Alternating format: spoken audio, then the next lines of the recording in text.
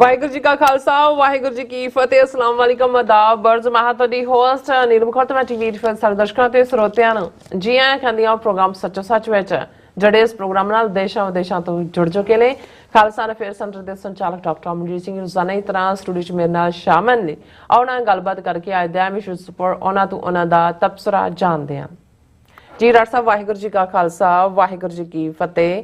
हाँ जी नीलम कौर जी ਤੁਹਾਨੂੰ ਵੀ ਤੇ ਦੁਨੀਆ ਭਰ ਚ ਬੈਠੇ ਸਾਡੇ ਬਹੁਤ ਹੀ ਪਿਆਰੇ ਸੋਹਣੇ ਸਿਆਣੇ ਟੀਵੀ 84 ਦੇ ਵਿਊਅਰਸ ਨੂੰ ਵੀ ਵਾਹਿਗੁਰੂ ਜੀ ਕਾ ਖਾਲਸਾ ਵਾਹਿਗੁਰੂ ਜੀ ਕੀ ਫਤਿਹ। ਸਾਡੇ ਬਹੁਤ ਹੀ ਪਿਆਰੇ ਮੁਸਲਮਾਨ ਭੈਣਾਂ ਭਰਾਵਾਂ ਨੂੰ ਅਸਲਾਮ ਅਲੈਕਮ। ਗੰਗਾ ਜਮਨੀ ਤਹਿਜ਼ੀਬ ਦੇ ਹਿੰਦੂ ਤਵੀਆਂ ਨੂੰ ਨਮੋ ਨਮੇ।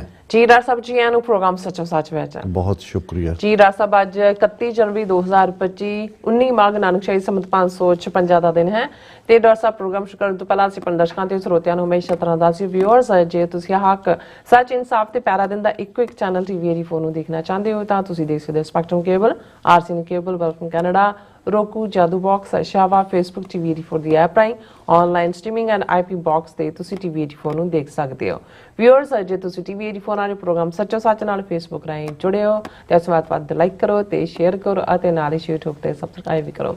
ਇਹ ਵੀ ਦੱਸ ਦਿਓ ਕਿ ਤੁਸੀਂ ਟੀਵੀ 84 ਦੀ ਐਪ ਨੂੰ ਐਂਡਰੋਇਡ ਐਂਡ ਐਪ ਸਟੋਰ ਤੇ ਡਾਊਨਲੋਡ ਕਰਕੇ ਜੋ ਟੀਵੀ 84 ਦੀ ਲਾਈਵ ਸਟ੍ਰੀਮ ਇਸ ਨੂੰ ਤੁਸੀਂ 24 ਆਵਰਸ ਦੇਖ ਸਕਦੇ ਹੋ। ਸੋ ਵਿਊਅਰਸ ਪ੍ਰੋਗਰਾਮ ਦੀ ਸ਼ੁਰੂਆਤ ਕਰਨ ਜਾ ਰਹੇ ਹਾਂ। ਇਸ ਵੀਕ ਦਾ ਅਖੀਰਲਾ ਪ੍ਰੋਗਰਾਮ ਕਰਨ ਜਾ ਰਹੇ ਹਾਂ। ਸੋ ਆਸ ਤੇ ਦੁਆ ਕਰਾਂਗੇ ਕਿ ਜਿਹੜਾ ਤੁਹਾਡਾ ਵੀਕਐਂਡ ਹੈ ਉਹ ਬਹੁਤ ਹੀ ਵਧੀਆ ਗੁਜ਼ਰੇ। ਸੋ ਆਪਣੇ ਪ੍ਰੋਗਰਾਮ ਦੀ ਸ਼ੁਰੂਆਤ ਕਰਾਂਗੇ ਹਮੇਸ਼ਾ ਤਰ੍ਹਾਂ ਦੀ ਸਪਾਂਸਰਸ਼ਿਪ ਦੇ ਨਾਲ ਕਿ ਅੱਜ ਪ੍ਰੋਗਰਾਮ ਸੱਚੋ ਸੱਚ ਨੂੰ ਸਪਾਂਸਰ ਕੀਤਾ ਗਿਆ ਹੈ ਵਰਜੀਨੀਆ ਤੋਂ ਸਰਦਾਰ ਕਮਲਜੀਤ ਬਾਜਵਾ ਵੱਲੋਂ। ਸੋ ਇਹਨਾਂ ਨੇ ਟੀਵੀ 84 ਦੇ ਕੰਮ ਦੀ ਸ਼ਲਾਘਾ ਕੀਤੀ ਹੈ ਔਰ ਸਿੱਖ ਕੌਮ ਦੀ ਚੜ੍ਹਦੀ ਕਲਾ ਦੀ ਅਰਦਾਸ ਕੀਤੀ ਹੈ। ਸੋ ਅੱਜ ਦੀ ਸਪਾਂਸਰਸ਼ਿਪ ਲਈ ਅਸੀਂ ਸਰਦਾਰ ਕਮਲਜੀਤ ਬਾਜਵਾ ਜੀ ਦਾ ਤਹਿ ਦਿਲ ਤੋਂ ਧੰਨਵਾਦ ਕਰਦੇ ਹਾਂ ਔਰ ਤੁਹਾਨੂੰ ਵੀ ਅਪੀਲ ਤੇ ਬੇਨਤੀ ਕਰਦੇ ਹਾਂ ਕਿ ਤੁਸੀਂ ਪ੍ਰੋਗਰਾਮ ਸੱਚੋ ਸੱਚ ਨੂੰ ਵੱਧ ਤੋਂ ਵੱਧ ਸਪਾਂਸਰ ਕਰੋ। ਸਪਾਂਸਰਸ਼ਿਪ ਲਈ ਤੁਸੀਂ ਸਾਨੂੰ ਕਾਲ ਕਰ ਸਕਦੇ ਸਾਡੇ ਫੋਨ ਨੰਬਰ ਤੇ 5166191984 ਸੇਮ ਨੰਬਰ ਤੇ WhatsApp ਕਰ ਸਕਦੇ ਹੋ। ਤੁਸੀਂ ਉਹਨੂੰ ਈਮੇਲ ਵੀ ਕਰ ਸਕਦੇ info@tv84.tv ਤੇ।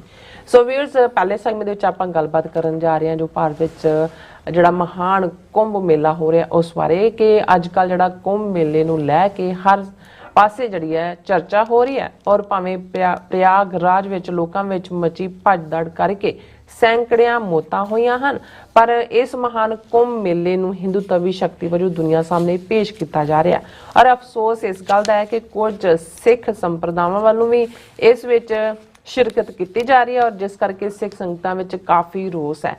ਸੋ ਇਸ ਬਾਰੇ ਆਪਾਂ ਗੱਲਬਾਤ ਕਰਨ ਜਾ ਰਹੇ ਹਾਂ। ਸੋ ਅਸੀਂ ਚਾਹਾਂਗੇ ਕਿ ਤੁਸੀਂ ਇਸੇ ਤਰ੍ਹਾਂ ਬਣੇ ਰਹਿਣਾ ਦੇਖਣ ਸੁਣ ਲਈ ਤੁਹਾਡਾ ਸਭ ਦਾ ਬਹੁਤ ਬਹੁਤ ਧੰਨਵਾਦ। ਜੀ ਡਾਕਟਰ ਸਾਹਿਬ ਕੀ ਵਿਚਾਰ ਨੇ? ਸਭ ਤੋਂ ਪਹਿਲਾਂ ਤਾਂ ਅੱਜ ਦੇ ਪ੍ਰੋਗਰਾਮ ਨੂੰ ਸਪਾਂਸਰ ਕਰਨ ਲਈ ਅਸੀਂ ਵੀਰ ਕਮਲਜੀਤ ਸਿੰਘ ਬਾਜਵਾ ਜਿਹੜੇ ਵਰਜੀਨੀਆ ਮੈਨੇਸਸ 'ਚ ਰਹਿੰਦੇ ਨੇ ਉਹਨਾਂ ਦਾ ਸ਼ੁਕਰੀਆ ਅਦਾ ਕਰਦੇ। ਇਹ ਸਾਰੇ ਉਹੀ ਵੀਰ ਨੇ ਜਿਨ੍ਹਾਂ ਨੇ 15 ਦਸੰਬਰ 2024 ਦੇ ਗੁਰਦੁਆਰਾ ਸਿੰਘ ਸਭਾ ਬ੍ਰੈਡਿਕ ਰੋਡ 'ਚ ਉਹਨਾਂ ਦੀ ਕਮੇਟੀ ਵੱਲੋਂ ਸੰਗਤ ਵੱਲੋਂ ਪੂਰੇ ਸਹਿਯੋਗ ਨਾਲ ਜਿਹੜਾ ਟੀਵੀ 84 ਦਾ ਫੰਡ ਰੇਜ਼ਿੰਗ ਸੀ ਉਸ ਦੇ ਵਿੱਚ ਕੰਟਰੀਬਿਊਟ ਕੀਤਾ ਜੀ। ਇਹ ਸਾਰੇ ਹੀ ਪੰਥਕ ਭਾਵਨਾ ਵਾਲੇ ਸਾਡੇ ਵੀਰ ਨੇ ਔਰ ਸਾਡੇ ਨਾਲ ਪੰਥ ਦਾ ਜਿਹੜਾ ਰਿਸ਼ਤਾ ਹੈ ਇਹੀ ਪ੍ਰੋਮੀਨੈਂਟ ਹੈ ਔਰ ਅਸੀਂ ਸਮਝਦੇ ਹਾਂ ਕਿ ਇਹੀ ਸਾਡੀ ਸਟਰੈਂਥ ਵੀ ਨੇ।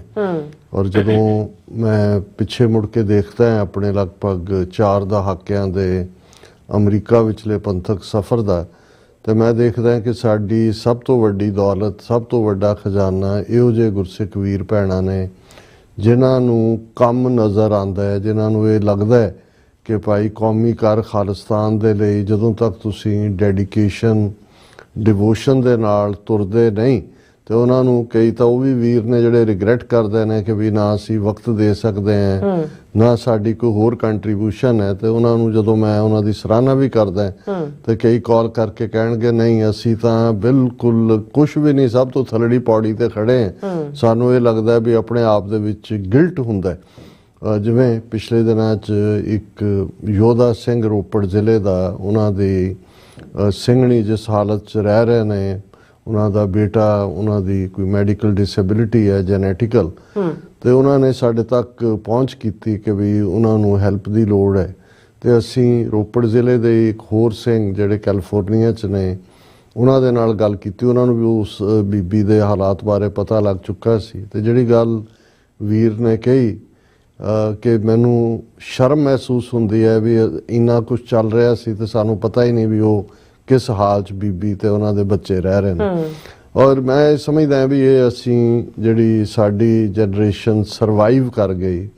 ਬਹੁਤ ਸਾਰੇ ਉਹ ਨੇ ਜਿਨ੍ਹਾਂ ਨੇ ਸ਼ਹੀਦੀਆਂ ਪਾਈਆਂ, ਬਹੁਤ ਨੇ ਜਿਹੜੇ ਅਜੇ ਵੀ ਜਦੋਂ ਅਸੀਂ ਬੰਦੀ ਸਿੰਘਾਂ ਦੀ ਗੱਲ ਕਰਦੇ ਹਾਂ 30-35 ਸਾਲ ਤੋਂ ਪ੍ਰਿਜ਼ਨਰਸ ਆਫ ਕੌਨਸ਼ੀਅੰਸ ਜਿਹੜੇ ਨੇ, ਤੇ ਫਿਰ ਇਹ ਸਾਡਾ ਫਰਜ਼ ਬਣਦਾ ਹੈ ਕਿ ਭਾਈ ਘੱਟੋ ਘੱਟ ਜਿੱਥੇ ਇਹਨਾਂ ਮੁਲਕਾਂ 'ਚ ਆ ਕੇ ਉਹਨਾਂ ਸ਼ਹੀਦਾਂ ਦੇ ਡੁੱਲੇ ਖੂਨ ਦੇ ਬੇਸ ਦੇ ਉੱਤੇ ਅਸਾਈਲਮਸ ਲਈਆਂ ਨੇ, ਇੱਥੇ ਪ੍ਰੋਸਪੈਰਿਟੀ ਨੂੰ ਜਿਹੜੇ ਮਾਣ ਰਹੇ ਨੇ, ਉਹ ਇਹ ਜ਼ਰੂਰ ਦੇਖਣ ਕਿ ਭਾਈ ਜਿਸ ਕਾਜ਼ ਲਈ ਤੁਸੀਂ ਤੁਰੇ ਸੀ ਕਦੇ, ਜਿਹਦੇ ਕਰਕੇ ਉਸ ਪੂਰੀ ਜਨਰੇਸ਼ਨ ਨੇ ਆਪਣਾ ਆਪਾ ਕੁਰਬਾਨ ਕੀਤਾ, ਤੁਹਾਡਾ ਇੰਨਾ ਕੁ ਫਰਜ਼ ਤਾਂ ਬਣਦਾ ਵੀ ਤੁਸੀਂ ਜਦੋਂ ਕੋਈ ਪੰਥਕ ਕਾਲ ਹੁੰਦੀ ਹੈ ਪ੍ਰੋਟੈਸਟ ਦਾ ਹਿੱਸਾ ਬਣੋ।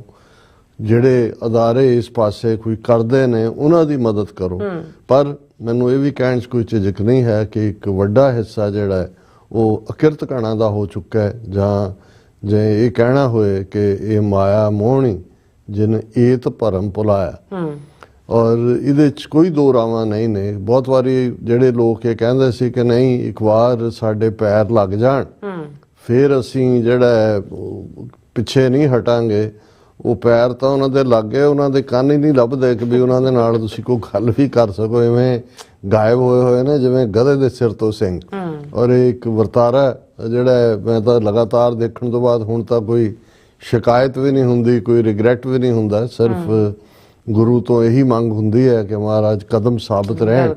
ਬਾਕੀ ਕੋਈ ਬੈਂਡ ਵੈਗਨ ਤੇ ਚੜਿਆ, ਕੋਈ ਰਾਹ 'ਚ ਉਤਰਿਆ, ਕੋਈ ਕਿਸੇ ਹੋਰ ਤੇ ਚੜ ਗਿਆ, ਕਿਹਦਾ ਜਿਹੜਾ ਉਹ ਪਿਆਰ ਹੈ ਉਹ ਧੁਰ ਦਰਗਾਹ ਪੁੱਗਿਆ ਜਾਂ ਪੁੱਗਣਾ ਇਹ ਸਤਿਗੁਰੂ ਦੇ ਕੋਲ ਹੈ। ਸੋ ਅਸੀਂ ਵੀਰ ਕਮਲਜੀਤ ਸਿੰਘ ਬਾਜਵਾ ਹੋਰਾਂ ਦਾ ਸ਼ੁਕਰੀਆ ਅਦਾ ਕਰਦੇ ਹਾਂ। ਕੁਝ ਚੀਜ਼ਾਂ ਜਿਨ੍ਹਾਂ ਨੂੰ ਮੈਂ ਆਪਣੇ ਸੁਭਾਅ ਕਰਕੇ ਅਵੋਇਡ ਵੀ ਕਰਨਾ ਚਾਹੁੰਦਾ ਹੁੰਦਾ ਹੈ ਕਿ ਜਿਹੜੀ ਖਾਮਖਾ ਕਨਫਲਿਕਟ ਦੀ ਗੱਲ ਹੋਏ, ਵਾਦ ਵਿਵਾਦ ਦੀ ਗੱਲ ਹੋਏ, ਉਸ ਤੋਂ ਬਚਿਆ ਜਾਏ ਤਾਂ ਕਿ ਜਿਹੜੀ ਉਹ ਇੱਕ ਅਮਰੀਕਨ ਜਨਰਲ ਦੀ ਐਡਵਾਈਸ ਹੈ ਉਸ 'ਤੇ ਮੈਂ ਅਮਲ ਕਰਨ ਦੀ ਕੋਸ਼ਿਸ਼ ਕਰਦਾ ਕਿ run the race of your life with eyes fixed on your goal. So ਮੇਰਾ ਇਹ ਹੁੰਦਾ ਹੈ ਕਿ ਵੀ ਜਿਸ ਕੰਮ ਲਈ ਅਸੀਂ ਤੁਰੇ हैं, ਖਾਲਿਸਤਾਨ ਦਾ ਨਿਸ਼ਾਨਾ, ਖਾਲਿਸਤਾਨ ਦਾ ਗੋਲ ਔਰ ਹਾਥੀ ਕੇ ਪਾँव में सबका पाँव, ਕਿ ਜਦੋਂ ਤੁਹਾਡੇ ਕੋਲ ਆਪਣਾ ਘਰ ਬਣ ਜਾਏਗਾ, ਆਪਣਾ ਮੁਲਕ ਹੋਏਗਾ, ਬਹੁਤ ਸਾਰੇ ਸਾਡੇ ਧਾਰਮਿਕ ਮਸਲੇ, ਸਮਾਜਿਕ ਮਸਲੇ ਔਰ ਮਰਿਆਦਾ ਨਾਲ ਸੰਬੰਧਿਤ ਜਿਹੜੀਆਂ ਚੀਜ਼ਾਂ ਨੇ ਉਹ ਸੈਟਲ ਡਾਊਨ ਹੋ ਜਾਣਗੀਆਂ। ਪਰ ਫਿਰ ਵੀ ਕੋਈ ਨਾ ਕੋਈ ਇਸ਼ੂ ਇਸ ਕਿਸਮ ਦਾ ਜਦੋਂ ਕੰਢਿਓਂ ਬਾਹਰ ਹੋ ਜਾਂਦਾ ਹੈ ਤੇ ਫਿਰ ਉਸ ਦੇ ਉੱਤੇ ਮੈਨੂੰ ਇਹ ਲੱਗਦਾ ਹੁੰਦਾ ਹੈ ਕਿ ਵੀ ਜੇ ਸਾਡੇ ਬਹੁਤ ਸਾਰੇ ਵੀਰ ਭੈਣਾਂ ਉਹ ਸਾਰੇ ਨੂੰ ਲੈ ਕੇ ਚਿੰਤਤ ਨੇ ਜਾਂ ਸਾਡੀ ਰਾਏ ਵੀ ਜਾਣਨਾ ਚਾਹੁੰਦੇ ਨੇ ਤੇ ਅਸੀਂ ਜੇ ਉਸ ਤੋਂ ਐਸਕੇਪ ਕਰਦੇ ਹਾਂ ਤੇ ਫਿਰ ਜਿਹੜਾ ਇਹ ਸ਼ਾਇਦ ਜਿਹੜਾ ਇਹ ਬਹੁਤੀ ਠੀਕ ਪਹੁੰਚ ਨਾ ਹੋਏ। ਹੁਣ ਇਹਨਾਂ ਦਿਨਾਂ 'ਚ ਜਿਹੜੀ ਚੀਜ਼ ਖਾਸ ਤੌਰ 'ਤੇ ਜਿਹੜੀ ਪਿਕਚਰ ਵੀ ਔਰ ਵੀਡੀਓ ਵੀ ਚਾਰੇ ਪਾਸੇ ਘੁੰਮ ਰਹੀ ਹੈ, ਮੈਨੂੰ ਘੱਟੋ ਘੱਟ 20 ਤੋਂ 25 ਵੀਰਾਂ ਨੇ ਅੱਡ-ਅੱਡ ਥਾਵਾਂ ਤੋਂ ਭੇਜੀ। ਉਹ ਦਮਦਮੀ ਟਕਸਾਲ ਦੇ ਇੱਕ ਮੁਖੀ ਮੈਂ ਇਸ ਲਈ ਕਿਹਾ ਕਿਉਂਕਿ ਇਸ ਵੇਲੇ ਦਮਦਮੀ ਟਕਸਾਲ ਨਾਲ ਸੰਬੰਧਿਤ ਵੀ 4 ਜਾਂ 5 ਬ੍ਰਾਂਚਾਂ ਨੇ ਔਰ ਉਹਨਾਂ ਦੇ ਆਪਣੇ ਆਪਣੇ ਮੁਖੀ ਨੇ। ਪਰ ਜਿਹੜਾ ਮੁੱਖ ਤੌਰ 'ਤੇ ਗੁਰਦੁਆਰਾ ਗੁਰਦਰਸ਼ਨ ਪ੍ਰਕਾਸ਼ ਚੌਂਕ ਮਹਿਤਾ ਜਿੱਥੇ ਗਿਆਨੀ ਗੁਰਬਚਨ ਸਿੰਘ ਉਹਨਾਂ ਨੇ ਆਪਣਾ ਸਰੀਰ ਛੱਡਿਆ ਸੀ, ਸੰਤ ਕਰਤਾਰ ਸਿੰਘ ਪਿੰਡਾਂ ਵਾਲਿਆਂ ਨੇ ਉਸ ਨੂੰ ਟਿਕਾਣਾ ਬਣਾਇਆ, ਹੈੱਡਕੁਆਰਟਰ ਬਣਾਇਆ ਔਰ ਉਸੇ ਥਾਂ ਦੇ ਉੱਤੇ ਹੀ ਸੰਤ ਜਰਨੈਲ ਸਿੰਘ ਖਾਲਸਾ ਪਿੰਡਾਂ ਵਾਲਿਆਂ ਨੇ ਆਪਣੇ ਬੜੇ ਸੰਖੇਪ ਜੇ ਸਮੇਂ ਦੇ ਵਿੱਚ 1977 ਦੇ ਵਿੱਚ ਉਹਨਾਂ ਨੂੰ ਸੇਵਾ ਮਿਲਦੀ ਹੈ ਔਰ 5 ਤੇ 6 ਜੂਨ 1984 ਦੀ ਦਰਮਿਆਨੀ ਰਾਤ ਜਿਹੜਾ ਉਹ ਜੂਝਦੇ ਨੇ ਟੈਂਕਾਂ ਦੇ ਨਾਲ ਔਰ ਉਸ ਸਵੇਰ ਵੇਲੇ 6 ਜੂਨ ਦੀ ਉਹ ਸ਼ਹੀਦੀ ਜਾਮ ਪੀਂਦੇ ਨੇ। ਸੋ ਲਗਭਗ 7 ਸਾਲ ਦਾ ਸਮਾਂ। ਸੋ ਉਸ ਥਾਂ ਦੇ ਉੱਤੇ ਪਹਿਲਾਂ ਤਾਂ ਉਹਨਾਂ ਦੀ ਥਾਂ ਕਾਰਜਕਾਰੀ ਜਥੇਦਾਰ ਦੇ ਤੌਰ ਤੇ ਬਾਬਾ ਠਾਕੁਰ ਸਿੰਘ ਜਿਹੜੇ ਨੇ ਉਹ ਬਿਰਾਜਮਾਨ ਰਹੇ ਕਿਉਂਕਿ ਉਹ ਪੀਰੀਅਡ ਸੀ ਕਿ ਜਿਹਦੇ 'ਚ ਇਹ ਗੱਲ ਕਾਫੀ ਜਿਹੜੀ ਉਸ ਧਿਰ ਵੱਲੋਂ ਕਹੀ ਗਈ ਕਿ ਸੰਤ ਜਰਨੈਲ ਸਿੰਘ ਖਾਲਸਾ ਪਿੰਡਾਂ ਵਾਲੇ ਚੜ੍ਹਦੀ ਕਲਾ 'ਚ ਨੇ ਔਰ ਬਾਬਾ ਠਾਕੁਰ ਸਿੰਘ ਕਾਰਜਕਾਰੀ ਰਹੇ। ਉਹਨਾਂ ਤੋਂ ਬਾਅਦ ਜਿਹੜੇ ਨਵੇਂ ਬਾਬਾ ਹਰਨਾਮ ਸਿੰਘ ਧੁੰਮਾ ਹੁਣ ਜਿਹੜੇ ਨੇ ਉਹ ਸਥਾਪਿਤ ਨੇ, ਉਹਨਾਂ ਨੇ ਸੰਤਾਂ ਨੂੰ ਸ਼ਹੀਦ ਵੀ ਮੰਨਿਆ, ਭੋਗ ਵੀ ਪਾਇਆ। ਔਰ ਹੁਣ ਇੱਕ ਪਾਸੇ 6 ਜੂਨ ਨੂੰ ਅਕਾਲ ਤਖਤ ਸਾਹਿਬ ਤੇ ਭੋਗ ਪੈ ਰਿਹਾ ਹੁੰਦਾ ਤੇ ਉਹਨਾਂ ਨੇ ਆਪਣਾ ਗੁਰਦਰਸ਼ਨ ਪ੍ਰਕਾਸ਼ ਵੀ ਉਹਨਾਂ ਦੀ ਸ਼ਹੀਦੀ ਦਾ ਭੋਗ ਪਾ ਰਹੇ ਹੁੰਦੇ ਨੇ। ਪਰ ਉਹ ਇੱਕ ਵੱਖਰਾ ਵਿਸ਼ਾ ਸੀ, ਕਿਉਂਕਿ ਮੈਂ ਉਸ ਮੁੱਦੇ ਦੇ ਉੱਤੇ ਸਿੱਧੇ ਤੌਰ ਤੇ ਸਫ਼ਰ ਕੀਤਾ ਹੋਇਆ ਹੈ, ਇਸ ਲਈ ਮੈਂ ਇਹਦੇ ਤੇ ਕੋਈ ਬਹੁਤ ਜ਼ਿਆਦਾ ਕੁਝ ਨਹੀਂ ਕਹਿਣਾ ਚਾਹੁੰਦਾ। ਲੇਕਿਨ ਹੁਣ ਜਿਸ ਕਰਕੇ ਬਾਬਾ ਹਰਨਾਮ ਸਿੰਘ ਧੁੰਮਾ ਜਾਂ ਉਸ ਦੀ ਵਜ੍ਹਾ ਕਰਕੇ ਬਾਕੀ ਸਾਰਾ ਇਸ਼ੂ ਹੈ ਕਿ ਵੀ ਹਰਨਾਮ ਸਿੰਘ ਧੁੰਮਾ ਆਪਣੇ ਸਾਥੀ ਕੁਝ ਸਿੰਘਾਂ ਦੇ ਨਾਲ ਉਸ ਕੁੰਭ ਪ੍ਰਯਾਗ ਵਾਲੇ ਮੇਲੇ ਤੇ ਉਸ ਨਿਸ਼ਾਂਤ ਸ਼ਰਮੇ ਦੇ ਨਾਲ, ਜਿਸ ਨੂੰ ਜਗਤਾਰ ਸਿੰਘ ਹਵਾਰਾ ਨੇ ਥੱਪੜ ਮਾਰ ਕੇ ਘੁਮਾਇਆ ਸੀ, ਔਰ ਕ੍ਰਿਮੀਨਲ ਸ਼ਿਵ ਸੈਨਿਕ ਔਰ ਹਿੰਦੂਤਵੀ, ਉਸ ਪੂਰੇ ਗਰੁੱਪ ਦੇ ਨਾਲ ਉਹ ਜਾ ਕੇ ਉੱਥੇ ਪ੍ਰਯਾਗਰਾਜ, ਜਿੱਥੇ ਪ੍ਰਯਾਗਰਾਜ ਦਾ ਇਸ ਗੱਲ ਦਾ ਧਿਆਨ ਰਿਹਾ ਕਿ ਵੀ ਇਸ ਨੂੰ ਸੰਗਮ ਵੀ ਕਹਿੰਦੇ ਨੇ 3 ਦਰਿਆਵਾਂ ਦਾ। 3 ਤਾਂ ਸਰਸਵਤੀ ਦਾ ਐਗਜ਼ਿਸਟ ਨਹੀਂ ਕਰਦੀ, ਪਰ ਗੰਗਾ ਤੇ ਜਮਨਾ ਦੋਵੇਂ ਆ ਕੇ ਉੱਥੇ ਮਿਲਦੀਆਂ ਨੇ।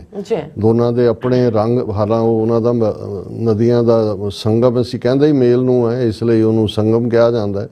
ਹਾਲਾਂਕਿ ਉਹਨਾਂ ਦੇ ਪਾਣੀਆਂ ਦੇ ਰੰਗ ਵੱਖੋ ਵੱਖਰੇ ਨੇ, ਲੇਕਿਨ ਉਹਨਾਂ ਦਾ ਜਿਹੜਾ ਉੱਥੇ ਆਪਸੀ ਮਿਲਣ ਹੁੰਦਾ ਹੈ। ਔਰ ਇਹ ਉਹਦਾ ਨਾਂ, ਸ਼ਹਿਰ ਦਾ ਨਾਂ ਤਾਂ ਇਲਾਹਾਬਾਦ ਹੈ। ਹੁਣ ਯੋਗੀ ਆਦਿੱਤਿਆਨਾਥ ਦੀ ਸਰਕਾਰ ਨੇ ਈਵਨ ਉਸ ਦਾ ਨਾਂ ਵੀ ਪ੍ਰਯਾਗਰਾਜ ਰੱਖ ਦਿੱਤਾ ਹੈ। ਔਰ ਇਸ ਮੌਕੇ ਦੇ ਉੱਤੇ ਜਿਹੜਾ ਖਾਸ ਤੌਰ ਤੇ ਜਦੋਂ ਅਸੀਂ ਕੁੰਭ ਦੀ ਗੱਲ ਕਰਾਂਗੇ, ਔਰ ਇਸ ਦਾ ਗੁਰਮਤ ਨਾਲ ਜਾਂ ਅਦਰਵਾਈਜ਼ ਦਾ ਕੋਈ ਵਾਸਤਾ ਨਹੀਂ ਹੈ, ਪਰ ਜਦੋਂ ਇਸ ਕਿਸਮ ਦਾ ਜਿਹੜਾ ਉਹ ਕਰਮਕਾਂਡ ਜਾਂ ਇਸ ਕਿਸਮ ਦਾ ਜਿਹੜਾ ਸਨਾਤਨੀ ਕਿਸਮ ਦਾ ਵਰਤਾਰਾ ਹੁੰਦਾ ਤੇ ਜ਼ਾਹਰ ਹੈ ਵੀ ਇਹ ਸਾਡੀ ਇਹ ਸਾਰੀ ਜਨਰੇਸ਼ਨ ਨੇ ਤਾਂ ਸੰਤ ਪਿੰਡਾਂ ਵਾਲਿਆਂ ਰਾਹੀਂ ਜਿਹੜਾ ਖਾਲਸੇ ਦੇ ਪਰਪੱਕ ਜਿਹੜਾ ਨਿਵੇਕਲਾਪਨ ਹੈ, ਨਿਰਾਲਾਪਨ ਹੈ, ਔਰ ਗੁਰੂ ਦੀ ਹਦਾਇਤ ਕਿ ਜਬ ਲਗ ਖਾਲਸਾ ਰਹੇ ਨਿਆਰਾ ਤਬ ਲਗ ਤੇਜ ਦਿਓ ਮੈਂ ਸਾਰਾ, ਜਾਬੇ ਗਹਿ ਵਿਪਰਨ ਕੀ ਰੀਤ ਮੈਂ ਨਾ ਕਰੂੰ ਇਨਕੀ ਪ੍ਰਤੀਤ, ਕਿ ਵੀ ਵਿਪਰ ਦੇ ਮਗਰ ਨਹੀਂ ਜਾਣਾ। ਤੇ ਇਹ ਬਹੁਤਿਆਂ ਨੂੰ ਬਾਦਰ ਵੀ ਕਰ ਰਿਹਾ ਵੀ ਇਹ ਵਿਪਰ ਵਾਲੇ ਕੰਮ 'ਚ ਜਾ ਕੇ ਉੱਥੇ ਮਹਾਕੁੰਭ 'ਚ ਨਹਾਉਣ ਦਾ ਕੀ ਕੰਮ ਹੈ। ਉਸ ਤੋਂ ਪਹਿਲਾਂ ਵੀ ਅਸੀਂ ਦੇਖਦੇ ਹਾਂ ਕਿ ਕੁਛ ਇਸ ਕਿਸਮ ਦਾ ਪਾਰਟ ਰਿਹਾ, ਪਰ ਅਸੀਂ ਆਪਣੇ ਆਪ ਨੂੰ ਥੋੜਾ ਇਹ ਸਾਰੀ ਡਿਬੇਟ ਤੋਂ ਪਾਸੇ ਹੀ ਰੱਖਿਆ। ਹੁਣ ਇਸ ਸਾਰੇ ਦੇ ਚੱਲਦੇ ਆ, ਇਸ ਤੋਂ ਪਹਿਲਾਂ ਕਿ ਮੈਂ ਇਸ ਦੇ ਉੱਤੇ ਗੱਲ ਕਰਾਂ ਕਿ ਇਕੱਲਾ ਇਹੀ ਨਹੀਂ ਕਿ ਵੀ ਇਹੀ ਦਾ ਹਿੱਸਾ ਬਣੇ ਨੇ, ਇਸ ਤੋਂ ਇਲਾਵਾ ਨਾਮਧਾਰੀ ਸੰਪਰਦਾ ਕੂਕਿਆਂ ਦੀ, ਉਹ ਵੀ ਪੂਰੇ ਪੀੜੀਆਂ ਪਜਾਮੀਆਂ ਪਾ ਕੇ ਤੇ ਉਹ ਗੋਲ ਪੱਗਾਂ ਬੰਨ੍ਹ ਕੇ ਗੁਰੂ ਗ੍ਰੰਥ ਸਾਹਿਬ ਦਾ ਪ੍ਰਕਾਸ਼ ਕਰਕੇ ਉੱਥੇ ਮੰਡਲ ਦੇ ਵਿੱਚ ਬੈਠੇ ਹੋਏ ਨੇ, ਉਹਨਾਂ ਦੇ ਜਾ ਕੇ ਬੈਠਦੇ ਨੇ। ਇਸੇ ਤਰ੍ਹਾਂ ਨਿਹੰਗ ਸਿੰਘਾਂ ਦੇ ਬਾਣੇ ਦੇ ਵਿੱਚ ਇੱਕ ਤਬਕਾ ਜਿਹੜਾ ਬਿਲਕੁਲ ਜਿਹੜਾ ਹਵਨ ਵੀ ਕਰਦੇ ਨੇ, ਤਾਂ ਪੂਰਾ ਉਹ ਸਨਾਤਨੀ ਆਪਣੇ ਆਪ ਨੂੰ ਬੜੇ ਫਖਰ ਨਾਲ ਕਹਿੰਦੇ ਨੇ ਕਿ ਭਾਈ ਇਹ ਤਾਂ ਅਸੀਂ ਜਿਹੜਾ ਸਾਡਾ ਇਹ ਫਲਾਣਾ ਜਿਹੜਾ ਉਹ ਸ਼ਿਵ ਜੀ ਤੋਂ ਆਇਆ ਤੇ ਫਲਾਣਾ ਢਮਕੇ ਚੋਂ ਆਇਆ, ਉਹਨਾਂ ਦਾ ਇੱਕ ਆਪਣਾ ਪਾਰਟ ਹੈ। ਹਾਲਾਂਕਿ ਮੈਂ ਇਸ ਬਾਰੇ ਗੱਲ ਕਰਾਂਗਾ ਕਿ ਵੀ 2 ਜਿਹੜੇ ਸੈਕਟ ਜਿਨ੍ਹਾਂ ਨੂੰ ਸਿੱਖਾਂ ਦੇ ਸੈਕਟ ਕਰਕੇ ਜਾਣਿਆ ਜਾਂਦਾ ਹੈ, ਹਾਲਾਂਕਿ ਉਹਨਾਂ ਦਾ ਬਹੁਤ ਸਾਰਾ ਜਿਹੜਾ ਉਹਨਾਂ ਦਾ ਸਾਰਾ ਸਟਾਈਲ ਹੈ ਜਾਂ ਕਲਟਸ ਨੇ ਉਹ ਸਨਾਤਨੀ ਹਿੰਦੂ ਮਤ ਨੂੰ ਹੀ ਪਰਨਾਏ ਹੋਏ ਨੇ, ਔਰ ਉਹਨਾਂ ਦੇ ਹੈੱਡਕੁਆਟਰ ਵੀ ਜਾਂ ਉਹਨਾਂ ਦੇ ਟਿਕਾਣੇ ਵੀ ਜਾਂ ਉਹਨਾਂ ਦੇ ਜਿਹੜੇ ਉਸ ਦੇ ਲਈ ਅਖਾੜੇ ਵੀ ਜਿਹੜੇ ਨੇ ਉਹ ਹਰਿਦੁਆਰ ਔਰ ਦੂਸਰੀਆਂ ਥਾਵਾਂ ਤੇ ਨੇ। ਉਹਨਾਂ ਦੇ ਵਿੱਚ ਇੱਕ ਉਦਾਸੀਨ ਅਖਾੜਾ ਹੈ ਔਰ ਇੱਕ ਨਿਰਮਲਾ ਅਖਾੜਾ ਹੈ। ਔਰ ਜਿਹੜੇ ਇਹਨਾਂ ਦੇ ਹਰਿਦੁਆਰ ਦੇ ਵਿੱਚ ਖਾਸ ਤੌਰ ਤੇ ਕੁੰਭ ਦੇ ਮੌਕੇ ਤੇ, ਇਸ ਵਾਰ ਤਾਂ ਕਿਉਂਕਿ ਜ਼ਿਆਦਾ ਜ਼ੋਰ ਪ੍ਰਯਾਗਰਾਜ ਤੇ ਹੈ, ਲੇਕਿਨ ਜਦੋਂ ਇਹ ਕੁੰਭ ਦਾ ਇਹ ਇਸ਼ਨਾਨ ਦੀ ਲਾਈਨ ਥੱਲੇ ਹੁੰਦੀ ਹੈ ਤੇ ਫਿਰ ਜਿਹੜੀਆਂ 4 ਨਦੀਆਂ ਨੇ, 4 ਦਰਿਆ ਨੇ, ਉਹਨਾਂ ਦੇ ਵਿੱਚ ਪ੍ਰਮੁੱਖ ਤੌਰ ਦੇ ਉੱਤੇ ਜਿਹੜਾ ਹੈ ਉਹ ਸ਼ਰਧਾਲੂਆਂ ਵੱਲੋਂ, ਸਨਾਤਨੀ ਹਿੰਦੂਆਂ ਵੱਲੋਂ ਨਹਾਉਣ ਦਾ ਪੁੰਨ ਜਿਹੜਾ ਉਹ ਮੰਨਿਆ ਜਾਂਦਾ ਹੈ। ਔਰ ਪਹਿਲਾਂ ਇੱਕ ਜ਼ਮਾਨੇ 'ਚ ਲੱਖਾਂ ਦੀ ਗਿਣਤੀ 'ਚ ਹੁੰਦੇ ਸੀ, ਐਤਕੀ ਤਾਂ ਜੋ ਦਾਅਵੇ ਕੀਤੇ ਜਾ ਰਹੇ ਨੇ ਯੂਪੀ ਸਰਕਾਰ ਵੱਲੋਂ ਜਾਂ ਦੂਜਾ ਕਿ 40 ਕਰੋੜ ਲੋਕ, 40 ਕਰੋੜ ਦਾ ਮਤਲਬ ਅਸੀਂ 400 ਮਿਲੀਅਨ ਦੇਖ ਰਹੇ ਹਾਂ। ਹਾਲਾਂਕਿ ਬੜੀ ਐਗਜ਼ੈਜਰੇਟਿਡ ਫਿਗਰ ਹੈ, ਪਰ ਇਹਦੇ 'ਚ ਕੋਈ ਸ਼ੱਕ ਨਹੀਂ ਹੈ ਕਿ ਵੀ ਜਿਹੜਾ ਇਹ ਗਿਣਤੀ ਲੱਖਾਂ ਦੀ ਬਜਾਏ ਕਰੋੜਾਂ 'ਚ ਜ਼ਰੂਰ ਹੈ। ਇਹ 1 ਕਰੋੜ ਹੋਏਗਾ, 2 ਹੋਏਗਾ, ਲੇਕਿਨ ਇਹ ਜਿਹੜਾ 4 ਪ੍ਰਮੁੱਖ ਦਰਿਆਵਾਂ ਦੇ ਵਿੱਚ ਨਹਾਣਾ ਜਿਹੜਾ ਇਹ ਔਰ ਇਹ ਮਾਘੀ ਦੇ ਮਹੀਨੇ ਨਾਲ ਮਾਘ ਮਹੀਨੇ ਨਾਲ ਇਸ ਨੂੰ ਜੋੜਿਆ ਜਾਂਦਾ ਹੈ। ਹਾਲਾਂਕਿ ਜਦੋਂ ਇਹਨੂੰ ਗ੍ਰਹਿ ਚਾਲ ਦੇ ਨਾਲ ਜਾਂ ਸੋਲਰ ਸਿਸਟਮ ਨਾਲ ਜੋੜ ਕੇ ਦੇਖਿਆ ਜਾਂਦਾ ਹੈ ਤੇ ਫਿਰ ਖਾਸ ਤੌਰ ਤੇ ਜਿਹੜਾ ਜੁਪੀਟਰ ਹੈ ਉਸ ਦੀ ਚਾਲ ਦੇ ਨਾਲ ਔਰ ਇਸ ਨੂੰ ਜਿਹੜਾ ਹਾਲਾਂ ਪੰਜਾਬੀ ਜਦੋਂ ਅਸੀਂ ਜ਼ੁਬਾਨ ਦੇ ਵਿੱਚ ਦੇਖਦੇ ਹਾਂ ਦੋ ਅਖਾਣ ਬੜੇ ਮਸ਼ਹੂਰ ਰਹੇ ਨੇ। ਇੱਕ ਤਾਂ ਇਹ ਕਿ 12 ਸਾਲੀ ਰੂੜੀ ਦੀ ਵੀ ਸੁਣੀ ਜਾਂਦੀ ਹੈ। ਹੁਣ ਜ਼ਾਹਰ ਹੈ ਰੂੜੀ ਪਿੰਡਾਂ ਦੇ ਬਾਹਰ ਉਸ ਗਾਰਬੇਜ ਹੁੰਦਾ ਹੈ, ਲੇਕਿਨ ਇਹ ਹੁੰਦਾ ਵੀ ਇੱਕ ਸਟੇਜ, ਇਹ ਕਹਿਣ ਦਾ ਮਤਲਬ ਇਹ ਹੁੰਦਾ ਵੀ ਜਿਹੜਾ ਜਿੰਨਾ ਮਰਜ਼ੀ ਆਪਣੇ ਆਪ ਨੂੰ ਜਿਹੜਾ ਉਹ ਅਨਲੱਕੀ ਸਮਝੇ, ਬਦਕਿਸਮਤ ਸਮਝੇ, ਉਹਨੂੰ ਹੌਸਲਾ ਦੇਣ ਲਈ ਹੁੰਦਾ ਵੀ ਕੋਈ ਗੱਲ ਨਹੀਂ ਹੈ। ਮਤਲਬ ਇਹ ਹੈ ਵੀ 12 ਸਾਲਾਂ ਬਾਅਦ ਕੋਈ ਚੰਗਾ ਸਰਪੰਚ ਆ ਜਾਂਦਾ ਹੋਣਾ, ਕਹਿੰਦਾ ਹੋਣਾ ਵੀ ਰੂੜੀਆਂ ਚਕਾਓ ਇੱਥੋਂ, ਤੇ ਉਸ ਤੋਂ ਇਹ ਹੋ ਗਿਆ ਕਿ ਜੀ 12 ਸਾਲੀ ਰੂੜੀ ਦੇ ਵੀ ਸੁਣੀ ਜਾਂਦੀ ਹੈ। ਤੇ ਇੱਕ ਅਖਾਣ ਹੋਰ ਕਿ ਵੀ ਇਹ ਕਿਹੜਾ ਕੁੰਭ ਦਾ ਮੇਲਾ ਜਿਹੜਾ 12 ਸਾਲੀ ਹੋਣਾ। ਸੋ ਇਹਦਾ ਮਤਲਬ ਇਹ ਹੈ ਕਿ ਵੀ ਘੱਟੋ ਘੱਟ ਹਾਲਾਂ ਜਦੋਂ ਮੈਂ ਇਸ ਸਾਰੇ ਟੌਪਿਕ ਨੂੰ ਰਿਸਰਚ ਕਰ ਰਿਹਾ ਸੀ ਕਿ ਵੀ ਇਹਦੀ ਸ਼ੁਰੂਆਤ ਕੀ ਹੋਈ, ਹਾਲਾਂ ਇਸ ਨੂੰ ਕੁਝ ਜਿਹੜੇ ਸੋਰਸਿਸ ਨੇ, ਜਿਹੜੇ ਹਿੰਦੂਤਵੀ ਸੋਰਸਿਸ ਨੇ, ਉਹ 8ਵੀਂ ਸਦੀ 'ਚ ਆਦਿ ਸ਼ੰਕਰਾਚਾਰੀਆ ਜਿਹਨੂੰ ਕਿਹਾ ਜਾਂਦਾ, ਜਿਹਨੂੰ ਮੈਂ ਅਕਸਰ ਕੱਲ ਜਦੋਂ ਗਾਂਧੀ ਦੀ ਗੱਲ ਵੀ ਮੈਂ ਕੀਤੀ ਸੀ ਤਾਂ ਮੈਂ ਕਿਹਾ ਵੀ ਸ਼ੰਕਰਾ ਨਾਂ ਦਾ ਨੰਬੂਦਰੀ ਜਾਤ ਦਾ ਬ੍ਰਾਹਮਣ ਜਿਹੜਾ ਕੇਰਲਾ ਦੇ ਵਿੱਚ ਪੈਦਾ ਹੋਇਆ ਤੇ ਜਿਸ ਨੇ ਸ਼ਾਸਤਰ ਤੇ ਸ਼ਸਤਰ ਦੋਨਾਂ ਦੇ ਨਾਲ ਜਿਹੜਾ ਬੁੱਧ ਧਰਮ ਦਾ ਸਫਾਇਆ ਕੀਤਾ ਔਰ ਉਹਦਾ ਫਾਰਮੂਲਾ ਹੀ ਸੀ ਕਿ ਪਹਿਲੇ शास्त्र से मारो, अगर बच जाए तो फिर शस्त्र से मारो।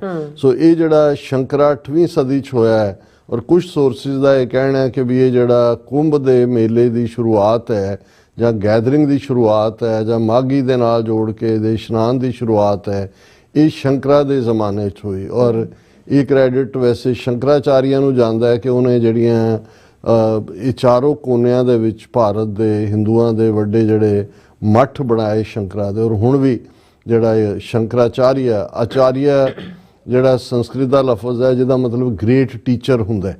ਔਰ ਸ਼ੰਕਰਾ ਨੇ ਇਨਫੈਕਟ ਬੇਸ਼ੱਕ ਜਦੋਂ ਅਸੀਂ ਹਿੰਦੂ ਧਰਮ ਦੇ ਅੱਡ ਅੱਡ ਰੂਪ ਦੇਖਦੇ ਹਾਂ ਤੇ ਬੇਸ਼ੱਕ ਉਹਦਾ ਬੇਸ ਵੇਦ ਹੈ, ਰਿਗ ਸ਼ਾਮ ਯਜੁਰ ਅਥਰਵ 4 ਵੇਦ ਨੇ, 6 ਸ਼ਾਸਤਰ ਨੇ। ਫਿਰ ਉਹਨਾਂ ਵੇਦਾਂ ਦੀ ਇੰਟਰਪ੍ਰੀਟੇਸ਼ਨ ਜਿਹੜੀ ਹੈ ਉਹ ਸਿਮਰਤੀਆਂ ਨੇ ਜਿਨ੍ਹਾਂ ਦੇ ਵਿੱਚ ਮਨੂ ਸਿਮਰਤੀ ਉਹਨਾਂ ਦਾ ਹਿੰਦੂ ਕੋਡ ਹੈ, ਲਾਅ ਹੈ।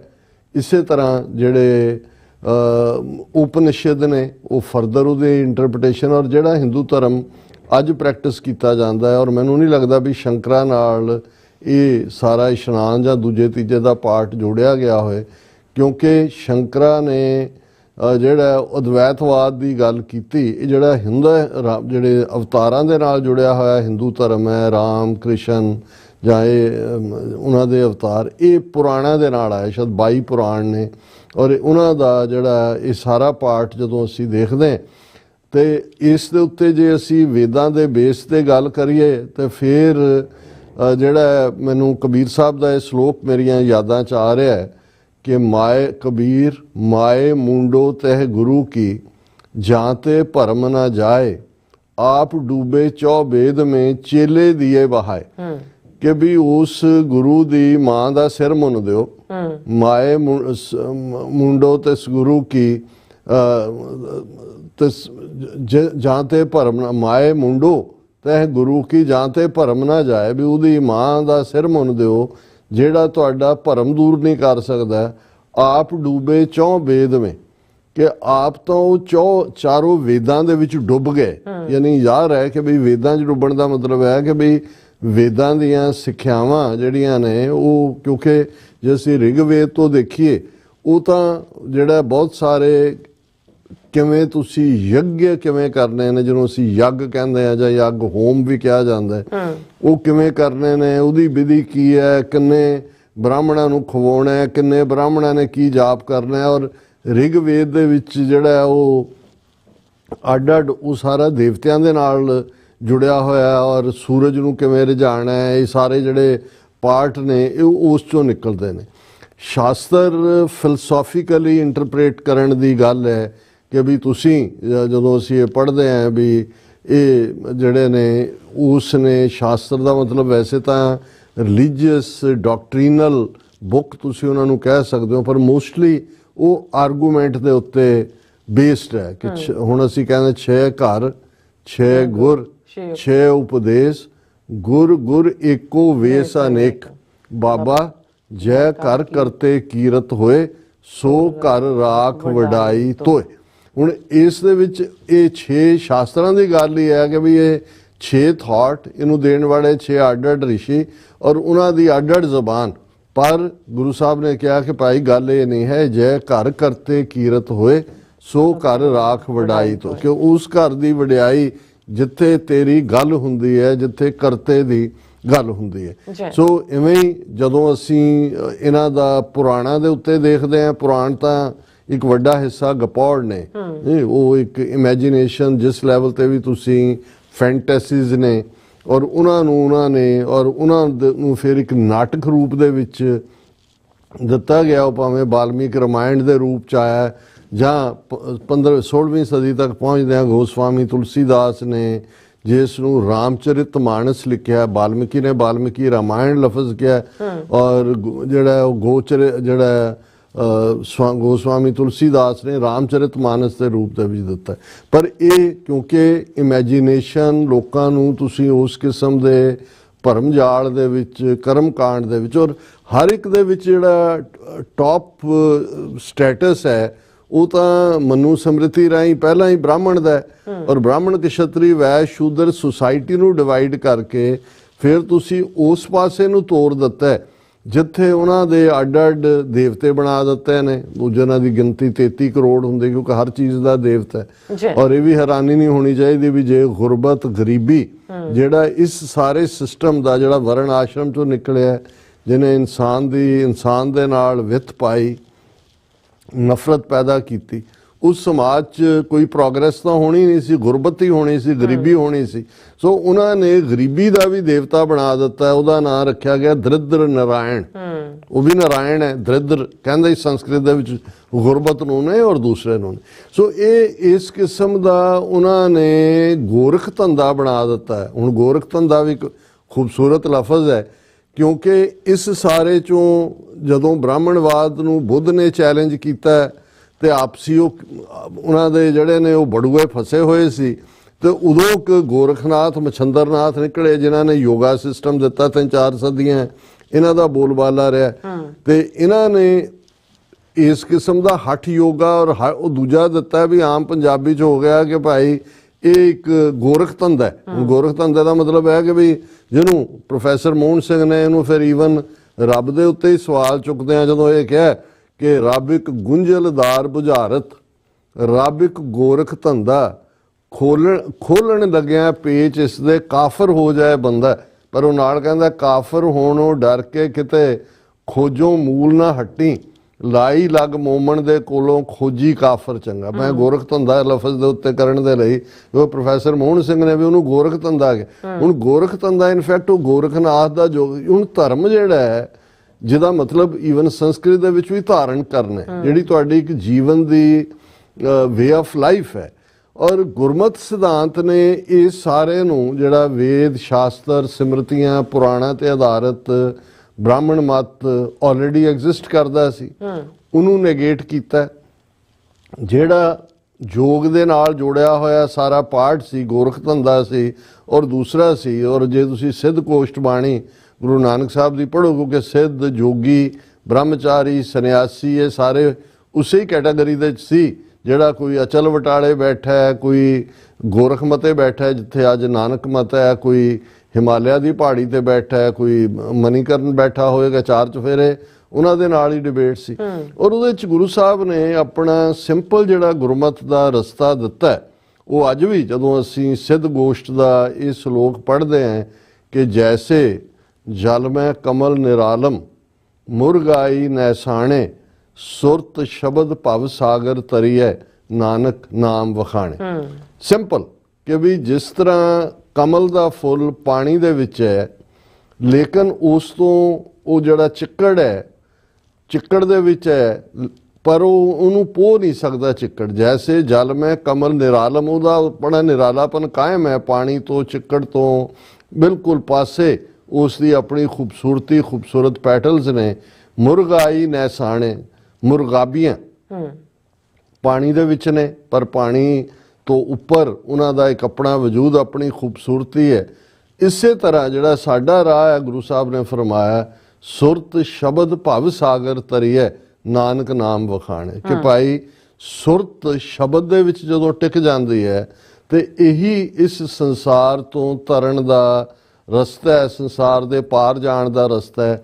ਫਿਰ ਨਾ ਮਾਇਆ ਮੋਹ ਸਕਦੀ ਹੈ, ਨਾ ਟੈਂਪਟੇਸ਼ਨਸ ਰੋਕ ਸਕਦੀਆਂ ਨੇ, ਨਾ ਹਉਮੈ ਤੁਹਾਡੇ ਰਾਹ ਦੇ ਵਿੱਚ ਰੁਕਾਵਟ ਹੈ, ਨਾ ਕਾਮ ਕ੍ਰੋਧ ਲੋਭ ਮੋਹ ਹੰਕਾਰ ਈਰਖਾ ਤੁਹਾਨੂੰ ਜਿਹੜੀਆਂ ਨੇ ਆਪਣੇ ਨਿਸ਼ਾਨੇ ਤੋਂ ਡਗਾ ਸਕਦੀਆਂ ਨੇ। ਇਹੀ ਜਿਹੜਾ ਹੈ ਸਿੱਖੀ ਦਾ, ਗੁਰਮਤ ਦਾ ਫਲਸਫਾ। ਔਰ ਗੁਰੂ ਅਰਜਨ ਸਾਹਿਬ ਨੇ ਸਿੰਪਲੀਫਾਈ ਕਰਕੇ ਕਿ ਭਾਈ ਸਰਬ ਧਰਮ ਮੈਂ ਸ੍ਰੇਸ਼ਟ ਧਰਮ, ਹਰ ਕੋ ਨਾਮ ਜਪ ਨਿਰਮਲ ਕਰਮ, ਕਿ ਭਾਈ ਇਹ ਸਭ ਤੋਂ ਸ੍ਰੇਸ਼ਟ ਧਰਮ ਇਹ ਹੈ ਕਿ ਜਿਸ ਰੱਬ ਨੇ ਪੈਦਾ ਕੀਤਾ ਹੈ, ਜੈ ਪ੍ਰਸਾਦ ਛੱਤੀ ਅੰਮ੍ਰਿਤ ਸਾਰੀ ਉਹ ਅਸ਼ਟਪਦੀ ਇਸ ਦੇ ਉੱਤੇ ਹੈ ਕਿ ਉਸ ਦਾ ਸ਼ੁਕਰਾਨਾ ਕਰੋ ਤੇ ਚੰਗੇ ਕੰਮ ਕਰੋ। ਔਰ ਇਹ ਦੂਸਰੇ ਜਿਹੜੇ ਹੁਣ ਜਦੋਂ ਤੁਸੀਂ ਆ ਕੁੰਭ ਦਾ ਦੇਖਦੇ ਹੋ, 4 ਦਰਿਆਵਾਂ ਦੇ ਕੰਢੇ ਦੇ ਉੱਤੇ, ਇਹਦਾ ਖਾਸ ਤੌਰ ਦੇ ਉੱਤੇ ਜਿਹੜੀ ਗੋਦਾਵਰੀ ਹੈ ਉਹ ਉਜੈਨ ਨਾਸਿਕ ਦੇ ਵਿੱਚ, ਉਜੈਨ ਦੇ ਵਿੱਚ ਸ਼ਿਪਰਾ ਨਦੀ, ਇਧਰ ਗੰਗਾ ਤੇ ਜਮਨਾ ਦਾ ਕਨਫਲੂਐਂਸ, ਔਰ ਇਧਰ ਹਰਿਦੁਆਰ ਦੇ ਵਿੱਚ ਕੱਲੀ ਗੰਗਾ। ਇਹ ਚਾਰੋਂ ਹੀ, ਜਿਸ ਨੂੰ ਇਹ 4 ਦਰਿਆ ਜਿਨ੍ਹਾਂ ਨੂੰ ਹੁਣ ਬ੍ਰਾਹਮਣਾਂ ਨੇ ਇਹਦੇ 'ਚ ਜਿੱਥੋਂ ਸ਼ੁਰੂ ਹੋ ਜਾਂਦੀ ਹੈ ਗੰਗਾ, ਉੱਥੋਂ ਬ੍ਰਾਹਮਣ ਬੈਠੇ ਨੇ ਐਂਡ ਤੱਕ ਗੰਗਾ, ਇੱਥੋਂ ਵੀ ਨਿਕਲ ਕੇ ਬੰਗਾਲ 'ਚੋਂ ਜਾ ਕੇ ਬੰਗਲਾਦੇਸ਼ ਜਾ ਕੇ ਪਦਮਨੀ ਬਣ ਜਾਂਦੀ ਹਰ ਥਾਂ, ਕਿਉਂਕਿ ਹੁਣ ਪਵਿੱਤਰ ਹੈ।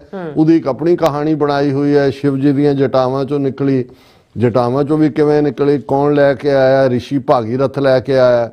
ਹੁਣ ਜਮਨਾ ਤੇ ਗੰਗਾ ਜਿਹੜੀਆਂ ਨੇ ਇਹਨਾਂ ਦਾ ਆਪਸ 'ਚ ਕੀ ਮੇਲ ਹੈ, ਲੇਕਿਨ ਕਿਉਂਕਿ ਸੰਗਮ ਦੇ ਵਿੱਚ ਮਿਲੀਆਂ ਤੇ ਇੱਕ ਸਰਸਵਤੀ, ਹਾਲਾਂਕਿ ਇਹਦੀ ਇੰਟਰਪ੍ਰੀਟੇਸ਼ਨ ਉਹ ਆਪਣੇ ਜਾਣੇ ਬੜੀ ਫਿਲਸਫੀਕਲੀ ਦੇਣ ਦੀ ਕੋਸ਼ਿਸ਼ ਕਰਦੇ ਨੇ। ਇੱਕ ਅੱਜ ਉਹਨਾਂ ਦਾ ਸਾਧੂ ਕਹਿ ਰਿਹਾ ਸੀ ਕਿ ਅਸਲ 'ਚ ਗੰਗਾ ਜਮਨਾ ਤਾਂ ਤੁਹਾਡੇ ਅੰਦਰ ਇਨਫਲੂਐਂਸ ਜਿਹੜਾ ਹੈ ਜਾਂ ਉਹ ਤੁਹਾਡਾ ਆਪਣਾ ਹੀ ਪਾਰਟ ਹੈ, ਇੱਕ ਮਨ ਹੈ, ਇੱਕ ਚਿੱਤ ਹੈ, ਇੱਕ ਤੁਹਾਡੀ ਆਤਮਾ ਹੈ, ਇੱਕ ਤੁਹਾਡੀ ਬਾਡੀ ਹੈ, ਤੁਸੀਂ ਕੀ ਕਰਨਾ ਕੀ। ਪਰ ਕਿਉਂਕਿ ਬ੍ਰਾਹਮਣਵਾਦ ਦਾ ਜੱਫਾ ਇਸ ਕਦਰ ਕਰਮ ਕਾਂਡ ਰਾਹੀਂ ਮਚਿਆ ਕਿ ਉਹਨਾਂ ਦੇ ਦੁਆਲੇ ਸਾਰੀ ਲਾਈਫ ਘੁਮਾ ਦਿੱਤੇ ਉਹਨਾਂ ਨੇ ਕਿ ਭਾਈ ਤੁਸੀਂ ਪਹਿਲਾਂ ਤਾਂ ਜਨਮ ਤੋਂ ਲੈ ਕੇ ਐਂਡ ਤੱਕ ਤੁਸੀਂ ਬ੍ਰਾਹਮਣ ਤੋਂ ਬਿਨਾਂ ਸਰਵਾਈਵ ਹੀ ਨਹੀਂ ਕਰ ਸਕਦੇ। ਮਰੇ ਬੰਦੇ ਦੀਆਂ ਵੀ ਹੱਡੀਆਂ ਜਾ ਕੇ ਗੰਗਾ 'ਚ ਹਰਿਦੁਆਰ ਪਾਉਣ ਦਾ ਹੀ ਸੀ, ਉਹ ਰਾਹ 'ਚ ਹੀ ਮਰ ਜਾਂਦੇ ਸੀ ਅੱਧੇ ਵਿਚਾਰੇ ਤੁਰੇ। ਉੱਥੇ ਵੀ ਪਾਂਡੇ ਬੈਠੇ ਹੁੰਦੇ ਨੇ, ਤੁਸੀਂ ਉਹ ਬੱਸ ਅੱਡੇ ਤੇ ਉਤਰੋ ਜਾਂ ਟ੍ਰੇਨ ਸਟੇਸ਼ਨ ਤੇ ਉਤਰੋ, ਪਹਿਲਾਂ ਹੀ ਪੁੱਛਣ ਲੱਗ ਜਾਂਦੇ ਨੇ ਵੀ ਕੌਣ ਸੀ ਜ਼ਾਤ, ਕੌਣ ਸੀ ਗੋਤ, ਕਿਹੜਾ ਇਲਾਕਾ। ਉਹ ਪਾਂਡੇ ਅੱਡ ਜਿਹੜੇ ਨੇ ਉਹਨਾਂ ਨੇ ਬੜੇ ਬੜੇ ਰਜਿਸਟਰ ਰੱਖੇ ਹੋਏ ਨੇ, ਉਹ ਤੁਹਾਡੇ ਦਾਦੇ ਪੜਦਾਦੇ, ਉਹਨਾਂ ਦੇ ਵੀ ਅੱਗੋਂ ਦਾਦੇ ਪੜਦਾਦੇ, ਉਹਨਾਂ ਦੀ ਲਿਸਟ ਰੱਖੀ ਹੁੰਦੀ ਹੈ। ਉਹ ਆਪਣਾ ਕੰਮ ਕਰ ਰਹੇ ਹੁੰਦੇ ਨੇ। ਪਰ ਇਸ ਪਾਸੇ ਜਦੋਂ ਅਸੀਂ ਗੁਰਮਤਿ ਸਿਧਾਂਤ ਦੀ ਰੌਸ਼ਨੀ 'ਚ ਗੱਲ ਕਰਦੇ, ਇਹ ਠੀਕ ਹੈ ਉਹਨਾਂ ਨੇ ਆਪਣਾ 12 ਸਾਲੀ ਕੁੰਭ ਲਾਉਣਾ ਹੈ, 6 ਮਹੀਨੇ ਉਹਨੂੰ 6 ਸਾਲੀ ਉਹਨੂੰ ਅਰਧ ਕੁੰਭ ਕਹਿੰਦੇ ਨੇ, ਹੁਣ ਸਾਲਾਨਾ ਵੀ ਕੁੰਭ ਲੱਗਣ ਲੱਗ ਗਿਆ। ਪਰ ਗੁਰੂ ਸਾਹਿਬ ਨੇ, ਗੁਰੂ ਅਮਰਦਾਸ ਜੀ ਦੀ ਜਦੋਂ ਅਸੀਂ ਬਾਣੀ ਪੜ੍ਹਦੇ ਹਾਂ ਤਾਂ ਉਹਨਾਂ ਨੇ ਫਰਮਾਇਆ ਕਿ ਗੰਗਾ ਜਮਨਾ ਸਰਸਵਤੀ ਗੋਦਾਵਰੀ, ਹੁਣ ਇਹੀ 4 ਦਰਿਆ ਬੜੇ ਪਵਿੱਤਰ ਨੇ ਵੀ ਇਹਨਾਂ ਨੂੰ ਸਤਲੁਜ ਬਿਆਸ ਰਾਵੀ ਝਨਾਹ ਜੇਹਲਮ 'ਚ ਕੁਝ ਨਹੀਂ ਮਿਲਿਆ। ਔਰ ਕਿਉਂਕਿ ਇਹ ਕਰਮ ਕਾਂਡ ਦੇ ਨਾਲ, ਔਰ ਅਗੇਨ ਪ੍ਰੋਫੈਸਰ ਮੋਹਨ ਸਿੰਘ ਦੀ ਗੱਲ ਕਰਦੇ ਆ, ਉਹਨਾਂ ਦੀ ਇੱਕ ਨਜ਼ਮ ਹੈ ਕਿ ਮੇਰੇ ਫੁੱਲ ਝਨਾਹ ਵਿੱਚ ਪਾਣੇ, ਫੁੱਲ ਅਸੀਆਂ ਨੂੰ ਕਹਿੰਦੇ ਨੇ ਬੋਨਸ ਨੂੰ, ਗੰਗਾ ਬਾਹਮਣੀ ਕੀ ਜਾਣੇ ਆਸ਼ਕੀ ਦੀ ਕੀਮਤ। ਹੁਣ ਕਿਉਂਕਿ ਸਾਡੇ ਲਈ ਤਾਂ ਜਦੋਂ ਅਸੀਂ ਝਨਾਹ ਜਾਂ ਸਾਡੇ ਲਈ ਜਦੋਂ ਅਸੀਂ ਸਤਲੁਜ ਦੀ ਗੱਲ ਕਰਦੇ ਹਾਂ ਕਿ ਸਤਲੁਜ ਦਾ ਉਹ ਪਵਿੱਤਰ ਜਲ ਜਿਹੜਾ ਲੋਹੇ ਦੇ ਬਾਟੇ ਦੇ ਵਿੱਚ ਪਾ ਕੇ ਅੰਮ੍ਰਿਤ ਤਿਆਰ ਕੀਤਾ ਜਾਂਦਾ, ਸਤਲੁਜ ਦੇ ਕੰਢੇ ਸਾਡਾ ਆਨੰਦਪੁਰ ਹੈ। ਔਰ ਸਾਡੇ ਲਈ ਤਾਂ ਉਹੀ ਰਾਵੀ ਦੇ ਕੰਢੇ ਗੁਰੂ ਅਰਜਨ ਸਾਹਿਬ ਜਿਹੜੇ ਹੈ ਉਹ ਡੇਰਾ ਸਾਹਿਬ ਲਾਹੌਰ ਸ਼ਹਾਦਤ ਹੁੰਦੀ ਹੈ। ਔਰ ਸਾਡੇ ਲਈ ਤਾਂ ਜਮਨਾ ਉਹ ਜਮਨਾ ਨਹੀਂ ਹੈ ਜਿਹੜੀ ਜਿੱਥੇ ਜਾ ਕੇ ਨਹਾਉਣ ਨਾਲ ਗੰਗਾ 'ਚ ਮਿਲ ਕੇ ਤੇ ਉਹ ਡੁਬਕੀ ਲਾਉਣ ਨਾਲ ਜਿਹੜਾ ਉਹ ਪਾਪ ਧੁੱਪਣਗੇ। ਸਾਡੇ ਲਈ ਤਾਂ ਜਮਨਾ ਉਹ ਹੈ ਭੰਗਾਣੀ ਦਾ ਯੁੱਧ ਜਮਨਾ ਦੇ ਕੰਢੇ। ਔਰ ਉਸ ਯੁੱਧ ਦੇ ਵਿੱਚ ਉਹਦਾ ਜਦੋਂ ਬਿਆਨ 10ਵੇਂ ਪਾਤਸ਼ਾਹ ਦੀ ਅਸੀਂ ਦੇਖਦੇ ਹਾਂ ਉਹਨਾਂ ਦੀ ਬਾਣੀ ਰਾਹੀਂ, ਤੇ ਉਹ ਇਹ ਕਹਿੰਦੇ ਨੇ ਕਿ ਵੀ ਹੁਣ ਇੱਕ ਪਠਾਨ ਹਯਾਤ ਖਾਨ ਜਿਹੜਾ ਬੁੱਧੂ ਸ਼ਾਹ ਨੇ ਭੇਜਿਆ ਸੀ ਗੁਰੂ ਸਾਹਿਬ ਦੀ ਫੌਜ 'ਚ, ਬਾਅਦ 'ਚ ਡਿਫਲੈਕਟ ਕਰਕੇ ਜਾ ਕੇ 22 ਧਾਰ ਦੇ ਪਹਾੜੀ ਰਾਜਿਆਂ ਨਾਲ ਜੁੜ ਗਿਆ।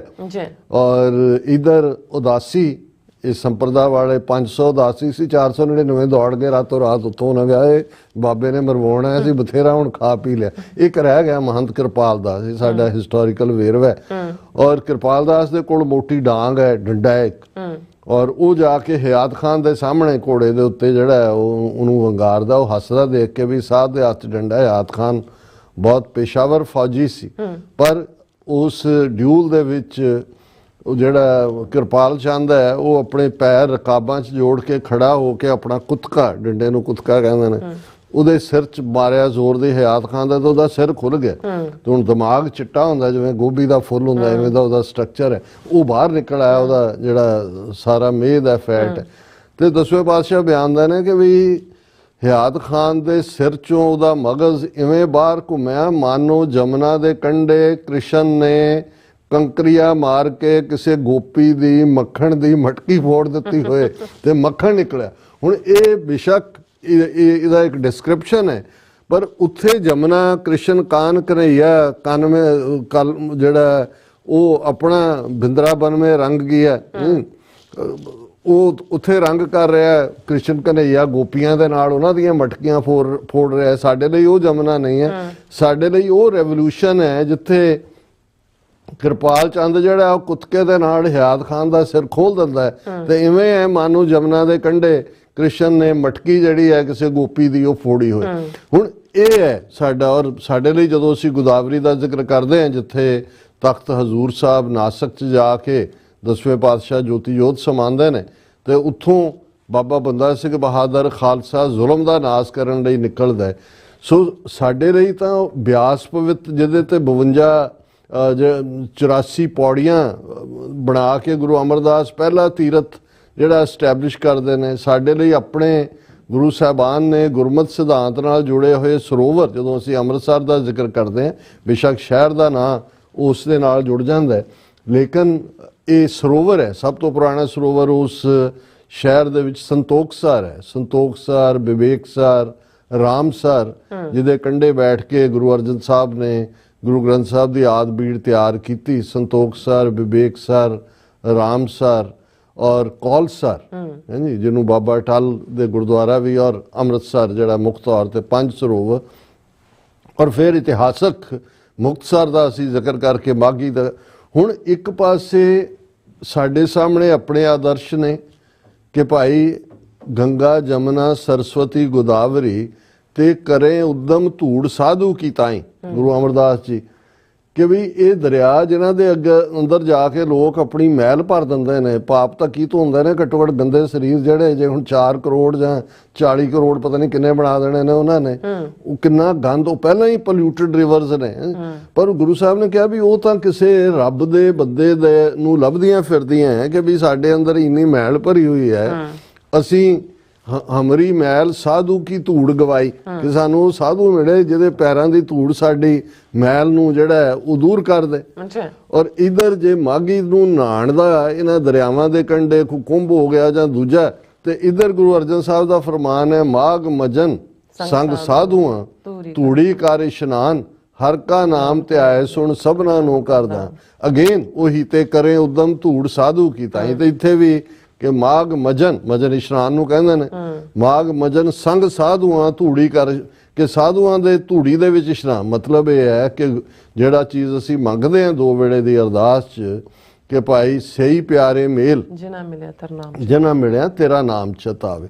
ਹੁਣ ਇਸ ਸਾਰੇ ਕਨਸੈਪਟ ਦੀ ਬੈਕਗ੍ਰਾਉਂਡ ਦੇ ਵਿੱਚ ਜਦੋਂ ਤੁਸੀਂ ਦੇਖਦੇ ਹੋ, ਤੇ ਫਿਰ ਜੋ ਵਰਤਾਰਾ ਨਜ਼ਰ ਆ ਰਿਹਾ ਹੈ ਕੁੰਭ ਮੇਲੇ ਦੇ ਨਾਂ ਥੱਲੇ, ਜਿਸ ਕਿਸਮ ਦਾ ਇਹ ਜਿਹੜੀਆਂ ਸਿੱਖ ਸੰਪਰਦਾਵਾਂ ਦੇ ਨਾਲ ਉਹਨਾਂ ਦਾ ਉਦਾਸੀਆਂ ਨਿਰਮਲਿਆਂ ਦਾ ਤਾਂ ਕੋਈ ਦੁੱਖ ਨਹੀਂ ਹੈ, ਕਿਉਂਕਿ ਉਹ ਤਾਂ ਜਦੋਂ ਹੁਣ ਗੁਰਦੁਆਰਾ ਸੁਧਾਰ ਲਹਿਰ ਦੇ ਵੇਲੇ ਜਿਹੜਾ ਮਹੰਤ ਨਰੈਣੂ ਜਾਂ ਦੂਜੇ ਸਾਰੇ ਉਦਾਸੀ ਮਹੰਤ ਹੀ ਸੀ, ਉਹ ਤਾਂ ਪੰਥ ਨੇ ਇਹਨਾਂ ਤੋਂ ਜਿਹੜਾ ਉਹ ਸੇਵਾ ਜਦੋਂ ਲਈ, ਔਰ ਇਹਨਾਂ ਨੇ ਆਪਣੇ ਆਪ ਨੂੰ ਡਿਕਲੇਅਰ ਕਰਤਾ ਸੀ ਵੀ ਅਸੀਂ ਸਿੱਖ ਨਹੀਂ ਹੈਗੇ, ਹੁਣ ਜੋੜੀ ਜਾਓ, ਕਦੇ ਬਾਬਾ ਸ੍ਰੀ ਚੰਦ ਨਾਲ ਜੋੜ ਦਿਓ, ਕਿਸੇ ਹੋਰ ਨਾਲ ਜੋੜ ਦਿਓ। ਹਾਲਾਂ ਗੁਰਬਾਣੀ ਨੇ ਤਾਂ ਪਹਿਲਾਂ ਹੀ ਇਹ ਦੇ ਦਿੱਤਾ ਸੀ ਕਿ ਭਾਈ ਇਹ ਜਿਹੜੇ ਨੇ ਪੁੱਤਰੀ ਕੌਲ ਨਾ ਪਾਲਿਓ, ਕਿ ਵੀ ਇਹ ਤਾਂ ਉਦੋਂ ਹੀ ਵਿਗੜ ਗਏ ਸੀ। ਲੇਕਿਨ ਚਲੋ ਇਹਦੇ ਬਾਵਜੂਦ 6ਵੇਂ ਪਾਤਸ਼ਾਹ ਦੇ ਵੇਲੇ ਜਾਂ ਉਸ ਤੋਂ ਬਾਅਦ ਜੇ ਜੁੜਿਆ ਰਿਹਾ, ਪੰਥ ਨੇ ਵੀ ਗੁਰਦੁਆਰੇ ਇਹਨਾਂ ਦੇ ਹੀ ਹਵਾਲੇ ਮਿਸਲਾਂ ਵੇਲੇ ਸਿੱਖ ਰਾਜ ਵੇਲੇ ਕੀਤੇ, ਤੇ ਅਦਰਵਾਈਜ਼ ਜਦੋਂ ਫਿਰ ਵੇਲਾ ਆਇਆ ਇਹ ਕਿਵੇਂ ਅੰਗਰੇਜ਼ ਸਰਕਾਰ ਦੇ ਹੱਥ ਠੋਕੇ ਹੀ ਨਹੀਂ, ਕਿਵੇਂ ਬਦ ਚੱਲਣ ਸਾਬਤ ਹੋਏ। ਹੁਣ ਇਵੇਂ ਹੀ ਨਿਰਮਲਿਆਂ ਦਾ ਪਾਰਟ ਹੈ, ਹਾਲਾਂ ਇੱਕ ਸਟੇਜ ਦੇ ਉੱਤੇ ਇਹਨਾਂ ਦੀ ਲਰਨਿੰਗ ਵਿਦਵਤਾ ਦੀ ਗੱਲ, ਪਰ ਅਲਟੀਮੇਟਲੀ ਇਹਨਾਂ ਸੰਪਰਦਾਵਾਂ ਨੇ, ਉਦਾਸੀਆਂ ਜਾਂ ਨਿਰਮਲਿਆਂ ਨੇ ਸਿੱਖੀ ਨੂੰ ਇੱਕ ਅੱਡ ਵਿਚਾਰਧਾਰਾ, ਗੁਰਮਤ ਵਿਚਾਰਧਾਰਾ ਨਾਲੋਂ ਤੋੜ ਕੇ ਜਿਹੜੀ ਵੈਦਿਕ ਵਿਚਾਰਧਾਰਾ ਸੀ, ਇਹ ਤਾਂ ਪੰਜਵਾਂ ਵੇਦ ਮੰਨਦੇ ਨੇ ਗੁਰੂ ਗ੍ਰੰਥ ਸਾਹਿਬ ਨੂੰ, ਔਰ ਇਸੇ ਲਈ ਜਿਹੜੇ ਇਹਨਾਂ ਦੇ ਨਿਰਮਲਿਆਂ ਦੇ ਅਖਾੜੇ ਨੇ ਉੱਥੇ, ਜਾਂ ਉਦਾਸੀਨ ਅਖਾੜਾ, ਉਦਾਸੀਆਂ ਨੇ ਤਾਂ ਚੁੱਕ ਦਿੱਤੇ ਸੀ ਗੁਰੂ ਗ੍ਰੰਥ ਸਾਹਿਬ ਆਪਣੇ ਡੇਰਿਆਂ ਚੋਂ ਗੁਰਦੁਆਰਾ ਸੁਧਾਰ ਲਹਿਰ ਤੋਂ ਬਾਅਦ ਕਿ ਕਿਤੇ ਸਿੱਖ ਕਬਜ਼ਾ ਨਾ ਕਰ ਲੈਣ, ਨਿਰਮਲਿਆਂ ਨੇ ਰੱਖੇ ਹੋਏ ਨੇ। ਹੁਣ ਈਵਨ ਇਹਨਾਂ ਦਾ ਸਮਝ ਆ ਸਕਦਾ ਕਿਉਂਕਿ ਉੱਥੇ ਜਿਹੜੇ ਇਹਨਾਂ ਦੇ 12 ਵੱਡੇ ਮੰਡਲ ਨੇ ਜਿਨ੍ਹਾਂ ਦੇ ਵਿੱਚ ਜੌਨ ਅਖਾੜਾ ਸਭ ਤੋਂ ਵੱਡਾ ਹੈ, ਉਹਨਾਂ 'ਚ ਇੱਕ ਨਿਰਮਲ ਅਖਾੜਾ ਹੈ, ਔਰ ਇਹ ਜਦੋਂ ਇਹ ਡਿਸਾਈਡ ਕਰਦੇ ਨੇ, ਕਿਉਂਕਿ ਸਵੇਰ ਵੇਲੇ ਦਾ ਨਹਾਣਾ ਉੱਥੇ ਜਿਹਨੂੰ ਇਹ ਅੰਮ੍ਰਿਤ ਵੇਲਾ ਦੇ ਨਾਲ ਜੋੜ ਕੇ ਅੰਮ੍ਰਿਤ ਮੁਹੂਰਤ, ਉਹ ਇਹਨਾਂ ਨੇ ਕਹਾਣੀ ਬਣਾਈ ਹੋਈ ਹੈ ਕਿ ਇਹ ਉਹ ਵੇਲਾ ਹੈ ਜਦੋਂ ਗੰਗਾ ਜਮਨਾ, ਉਹਨਾਂ ਦੀਆਂ ਪੂਰੀ ਮਿਥਿਹਾਸਕ ਕਹਾਣੀਆਂ ਨੇ ਕਿ ਵੀ ਉੱਥੇ ਦੇਵਤੇ ਇਸ਼ਨਾਨ ਕਰਨ ਆਉਂਦੇ ਨੇ, ਔਰ ਫਿਰ ਉਹਨਾਂ ਦੇਵਤਿਆਂ ਦੇ ਵਿੱਚ ਇਹ ਵੀ ਦੇਵਤੇ ਨੇ ਸਾਰੇ। ਸੋ ਉਹਦੇ 'ਚ ਜਦੋਂ ਉਹਨਾਂ ਨੇ ਉਹ ਜੌਨ ਸਭ ਤੋਂ ਪਹਿਲਾਂ ਜਿਹੜੀ ਡਿਪ ਹੈ ਉਹ ਨਾਂਗੇ, ਜਿਹੜੇ ਸ਼ਕਲੋਂ ਹੀ ਤੁਸੀਂ ਦੇਖੋ ਵੀ ਕੀ ਹੈ, ਜਿਹਨੂੰ ਗੁਰੂ ਸਾਹਿਬ ਨੇ ਬਿਲਕੁਲ ਅਲਮਲ ਖਾਈ ਸਿਰ ਛਾਈ ਪਾਈ ਮੂਰਖਨ ਦੇ ਪੱਤ ਗਵਾਈ, ਤੁਸੀਂ ਉਹਨਾਂ ਦੇ ਨਾਲ ਜਾ ਕੇ ਖਲੋਂਦੇ ਹੋ ਵੀ ਉਹ ਅਲਮਲ ਗੰਦ ਖਾਣ ਵਾਲੇ ਸਵਾਦ ਪਾਈ ਹੋਈ, ਉਹ ਸਭ ਤੋਂ ਪਹਿਲਾਂ ਉਹਨਾਂ ਦਾ ਅਧਿਕਾਰ ਹੈ ਕਿਉਂਕਿ ਉਹ ਸਭ ਤੋਂ ਦੇਵਤੇ ਤਾਂ ਨਹਾ ਹੀ ਰਹੇ ਨੇ, ਉਹ ਦੇਵਤਿਆਂ ਨਾਲ ਨਹਾਉਣਗੇ, ਫਿਰ ਬਾਕੀ ਜਾਂਦੇ ਨੇ। ਫਿਰ ਇਹ ਵੀ ਵਿੱਚ ਬੜੇ ਹੁੰਦੇ ਨੇ ਨਿਰਮਲੇ ਵੀ, ਦੂਜੇ ਵੀ। ਨਾਮਧਾਰੀਆਂ ਦਾ ਤਾਂ ਉਹ ਬਾਬਾ ਰਾਮ ਸਿੰਘ ਦੇ ਨਾਲ ਹੀ ਸਿੱਖੀ ਦੀ ਗੱਲ ਮੁੱਕ ਗਈ ਸੀ, ਇਹ ਤਾਂ ਅੱਜ ਮਤਲਬ ਹਵਨ ਕਰਾਉਣ ਵਾਲੇ ਔਰ ਦੂਸਰਾ ਤੀਸਰਾ ਕੰਮ। ਪਰ ਜਿਹੜਾ ਸਭ ਤੋਂ ਜ਼ਿਆਦਾ ਇਸ ਵੇਲੇ ਅੱਜ ਜਿਵੇਂ ਚਰਚਾ 'ਚ ਉਹ ਬਾਬਾ ਹਰਨਾਮ ਸਿੰਘ ਧੁੰਮਾ ਦਾ ਜਿਹੜਾ ਇਹ ਵਰਤਾਰਾ ਹੈ, ਉਸ ਤੋਂ ਪਹਿਲਾਂ ਵੀ ਹੋਲੀ ਦੇ ਮੌਕੇ ਰੰਗ ਵੀ ਤੁਸੀਂ ਲਾ ਰਹੇ ਹੋ, ਵੰਡ ਵੀ ਰਹੇ ਹੋ, ਕਿਉਂਕਿ ਜਦੋਂ ਆਮ ਨੌਜਵਾਨ ਸੰਤ ਜਰਨੈਲ ਸਿੰਘ ਖਾਲਸਾ ਪਿੰਡਾਂ ਵਾਲਿਆਂ ਦੇ ਇਸ ਦੌਰ ਨੂੰ ਦੇਖਦਾ, ਇਸ ਸਟਰਗਲ ਨੂੰ, ਜਿੱਥੇ ਕਿ ਅਸੀਂ ਇਹ ਲਾਈਨ ਖਿੱਚ ਦਿੱਤੀ ਹੋਈ ਹੈ ਕਿ ਭਾਈ ਇਹਨਾਂ ਦੇ ਨਾਲ, ਕਿਉਂਕਿ ਸੰਤਾਂ ਦੇ ਹੀ ਅਲਫਾਜ਼ ਨੇ ਕਿ ਜਿੱਦਨ ਭਾਰਤੀ ਫੌਜ ਦੇ ਪੈਰ ਦਰਬਾਰ ਸਾਹਿਬ ਦੀ ਹਦੂਦ 'ਚ ਪਏ ਖਾਲਿਸਤਾਨ ਦੀ ਨਹੀਂ ਰੱਖੀ ਜਾਏਗੀ। ਹੁਣ ਇੱਕ ਪਾਸੇ ਤਾਂ ਉਹਦੇ ਲਈ 1.5 ਲੱਖ ਤੋਂ ਜ਼ਿਆਦਾ ਕੁਰਬਾਨੀਆਂ, ਉਸ ਸਾਰੇ ਨੂੰ ਅੱਗੇ ਤੋਰਨ ਦੀ ਗੱਲ, ਦੂਸਰੇ ਪਾਸੇ ਤੁਸੀਂ ਇਸ ਲੈਵਲ ਤੇ ਜਾ ਕੇ ਬਿਲਕੁਲ ਉਸ ਤੋਂ ਪਹਿਲਾਂ ਵੀ ਪਿਛਲੀਆਂ ਮਹਾਰਾਸ਼ਟਰ ਦੀਆਂ ਚੋਣਾਂ ਵੇਲੇ ਇੱਕ ਪ੍ਰੈਸ ਕਾਨਫਰੰਸ ਕਰਕੇ ਉਹ ਕਹਿ ਰਹੇ ਨੇ ਵੋਟਾਂ ਬੀਜੇਪੀ ਨੂੰ ਪਾਓ। ਹੁਣ ਤੁਸੀਂ ਉਹਨਾਂ ਦਾ ਜਿਹੜਾ ਬੀਜੇਪੀ ਦਾ ਕੀ ਰੋਲ ਹੈ, ਸੋ ਮਤਲਬ ਜਿਹੜਾ ਸਭ ਤੋਂ ਜ਼ਿਆਦਾ ਮੈਂ ਸਮਝਦਾ ਵੀ ਅਫਸੋਸਨਾਕ ਪਾਰਟ ਹੈ। ਹਾਲਾਂਕਿ ਜਿਵੇਂ ਮੈਂ ਕਿਹਾ ਵੀ ਮੈਂ ਕੋਈ ਖੰਡਨ ਮੰਡਨ 'ਚ ਜਾਣ 'ਚ ਮੇਰਾ ਯਕੀਨ ਨਹੀਂ ਹੈ, ਅਸੀਂ ਤਾਂ ਉਹ ਵੀ ਵੇਲਾ ਦੇਖਿਆ ਜਦੋਂ ਕਿ ਇਸ ਕਰਕੇ ਹੀ ਬਹੁਤ ਸਾਰੇ ਸਾਡੇ ਨਾਲ ਨਾਰਾਜ਼ ਸੀ ਜਿਹੜੇ ਕਿ ਜੀ ਇਹ ਸੰਤਾਂ ਨੂੰ ਸ਼ਹੀਦ ਕਹਿੰਦੇ ਨੇ। ਮੈਂ ਤਾਂ 90-91 ਤੋਂ ਹੀ ਜਿਹੜਾ ਇਸ ਗੱਲ ਦੇ ਉੱਤੇ ਸਾਡੇ ਪ੍ਰਤੀ ਜਿਹੜਾ ਇਹ ਰਿਹਾ, ਤੇ ਜਿਹੜੇ ਕਿੰਨੇ ਸਾਲ ਉਹਨਾਂ ਨੂੰ ਚੜ੍ਹਦੀ ਕਲਾ 'ਚ ਕਹਿ ਕੇ ਚੜ੍ਹਦੀ ਕਲਾ ਦੇ ਉਹਨਾਂ ਦੀਆਂ ਅਰਦਾਸਾਂ ਤੇ ਅਖੰਡ ਪਾਠ ਵੀ ਕਰਵਾਉਂਦੇ ਰਹੇ। ਇਵੈਂਚੁਅਲੀ ਇਹੀ ਧੁੰਮਾ ਜੀ ਨੇ ਉਹਨਾਂ ਦਾ ਭੋਗ ਵੀ ਪਾਇਆ ਤੇ ਹੁਣ ਜਿਹੜਾ ਉਹਨਾਂ ਦਾ ਸ਼ਹੀਦੀ ਦਿਨ ਵੀ ਮਨਾਉਂਦੇ ਨੇ। ਪਰ ਜਿਸ ਲੈਵਲ ਦੇ ਉੱਤੇ ਇਹ ਜਾ ਕੇ ਪੂਰੀ ਇਹ ਸਾਰੀ ਗੱਲ ਨੂੰ ਲਿਆਂਦਾ ਗਿਆ, ਇਹ ਅਨਐਕਸੈਪਟੇਬਲ ਹੈ। ਇਹ ਬਿਲਕੁਲ ਗੁਰਮਤਿ ਸਿਧਾਂਤ ਨਾਲ ਇਹਦਾ ਕੋਈ, ਇਹ ਬਿਲਕੁਲ ਤੁਸੀਂ ਉਹੀ ਕੰਮ ਕਰ ਰਹੇ ਹੋ ਜੋ ਹਿੰਦੂ ਤਾਂ ਵੀ ਉਹਨਾਂ ਨੂੰ ਕੋਈ ਪ੍ਰੋਬਲਮ ਨਹੀਂ ਹੈ, ਉਹਨਾਂ ਦੇ ਤਾਂ ਆਪਣੇ ਨਾਂਗੇ ਜਾਂ ਦੂਜੇ ਤੀਜੇ ਸਭ ਦੇ ਵਾਲ ਰੱਖੇ ਹੋਏ ਨੇ। ਵਾਲ ਰੱਖਣ ਦਾ ਮਤਲਬ ਹੀ ਜੇ ਸਿਰਫ ਇਹੀ ਹੈ ਜਟਾ ਜੂਟ ਹੋਣਾ ਹੀ ਆ, ਉਹ ਤਾਂ ਸਾਰੇ ਹੀ ਸਾਧੂ ਉਹਨਾਂ ਦੇ ਜਟਾ ਜੂਟ ਨੇ। ਜਿਹੜਾ ਨਿਰਾਲਾ ਪੰਥ, ਵੱਖਰਾ ਪੰਥ, ਔਰ ਜਿਸ ਪ੍ਰਥਾਏ ਜਦੋਂ ਅਸੀਂ ਇਹ ਕਹਿੰਦੇ ਹਾਂ ਕਿ ਮਾਰਿਆ ਸਿੱਕਾ ਜਗਤ ਵਿੱਚ ਨਾਨਕ ਨਿਰਮਲ ਪੰਥ ਚਲਾਇਆ, ਉਹਨੇ ਨਿਰਮਲੇ ਤਾਂ ਨਹੀਂ ਚਲਾਏ, ਨਿਰਮਲ ਪੰਥ ਤਾਂ ਉਹ ਪੰਥ ਹੈ ਜਿਸ ਨੂੰ ਸ਼ਬਦ ਜਿੱਤੀ ਸਿੱਧ ਮੰਡਲੀ ਕੀਤੋਸ ਆਪਣਾ ਪੰਥ ਨਿਰਾਲਾ। ਔਰ ਜੇ ਇੱਕ ਉੱਤਮ ਪੰਥ ਸੁਣਿਓ, ਇਹ ਈਵਨ 10ਵੇਂ ਪਾਤਸ਼ਾਹ ਦਾ ਖੰਡੇ ਦੀ ਪਹੁਲ ਦੇਣ ਤੋਂ ਪਹਿਲਾਂ ਦੇ ਅਸੀਂ ਫਰਮਾਨ 9 ਗੁਰੂ ਸਾਹਿਬਾਨ ਦੇ ਜੀਵਨ ਦੇ ਨਾਲ ਜੋੜ ਕੇ ਦੇਖ ਰਹੇ ਹਾਂ। ਤੇ ਜੇ ਇਸ ਸਾਰੇ ਨੂੰ ਅਲਟੀਮੇਟਲੀ ਇਹਨਾਂ 'ਚ ਹੀ ਰਲਗੱਡ ਕਰਨਾ ਹੈ, ਇਹਨਾਂ ਦੀ ਹੋਲੀ ਸਾਡੀ ਹੋਲੀ ਹੈ, ਇਹਨਾਂ ਦਾ ਕੁੰਭ ਸਾਡਾ ਕੁੰਭ ਹੈ, ਇਹਨਾਂ ਦੀਆਂ ਗੰਗਾ ਜਮਨਾ ਨਦੀਆਂ ਸਾਡੇ ਲਈ ਪਵਿੱਤਰ ਨਦੀਆਂ ਬਣ ਗਈਆਂ, ਸਾਡੇ ਲਈ ਸਰੋਵਰ ਜਾਂ ਗੁਰਮਤ, ਤੇ ਫਿਰ ਇਹੀ ਗੱਲ ਤਾਂ ਹਿੰਦੂਤਵੀ ਚਾਹੁੰਦੇ ਨੇ। ਉਹਨਾਂ ਨੂੰ ਕੋਈ ਪ੍ਰੋਬਲਮ ਨਹੀਂ ਹੈ ਤੁਸੀਂ ਰਹਿਣ ਸਾਰੀ ਰਾਤ ਕੀਰਤਨ ਕਰੋ, ਸਾਰਾ ਦਿਨ ਕਰੋ, ਹਾਥੀਆਂ ਦੇ ਜਲੂਸ ਕੱਢੋ ਔਰ ਬੜੇ ਜਿਹੜੇ ਨੇ ਉਹ ਲੰਗਰ ਲਾਓ, ਉੱਥੇ ਜਾ ਕੇ ਲੰਗਰ ਲਾਉਣ ਵਾਲੇ ਵੀ ਪਹੁੰਚੇ ਹੋਏ ਨੇ। ਚਲੋ ਉਹ ਸਮਝ ਆ ਸਕਦਾ ਕਿ ਜੇ ਤੁਸੀਂ ਕਿਤੇ ਵੀ ਗੈਦਰਿੰਗ ਹੈ, ਉਹ ਵੀ ਉੱਥੇ ਆਲਰੇਡੀ ਗੁਰਦੁਆਰੇ ਹੈਗੇ ਨੇ, ਹਰਿਦੁਆਰ 'ਚ ਵੀ ਨੇ, ਇਲਾਹਾਬਾਦ 'ਚ ਵੀ ਹੈ, ਫਲਾਣੇ 'ਚ ਵੀ ਹੈ, ਦੂਜੇ ਵੀ।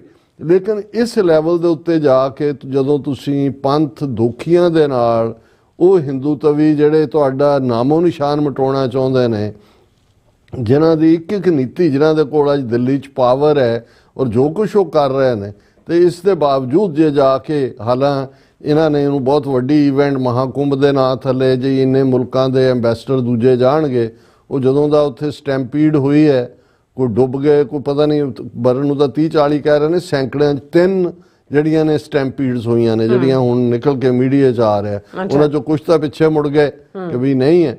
ਸੋ ਇਹ ਦੁਨੀਆ ਨੂੰ ਦੱਸ ਰਹੇ ਨੇ, ਇਹਨਾਂ ਦਾ ਮਕਸਦ ਇਹ ਹੈ ਕਿ ਇਹ ਹਿੰਦੂ ਪਾਵਰ ਦੇਖੋ ਕਿ ਬਈ ਤੁਹਾਡੇ ਇੱਥੇ ਜਿਹੜੇ ਨੇ ਉਹ ਜਿਹੜਾ 30 ਕਰੋੜ 40 ਕਰੋੜ ਨੂੰ ਉੱਥੇ ਨਵਾ ਰਹੇ ਨੇ ਲਿਆ ਕੇ, ਉਹ ਇਨਫੈਕਟ ਇਹੀ ਸ਼ੋਅ ਕਰ ਰਹੇ ਨੇ ਕਿ ਜੀ ਸਾਡੀ ਹੁਣ ਉਹਨੂੰ ਤੁਸੀਂ VIP ਕਲਚਰ ਉੱਥੇ ਲਿਆ ਕੇ ਰੀਲਸ ਵੀਡੀਓ, ਬੜੇ ਫਿਲਮੀ ਐਕਟਰ ਦੂਜੇ ਤੀਜੇ ਬੜੇ ਆਪਣੇ ਜਿਹੜੇ ਨੇ ਉਹ ਲੱਗੇ ਹੋਏ ਨੇ। ਸੋ ਉਹਨਾਂ ਦੇ ਕੋਲ ਤਾਂ ਰੂਹਾਨੀਅਤ ਮਿਸਿੰਗ ਹੈ। ਉਹ ਤਾਂ ਇਸ ਕਿਸਮ ਦੀ ਪੰਪ ਐਂਡ ਚੋਂਡ ਕਈ ਹਜ਼ਾਰ ਕਰੋੜ ਟੈਕਸ ਪੇਅਰ ਮਨੀ ਦਾ ਇਸਤੇਮਾਲ ਕਰਕੇ ਇਵੇਂ ਕਰ ਰਹੇ ਨੇ। ਪਰ ਜਿਹੜੀ ਸਭ ਤੋਂ ਦੁਖਦਾਈ ਗੱਲ ਕਿ ਜਿੱਥੇ ਇੱਕ ਪਾਸੇ ਗੁਰੂ ਸਾਹਿਬ ਨੇ ਸਾਨੂੰ ਉਹ ਰਸਤਾ ਦਿੱਤਾ ਜਿਸ ਪ੍ਰਥਾਏ ਗੁਰੂ ਨਾਨਕ ਸਾਹਿਬ ਨੇ ਫਰਮਾਇਆ, ਕਾਦੀ ਕੂੜ ਬੋਲ ਮਲ ਖਾਏ, ਬ੍ਰਾਹਮਣ ਨਾਵੇ ਜੀਆਂ ਕਾਏ, ਜੋਗੀ ਜੁਗਤ ਨਾ ਜਾਣੈ ਅੰਧ, ਤੀਨੇ ਉਜਾੜੇ ਕਾ ਬੰਦ। ਕਿ ਇਹਨਾਂ ਤਿੰਨਾਂ ਦੇ ਮਗਰ ਲੱਗਣਾ ਜਿਹੜਾ ਹੈ, ਉਜਾੜੇ ਨੂੰ ਸੱਦਾ ਦੇਣਾ। ਬ੍ਰਾਹਮਣ ਤਾਂ ਉਹ ਹੈ, ਬ੍ਰਾਹਮਣ ਨਾਵੇ ਜੀਆਂ ਕਾਏ, ਕਿ ਵੀ ਜਿਹੜਾ ਜ਼ਾਲਮ ਹੈ, ਬੁਚਰ ਆਫ ਦਾ ਵਰਲਡ, ਮੱਥਾ ਟਿੱਕਾ ਤੇੜ ਧੋਤੀ ਕਖਾਈ, ਹੱਥ ਛੁਰੀ ਜਗਤ ਕਸਾਈ, ਤੇ ਤੁਸੀਂ ਉਹਨਾਂ ਦੀ ਅਗਵਾਈ ਦੇ ਵਿੱਚ ਜਾ ਕੇ ਉਹ ਜਿਹੜਾ ਇਸ ਕਿਸਮ ਦਾ ਕੰਮ ਕਰ ਰਹੇ ਹੋ, ਇਹ ਨਿਹਾਇਤ ਅਫਸੋਸਨਾਕ ਹੈ। ਜੀ ਰਾਸਾ, ਤੁਹਾਡਾ ਬਹੁਤ ਸ਼ੁਕਰੀਆ। ਸੋ ਥਲੇ ਨੇ ਬ੍ਰੇਕ ਔਰ ਬ੍ਰੇਕ ਤੇ ਜਾਣ ਤੋਂ ਪਹਿਲਾਂ ਅਸੀਂ ਦਰਸ਼ਕਾਂ ਤੇ ਸਰੋਤਿਆਂ ਨੂੰ ਫੀਲ ਤੇ ਬੇਨਤੀ ਕਰਦੀ ਹੈ ਵੀਅਰਸ, ਅੱਜ ਸਰਾਂਗੇ ਤੁਸੀਂ ਜਾਣਦੇ ਹੋ ਕਿ TV 84 ਇੱਕ ਪੰਥਕ ਚੈਨਲ ਹੈ। TV 84 ਦੀ ਚੜ੍ਹਦੀ ਕਲਾ ਲਈ ਵੱਧ ਤੋਂ ਵੱਧ ਡੋਨੇਟ ਕਰੋ। ਡੋਨੇਟ ਕਰਨ ਲਈ ਸਾਡੀ ਵੈਬਸਾਈਟ TV84.tv ਤੇ ਜਾ ਕੇ ਪੇਪਲ ਦੀ ਵਰਤੋਂ ਕਰਕੇ 1 ਟਾਈਮ ਡੋਨੇਟ ਕਰ ਸਕਦੇ ਹੋ, ਮੰਥਲੀ ਡੋਨੇਟ ਵੀ ਕਰ ਸਕਦੇ ਹੋ। ਤੁਸੀਂ TV 84 ਦੇ ਨਾਮ ਤੇ ਚੈੱਕ ਬਣਾ ਕੇ ਸਾਨੂੰ ਮੇਲ ਵੀ ਕਰ ਸਕਦੇ ਹੋ ਸਾਡੇ ਸਪਤੇ ਤੇ 36-01 37th Avenue, Long Island City, New York 11101 USA, ਜਾਂ ਫਿਰ ਤੁਸੀਂ ਸਾਨੂੰ ਫੋਨ ਰਾਹੀਂ ਵੀ ਸੰਪਰਕ ਕਰ ਸਕਦੇ ਹੋ 5166191984। ਤੁਸੀਂ ਸਾਨੂੰ ਈਮੇਲ ਵੀ ਕਰ ਸਕਦੇ info@tv84.tv ਤੇ ਅਸੀਂ ਤੁਹਾਡੇ ਤਹਿ ਦਿਲ ਤੋਂ ਸ਼ੁਕਰਗੁਜ਼ਾਰ ਹੋਵਾਂਗੇ। ਸੋ ਇੱਥੇ ਲੈਣੇ ਬ੍ਰੇਕ ਵੀਅਰਸ, ਤੁਸੀਂ ਸਾਨੂੰ ਇਸ ਤਰ੍ਹਾਂ ਬੜੇ ਰਹਿਣਾ। ਮਿਲਦੇ ਹਾਂ after this short break.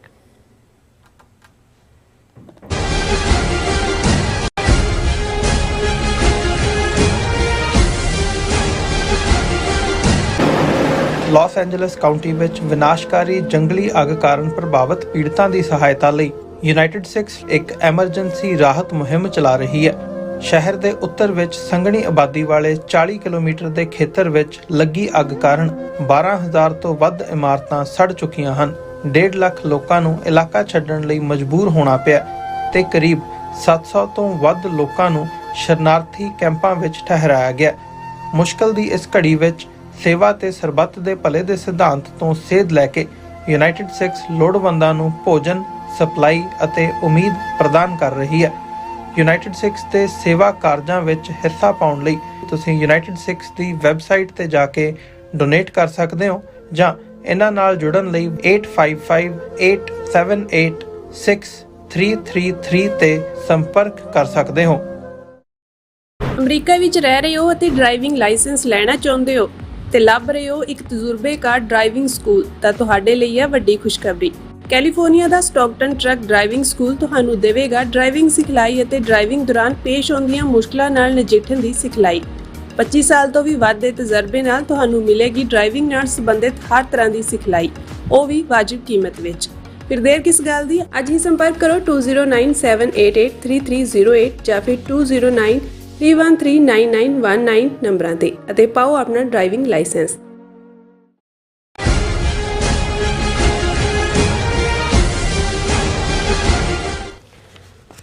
Viewers welcome back from programme. So इस गलबात करन जा रहे हैं कि प्रसिद्ध पब्लिकेशन वायर ने एक ताज़ा लेख छापिਆ है और जिस विच अमरीका विच ट्रांसनैशनल रिप्रैशन लई जिम्मेवार राह दे ऑफिसर विकास यादव दे पिंड वालियां नाल इंटरव्यू किया गया और पिंड वालियां दा कहना है कि जे विकास यादव नूं गिरफ्तार करके अमरीका दे हवाले किया गया तां भारी गदर मचेगा। सो इस बारे आप गलबात करन जा रहे हैं। सो असीं चाहांगे कि तुसीं इसी तरह बने रहना, देखण सुन लिया, लिखण लई तुहाडा सब दा बहुत बहुत धन्नवाद जी। डॉक्टर साहब की कहना चाहोगे?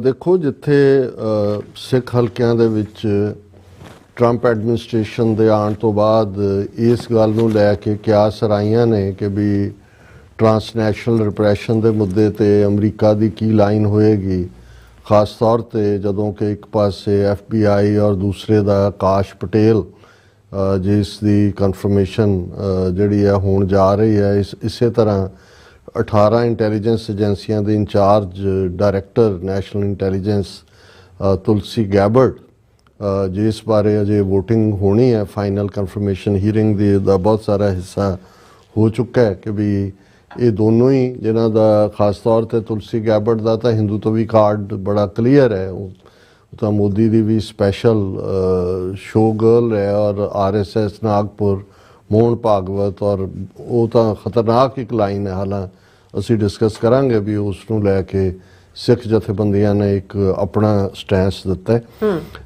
ਔਰ ਇਸ ਨੂੰ ਲੈ ਕੇ ਜ਼ਾਹਰ ਹੈ ਕਿ ਵੀ ਇੰਡੀਆ ਅਮਰੀਕਾ ਰਿਲੇਸ਼ਨਸ ਕੀ ਬਣਦੇ ਨੇ। ਅੱਜ ਵੀ ਜਿਵੇਂ ਟਰੰਪ ਨੇ ਅਗੇਨ ਇਹ ਬ੍ਰਿਕਸ ਨੂੰ ਧਮਕੀ ਦਿੱਤੀ ਹੈ ਜਿਹਦੇ 'ਚ ਜ਼ਾਹਰ ਹੈ ਬ੍ਰਾਜ਼ੀਲ, ਰਸ਼ੀਆ, ਇੰਡੀਆ, ਚਾਈਨਾ ਔਰ ਸਾਊਥ ਅਫਰੀਕਾ ਇੰਡੀਆ ਨੂੰ ਕਿ ਵੀ ਜੇ ਤੁਸੀਂ ਡਾਲਰ ਦੇ ਬਰਾਬਰ ਕਰੰਸੀ ਬਣਾਈ ਜਾਂ ਕੋਈ ਹੋਰ ਕੀਤਾ ਤੇ ਮੈਂ 100% ਟੈਰਿਫ ਲਾ ਦਿਆਂਗਾ। ਆਲਰੇਡੀ 1 ਫਰਵਰੀ ਤੋਂ ਕੈਨੇਡਾ ਔਰ ਮੈਕਸੀਕੋ ਨੂੰ ਤਾਂ ਟੈਰਿਫ ਲਾਉਣ ਦਾ ਐਲਾਨ ਕਰ ਦਿੱਤਾ ਹੈ। ਵੈਦਰ ਉਹਦੇ 'ਚ ਆਇਲ ਸ਼ਾਮਲ ਹੋਏਗਾ ਕਿ ਨਹੀਂ ਹੋਏਗਾ ਇਹ ਹੈ ਜਿਹਨੂੰ ਲੈ ਕੇ ਆਲਰੇਡੀ ਇੱਕ ਬਿਟਰਨੈਸ ਹੈ ਔਰ ਜਸਟਿਨ ਟਰੂਡੋ ਨੇ ਵੀ ਕਿਹਾ ਵੀ ਸਾਡਾ ਰਿਸਪੌਂਸ ਵੀ ਟਫ ਹੋਏਗਾ ਬਟ ਰੀਜ਼ਨੇਬਲ। ਉਹ ਕਿਸ ਡਾਇਰੈਕਸ਼ਨ 'ਚ ਗੱਲ ਜਾਂਦੀ ਹੈ। ਸੋ ਇਸ ਵੇਲੇ ਕਿਉਂਕਿ ਬਹੁਤ ਸਾਰੀਆਂ ਚੀਜ਼ਾਂ ਜਿਹੜੀਆਂ ਨੇ ਉਹ ਇਨ ਦਾ ਡੋਲਡਰਮ ਨੇ ਔਰ ਐਗਜ਼ੈਕਟਿਵ ਆਰਡਰਸ ਵੀ ਆਪਣੀ ਥਾਂ ਚੱਲ ਰਹੇ ਨੇ ਕੋਰਟ ਦੇ ਵਿੱਚ। ਜੇ ਹੁਣ ਬੋਰਨ ਸਿਟੀਜ਼ਨਸ਼ਿਪ ਨੂੰ ਟਰੰਪ ਨੇ ਚੈਲੰਜ ਕੀਤਾ ਜਿਹੜਾ ਉਹ ਐਗਜ਼ੈਕਟਿਵ ਜਿਹੜਾ ਉਹਦੇ ਤੇ ਆਰਡਰ ਦਿੱਤਾ ਤੇ ਅਗਲੇ ਦਿਨ ਹੀ ਫੈਡਰਲ ਜੱਜ ਨੇ ਪਾਬੰਦੀ ਲਾ ਦਿੱਤੀ। ਹੁਣ ਅੱਜ ਜਿਹੜੀ 31 ਜਨਵਰੀ ਦੀ ਪ੍ਰੈਸ ਕਾਨਫਰੰਸ ਕੀਤੀ ਹੈ ਟਰੰਪ ਨੇ, ਉਹਦੇ 'ਚ ਉਹਨੇ ਕਿਹਾ ਕਿ ਵੀ ਅਸੀਂ ਇਹ ਤਾਂ ਜਿਹੜੀ ਸਿਟੀਜ਼ਨਸ਼ਿਪ ਸੀ ਬੋਰਨ ਨੇ ਤਾਂ ਸਲੇਵਸ ਦੇ ਬੱਚਿਆਂ ਲਈ ਸੀ ਜਦੋਂ ਕਿ ਸਲੇਵਰੀ ਮੁੱਕੀ ਹੈ। ਇਹ ਕੋਈ ਦਾ ਮਤਲਬ ਤਾਂ ਨਹੀਂ ਹੈ ਵੀ ਦੁਨੀਆ ਇੱਥੇ ਆ ਕੇ ਜੰਮਣ ਲੱਗ ਜਾਏ ਨਿਆਣੇ ਔਰ ਇੱਥੇ ਭੀੜ ਇਕੱਠੀ ਹੋ ਜਾਏ ਔਰ ਅਸੀਂ ਇਹਨੂੰ ਸੁਪਰੀਮ ਕੋਰਟ 'ਚ ਚੈਲੰਜ ਕਰਾਂਗੇ ਔਰ ਸੁਪਰੀਮ ਕੋਰਟ 'ਚ ਜਿੱਤਾਂਗੇ ਕੇਸ ਇਹ ਉਹ। ਸੋ ਉਹ ਤਾਂ ਇੱਕ ਵੱਖਰੀ ਲਾਈਨ ਹੈ ਵੀ ਜਿਹੜੀ ਜੁਡੀਸ਼ਰੀ ਹੈ ਉਹ ਆਪੋ ਆਪਣੀਆਂ ਥਾਵਾਂ 'ਤੇ ਹੁਣ ਜਾਂ ਜਿਵੇਂ ਕੱਲ੍ਹ ਉਹਨਾਂ ਨੇ ਐਲਾਨ ਕੀਤਾ ਕਿ ਜੀ 30,000 ਬੰਦਾ ਜਿਹੜਾ ਅਸੀਂ ਗੁਆਂਟਾਨਾਮੋ ਬੇ ਦੇ ਵਿੱਚ ਰੱਖਾਂਗੇ ਔਰ ਫਿਰ ਹੁਣ ਉਹਦੇ 'ਚ ਉਹਨਾਂ ਨੇ ਕਿਹਾ ਕਿ ਕ੍ਰਿਮੀਨਲਸ ਨੂੰ ਰੱਖਿਆ ਜਾਏਗਾ। ਤੇ ਅੱਜ ਜਿਹੜੀ ਉਹਨਾਂ ਦੀ ਪ੍ਰੈਸ ਬਰੀਫਿੰਗ ਕਰ ਰਹੀ BBC ਯੰਗ ਹੈ, ਮੇਰੇ ਖਿਆਲ ਹੈ ਲੇਟ 20s 'ਚ ਹੋਏਗੀ ਜਾਂ ਅਰਲੀ 30s 'ਚ ਹੋਏਗੀ, ਉਹਨੂੰ ਪੁੱਛਿਆ ਕਿ ਜੀ ਇੰਨੇ ਕ੍ਰਿਮੀਨਲ ਹੈਗੇ ਨੇ 30,000 ਜਿਹੜੇ, ਉਹ ਕਹਿੰਦੇ ਵੀ ਜਿਹੜਾ ਵੀ ਮੁਲਕ ਦੇ ਵਿੱਚ ਐਂਟਰ ਕੀਤਾ ਇਲੀਗਲੀ ਉਹਨੇ ਕ੍ਰਾਈਮ ਹੀ ਕੀਤਾ, ਉਹਨੇ ਹੀ ਔਰ she has broken the law for us all are criminal. So ਹੁਣ ਮਤਲਬ ਜਦੋਂ ਤੁਸੀਂ ਇੱਕ ਪਾਸੇ ਇਸ ਕਿਸਮ ਦੇ ਜਿਹੜੇ ਤੌਰ ਤਰੀਕੇ ਨੇ ਤੇ ਸਾਡਾ ਇਸ਼ੂ ਤਾਂ ਅਜੇ ਅਸੀਂ ਦੇਖ ਰਹੇ ਹਾਂ। ਹਾਲਾਂ ਇਹ ਵੀ ਅੱਜ ਇੰਡੀਆ ਦੀ ਜਿਹੜੀ ਫੋਰਨ ਅਫੇਅਰਸ ਮਿਨਿਸਟਰੀ ਆ ਉਹਨਾਂ ਨੇ ਕਿਹਾ ਜੀ ਅਸੀਂ we are working with the White House early visit Modi ਦੀ ਫੈਬਰੂਰੀ ਦੇ ਵਿੱਚ ਹੋਏਗੀ ਕਿ ਮਾਰਚ ਹੋਏਗੀ।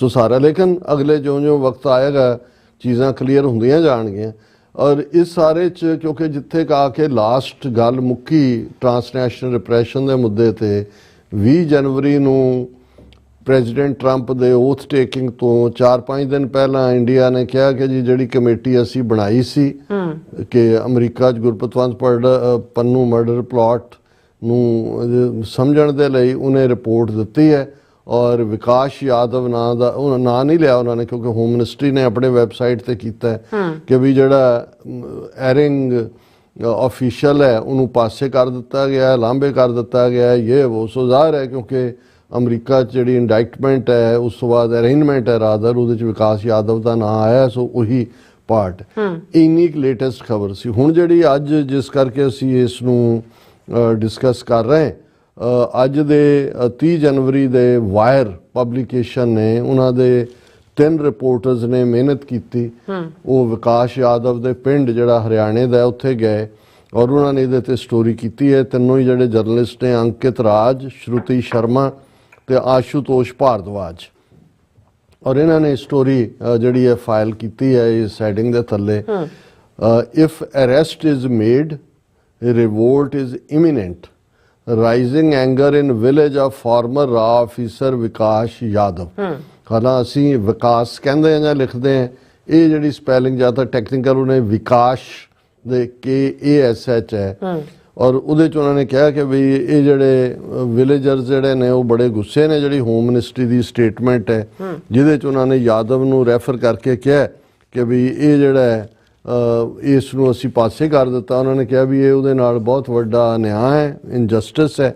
ਔਰ ਕਨਕਲੂਜਨ ਦੇ ਵਿੱਚ ਉਹਨੇ ਕਿਹਾ, ਇਸ ਆਰਟੀਕਲ ਨੇ ਕਿਹਾ ਕਿ ਜਿਉਂ-ਜਿਉਂ ਇਹ ਡਿਸਕਸ਼ਨ ਅੱਗੇ ਵਧੀ, ਪਹਿਲਾਂ ਤਾਂ ਇਹ ਸਾਰੀ ਉਹਦੇ ਵਿੱਚ ਉਹਨਾਂ ਨੇ ਇਹ ਪਿੰਡ ਪੁਰਾਣਪੁਰਾ ਹੈਗਾ ਰਿਵਾੜੀ ਦੇ ਨੇੜੇ, ਔਰ ਇਹ ਇੱਥੋਂ ਦਾ ਅਹੀਰਾਂ ਦਾ ਮੁੰਡਾ, ਯਾਦਵਾਂ ਦਾ, ਗਵਾਲਿਆਂ ਦਾ, ਔਰ ਆਮ ਪਿੰਡ ਸਧਾਰਨ ਜਿਹਾ, ਔਰ ਇਹ ਮਿਹਨਤ ਕਰਕੇ, ਇਹਦਾ ਪਿਓ ਵੀ ਫੌਜ 'ਚ ਸੀ, ਹਾਰਟ ਅਟੈਕ ਨਾਲ ਮਰਿਆ ਲਦਾਖ ਬਾਰਡਰ ਤੇ, ਔਰ ਭਰਾ ਇਹਦਾ ਹਰਿਆਣਾ ਪੁਲਿਸ 'ਚ ਹੈ, ਔਰ ਇਹਨੇ ਬੜੀ ਮਿਹਨਤ ਕੀਤੀ, ਅਸਿਸਟੈਂਟ ਕਮਾਂਡਰ ਬਣਿਆ ਔਰ ਫਿਰ IPS ਤੱਕ ਪਹੁੰਚਿਆ।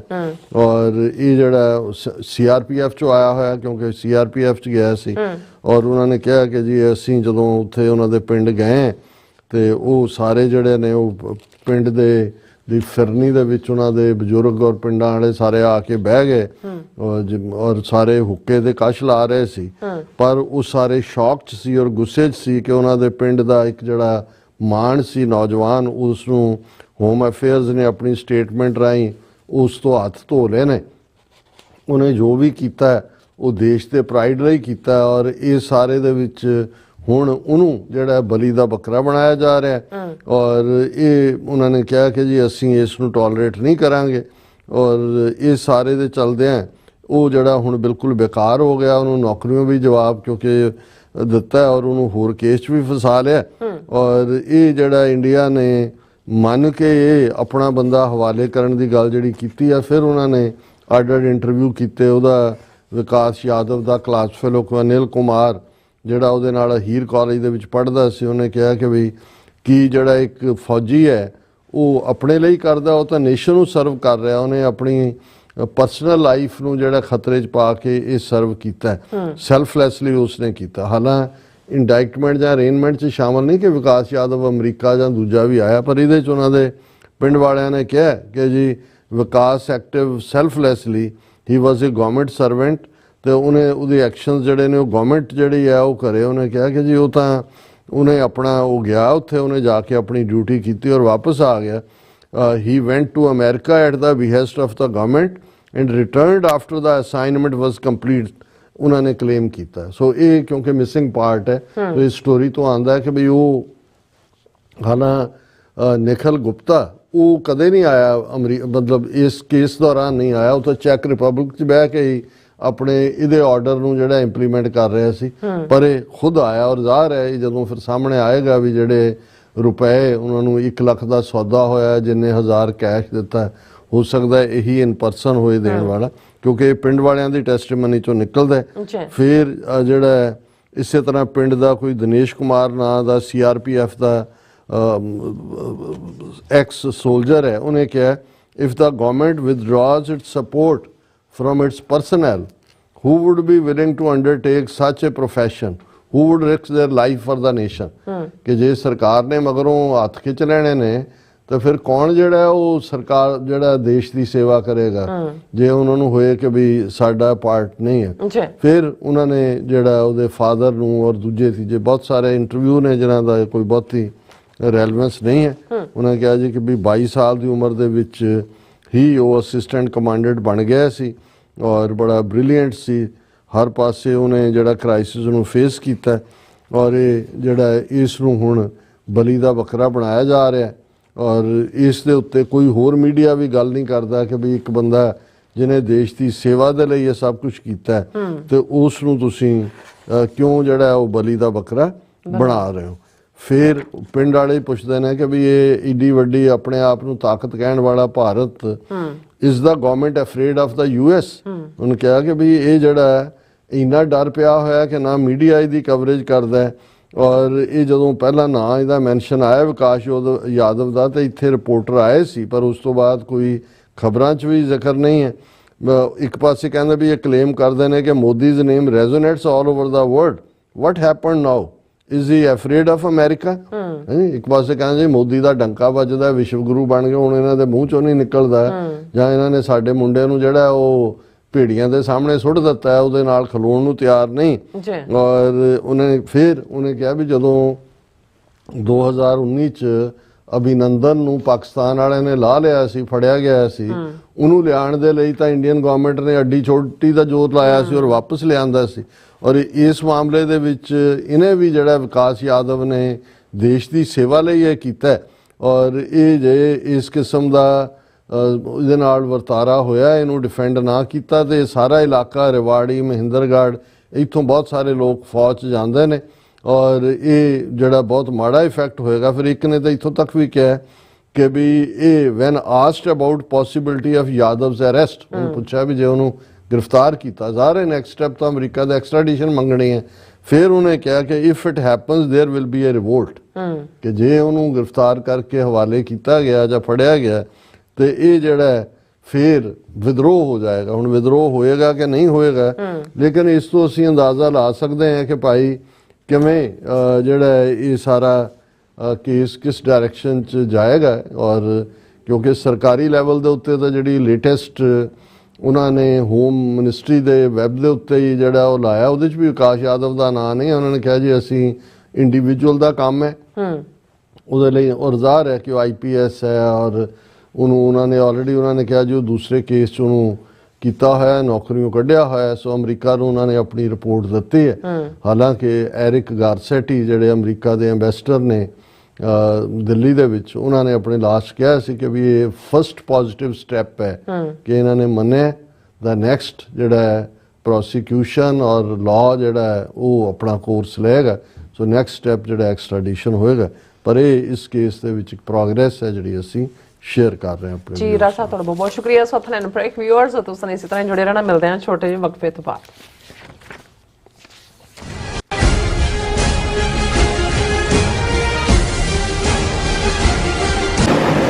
ਲਾਸ ਐਂਜਲਸ ਕਾਉਂਟੀ ਵਿੱਚ ਵਿਨਾਸ਼ਕਾਰੀ ਜੰਗਲੀ ਅੱਗ ਕਾਰਨ ਪ੍ਰਭਾਵਿਤ ਪੀੜਤਾਂ ਦੀ ਸਹਾਇਤਾ ਲਈ ਯੂਨਾਈਟਿਡ ਸਿਕਸ ਇੱਕ ਐਮਰਜੈਂਸੀ ਰਾਹਤ ਮੁਹਿੰਮ ਚਲਾ ਰਹੀ ਹੈ। ਸ਼ਹਿਰ ਦੇ ਉੱਤਰ ਵਿੱਚ ਸੰਘਣੀ ਆਬਾਦੀ ਵਾਲੇ 40 ਕਿਲੋਮੀਟਰ ਦੇ ਖੇਤਰ ਵਿੱਚ ਲੱਗੀ ਅੱਗ ਕਾਰਨ 12,000 ਤੋਂ ਵੱਧ ਇਮਾਰਤਾਂ ਸੜ ਚੁੱਕੀਆਂ ਹਨ। 1.5 ਲੱਖ ਲੋਕਾਂ ਨੂੰ ਇਲਾਕਾ ਛੱਡਣ ਲਈ ਮਜਬੂਰ ਹੋਣਾ ਪਿਆ ਤੇ ਕਰੀਬ 700 ਤੋਂ ਵੱਧ ਲੋਕਾਂ ਨੂੰ ਸ਼ਰਨਾਰਥੀ ਕੈਂਪਾਂ ਵਿੱਚ ਠਹਿਰਾਇਆ ਗਿਆ। ਮੁਸ਼ਕਲ ਦੀ ਇਸ ਘੜੀ ਵਿੱਚ ਸੇਵਾ ਤੇ ਸਰਬੱਤ ਦੇ ਭਲੇ ਦੇ ਸਿਧਾਂਤ ਤੋਂ ਸੇਧ ਲੈ ਕੇ ਯੂਨਾਈਟਿਡ ਸਿਕਸ ਲੋੜਵੰਦਾਂ ਨੂੰ ਭੋਜਨ, ਸਪਲਾਈ ਅਤੇ ਉਮੀਦ ਪ੍ਰਦਾਨ ਕਰ ਰਹੀ ਹੈ। ਯੂਨਾਈਟਿਡ ਸਿਕਸ ਦੇ ਸੇਵਾ ਕਾਰਜਾਂ ਵਿੱਚ ਹਿੱਸਾ ਪਾਉਣ ਲਈ ਤੁਸੀਂ ਯੂਨਾਈਟਿਡ ਸਿਕਸ ਦੀ ਵੈਬਸਾਈਟ ਤੇ ਜਾ ਕੇ ਡੋਨੇਟ ਕਰ ਸਕਦੇ ਹੋ ਜਾਂ ਇਹਨਾਂ ਨਾਲ ਜੁੜਨ ਲਈ 8558786333 ਤੇ ਸੰਪਰਕ ਕਰ ਸਕਦੇ ਹੋ। ਸਿਗਨੇਚਰ ਟਰੱਕ ਸਰਵਿਸ ਰਾਊਟ 81 ਉੱਤੇ ਐਗਜ਼ਿਟ 235 ਤੇ ਟਰੱਕਰ ਵੀਰਾਂ ਲਈ 24 ਘੰਟੇ ਰੋਡ ਸਰਵਿਸ ਦੀ ਸੁਵਿਧਾ ਮੌਜੂਦ। Heavy duty repair, oil change, ਪੁਰਾਣੇ ਅਤੇ ਨਵੇਂ tyre, computer diagnostic, DPF cleaning, brake service ਜਾਂ ਰਸਤੇ ਵਿੱਚ ਆਈ ਹਰ ਤਰ੍ਹਾਂ ਦੀ ਰਿਪੇਅਰ ਪ੍ਰੋਫੈਸ਼ਨਲ ਟੀਮ ਵੱਲੋਂ ਕੀਤੀ ਜਾਂਦੀ ਹੈ। ਬ੍ਰੇਕਫਾਸਟ, ਲੰਚ ਅਤੇ ਡਿਨਰ ਲਈ ਪੰਜਾਬੀ ਢਾਬੇ ਦਾ ਆਨੰਦ ਵੀ ਮਾਣੋ। ਡਰਾਈਵਰ ਅਤੇ ਟਰੱਕ ਆਪਰੇਟਰ ਵੀਰ ਡਿਸਪੈਚ ਦੀ ਸਰਵਿਸ ਲਈ ਸਾਡੇ ਨਾਲ ਸੰਪਰਕ ਕਰਨ। Signature truck service 58 triangle drive, Weyers Cave, Virginia 24486।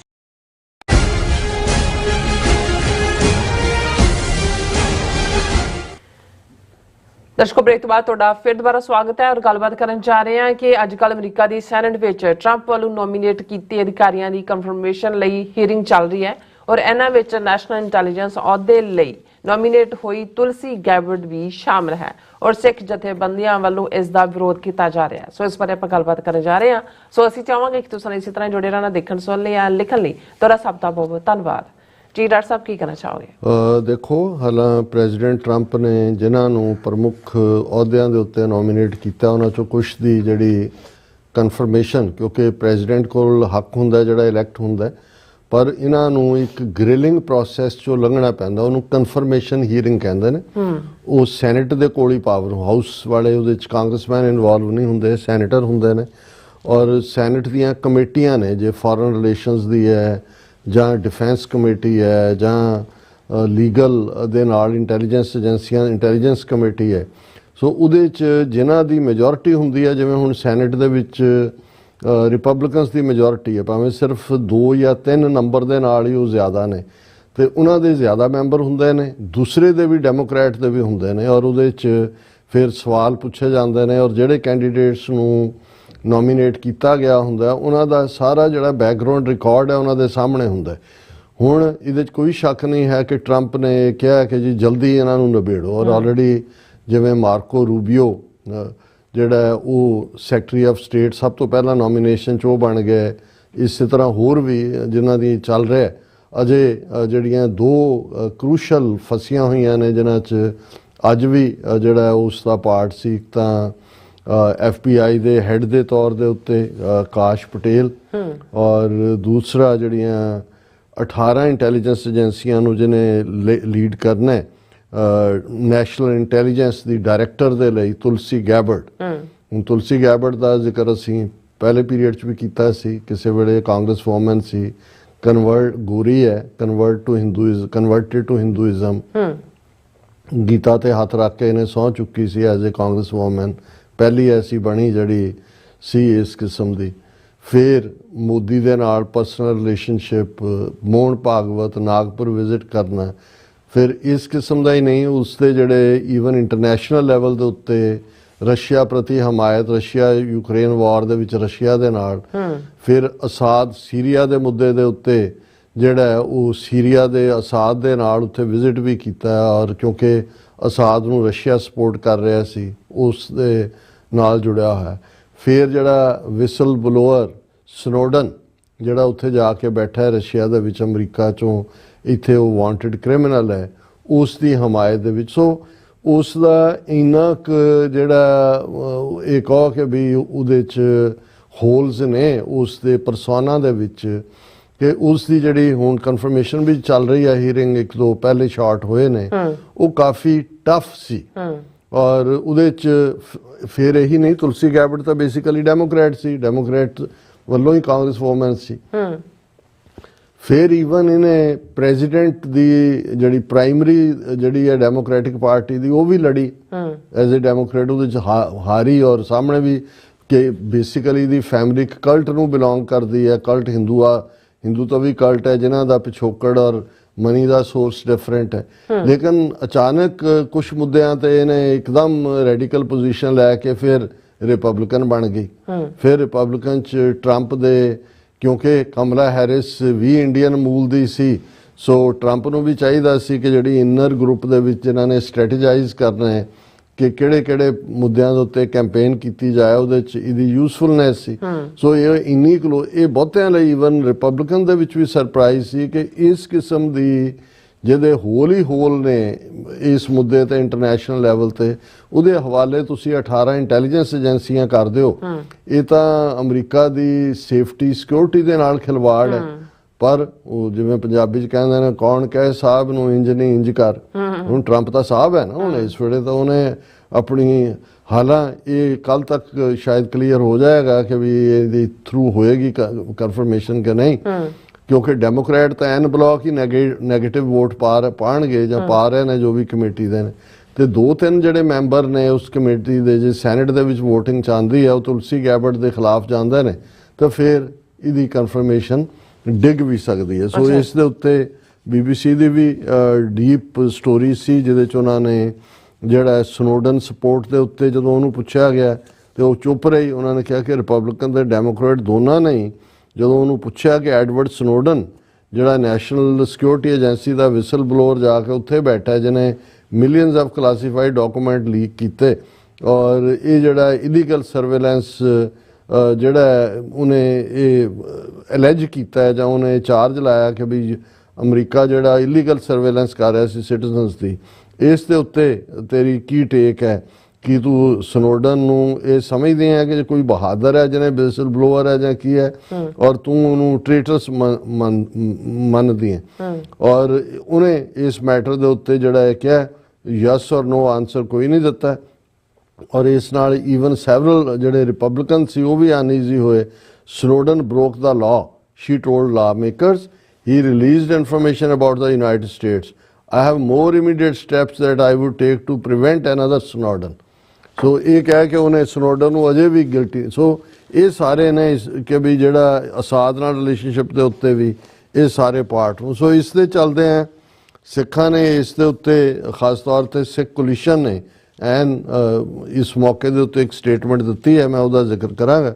ਪਰ ਉਸ ਤੋਂ ਪਹਿਲਾਂ ਮੈਂ ਇਹ ਦੱਸ ਦਿਆਂ ਕਿ ਈਵਨ ਜਿਹੜੇ ਵਾਸ਼ਿੰਗਟਨ ਬੇਸਡ ਸਿੱਖ ਨੌਜਵਾਨਾਂ ਨੇ ਵੀ ਜਿਹੜਾ ਉਹ ਸੈਨੇਟ ਦੇ ਬਾਹਰ ਜਿਹੜਾ ਉਹ ਪ੍ਰੋਟੈਸਟ ਕੀਤਾ ਜਿੱਥੇ ਕਨਫਰਮੇਸ਼ਨ ਹੀਅਰਿੰਗ ਚੱਲ ਰਹੀ ਹੈ, ਔਰ ਉਹਨਾਂ ਦੇ ਹੱਥ 'ਚ ਪਲੈਕੈਰਡ ਸੀ। ਦਰਸ਼ਕ ਜਿਹੜੇ ਨੇ ਪਿਕਚਰ ਵੀ ਦੇਖ ਸਕਦੇ ਨੇ, ਸੇ ਨੋ ਟੂ ਤੁਲਸੀ।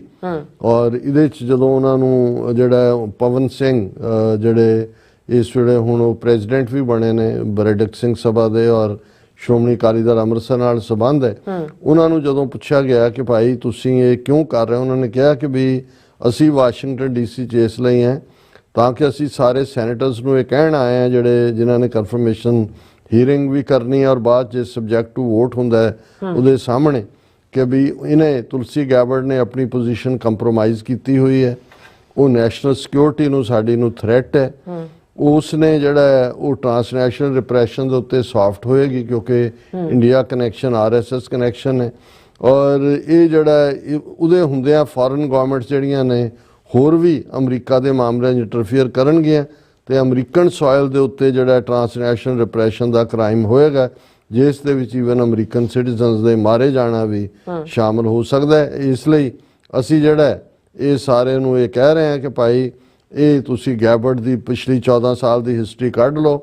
ਇਹ ਪੇਰੈਂਟ ਆਰਗੇਨਾਈਜੇਸ਼ਨ ਜਿਹੜੀ BJP ਦੀ RSS ਉਹਦੇ ਨਾਲ ਜੁੜੀ ਹੋਈ ਹੈ, ਔਰ ਇਹ ਸਾਰੇ ਦੇ ਚੱਲਦੇ ਆ ਮੋਦੀ ਦੇ ਵੀ ਉਹ ਦੋਸਤ ਹੈ, ਪੁਤਿਨ ਦੇ ਵੀ ਹੈ, ਔਰ ਇਹ she is not going to be looking out for the American republic. ਉਹਨੂੰ ਉਹਦੇ ਸਾਹਮਣੇ ਅਮਰੀਕਨ ਮੁਲਕ ਦੇ ਕੋਈ ਇੰਟਰਸਟ ਨਹੀਂ ਨੇ। ਸਿੱਖ ਕੋਲੀਸ਼ਨ ਵਾਲਿਆਂ ਦੀ ਮੋਰ ਕੌਸ਼ੀਅਸ, ਕਿਉਂਕਿ ਜਿਹੜਾ ਉਹਨਾਂ ਨੇ ਉਹ ਇਹ ਪ੍ਰਭਾਵ ਵੀ ਨਹੀਂ ਦੇਣਾ ਚਾਹੁੰਦੇ ਕਿ ਵੀ ਸ਼ਾਇਦ ਉਹਦੇ ਨਾਲ ਉਹਦੇ ਹਿੰਦੂ ਹੋਣ ਕਰਕੇ ਕੋਈ ਹੈ। ਉਹਨਾਂ ਨੇ ਕਿਹਾ ਕਿ ਵੀ ਅਸੀਂ ਇਹ ਕਹਿਣਾ ਚਾਹੁੰਦੇ ਹਾਂ ਕਿ ਵੀ ਅਸੀਂ ਜਿਹੜੇ ਇਹ ਸਵਾਲ ਪੁੱਛੇ ਨੇ, ਔਰ ਉਹਨਾਂ ਨੇ ਕਿਹਾ ਵੀ ਸਾਡੇ ਸੀਰੀਅਸ ਕੰਸਰਨ ਨੇ ਤੁਲਸੀ ਗੈਬਰਡ ਕਾਂਗਰਸ ਵੂਮਨ ਜਿਹੜੀ ਰਹੀ ਹੈ ਉਹਦੀ ਨੋਮੀਨੇਸ਼ਨ US ਇੰਟੈਲੀਜੈਂਸ ਕਮੇਟੀ ਲਈ, ਕਿਉਂਕਿ ਉਸ ਨੇ ਇਸ ਮਾਮਲੇ 'ਚ ਪਬਲਿਕ ਰਿਕਾਰਡ ਹੈ ਕਿ ਉਹਦੇ ਇੰਡੀਆ ਦੀ BJP ਔਰ RSS ਨਾਲ ਸੰਬੰਧ ਨੇ।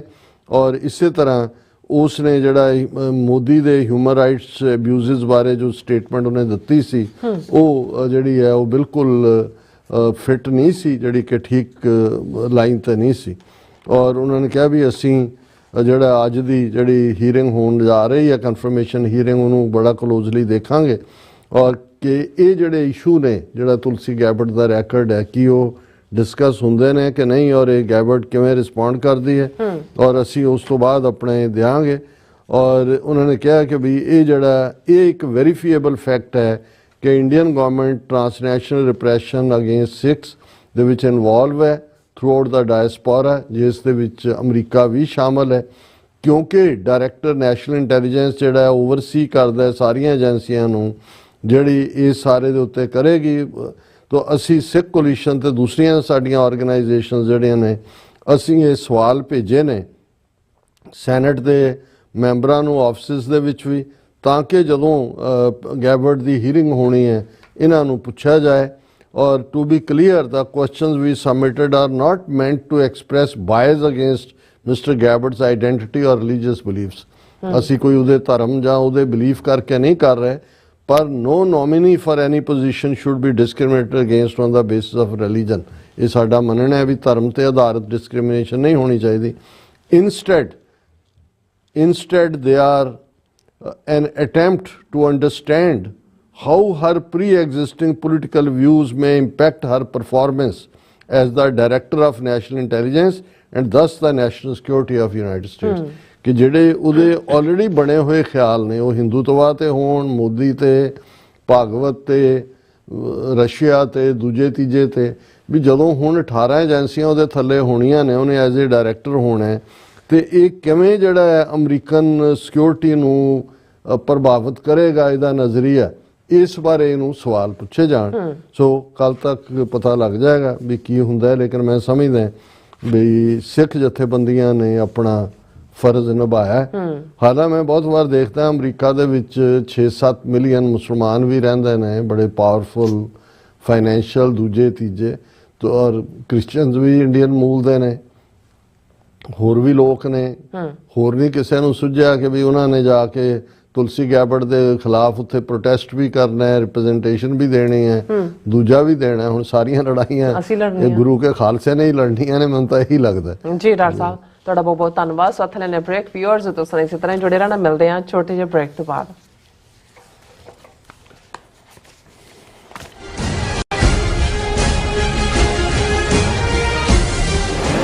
ਲਾਸ ਐਂਜਲਸ ਕਾਉਂਟੀ ਵਿੱਚ ਵਿਨਾਸ਼ਕਾਰੀ ਜੰਗਲੀ ਅੱਗ ਕਾਰਨ ਪ੍ਰਭਾਵਿਤ ਪੀੜਤਾਂ ਦੀ ਸਹਾਇਤਾ ਲਈ ਯੂਨਾਈਟਿਡ ਸਿਕਸ ਇੱਕ ਐਮਰਜੈਂਸੀ ਰਾਹਤ ਮੁਹਿੰਮ ਚਲਾ ਰਹੀ ਹੈ।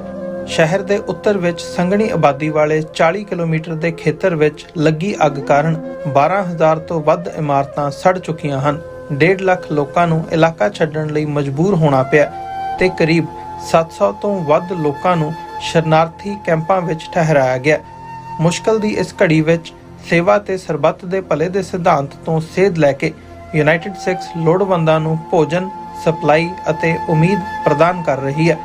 ਯੂਨਾਈਟਿਡ ਸਿਕਸ ਦੇ ਸੇਵਾ ਕਾਰਜਾਂ ਵਿੱਚ ਹਿੱਸਾ ਪਾਉਣ ਲਈ ਤੁਸੀਂ ਯੂਨਾਈਟਿਡ ਸਿਕਸ ਦੀ ਵੈਬਸਾਈਟ ਤੇ ਜਾ ਕੇ ਡੋਨੇਟ ਕਰ ਸਕਦੇ ਹੋ ਜਾਂ ਇਹਨਾਂ ਨਾਲ ਜੁੜਨ ਲਈ 8558786333 ਤੇ ਸੰਪਰਕ ਕਰ ਸਕਦੇ ਹੋ। ਕੀ ਤੁਹਾਨੂੰ 30, 40 ਜਾਂ 50 ਦਿਨ ਵੇਟ ਕਰਨੀ ਪੈ ਰਹੀ ਹੈ ਤੁਹਾਡੇ ਚੈੱਕ ਲਈ? ਫਿਰ ਬ੍ਰੋਕਰਾਂ ਪਿੱਛੇ ਭੱਜਦੇ ਫਿਰਦੇ ਹੋ ਪੈਸੇ ਲਈ। ਬਹੁਤ ਜ਼ਿਆਦਾ ਟਾਈਮ ਵੇਸਟ ਹੋ ਜਾਂਦਾ ਇੱਦਾਂ ਤਾਂ। ਜੇ ਤੁਸੀਂ ਅੱਜ ਹੀ ਪੈਸੇ ਲੈਣੇ ਤਾਂ ਬੌਬਟੇਲ ਨੂੰ ਕਾਲ ਕਰੋ। ਬੌਬਟੇਲ ਤੁਹਾਡੀਆਂ ਇਨਵੋਇਸਿਸ ਸੇਮ ਡੇ ਫੰਡ ਕਰ ਸਕਦੇ ਹਨ for a small fee, no contract, no reserve and no hidden fees।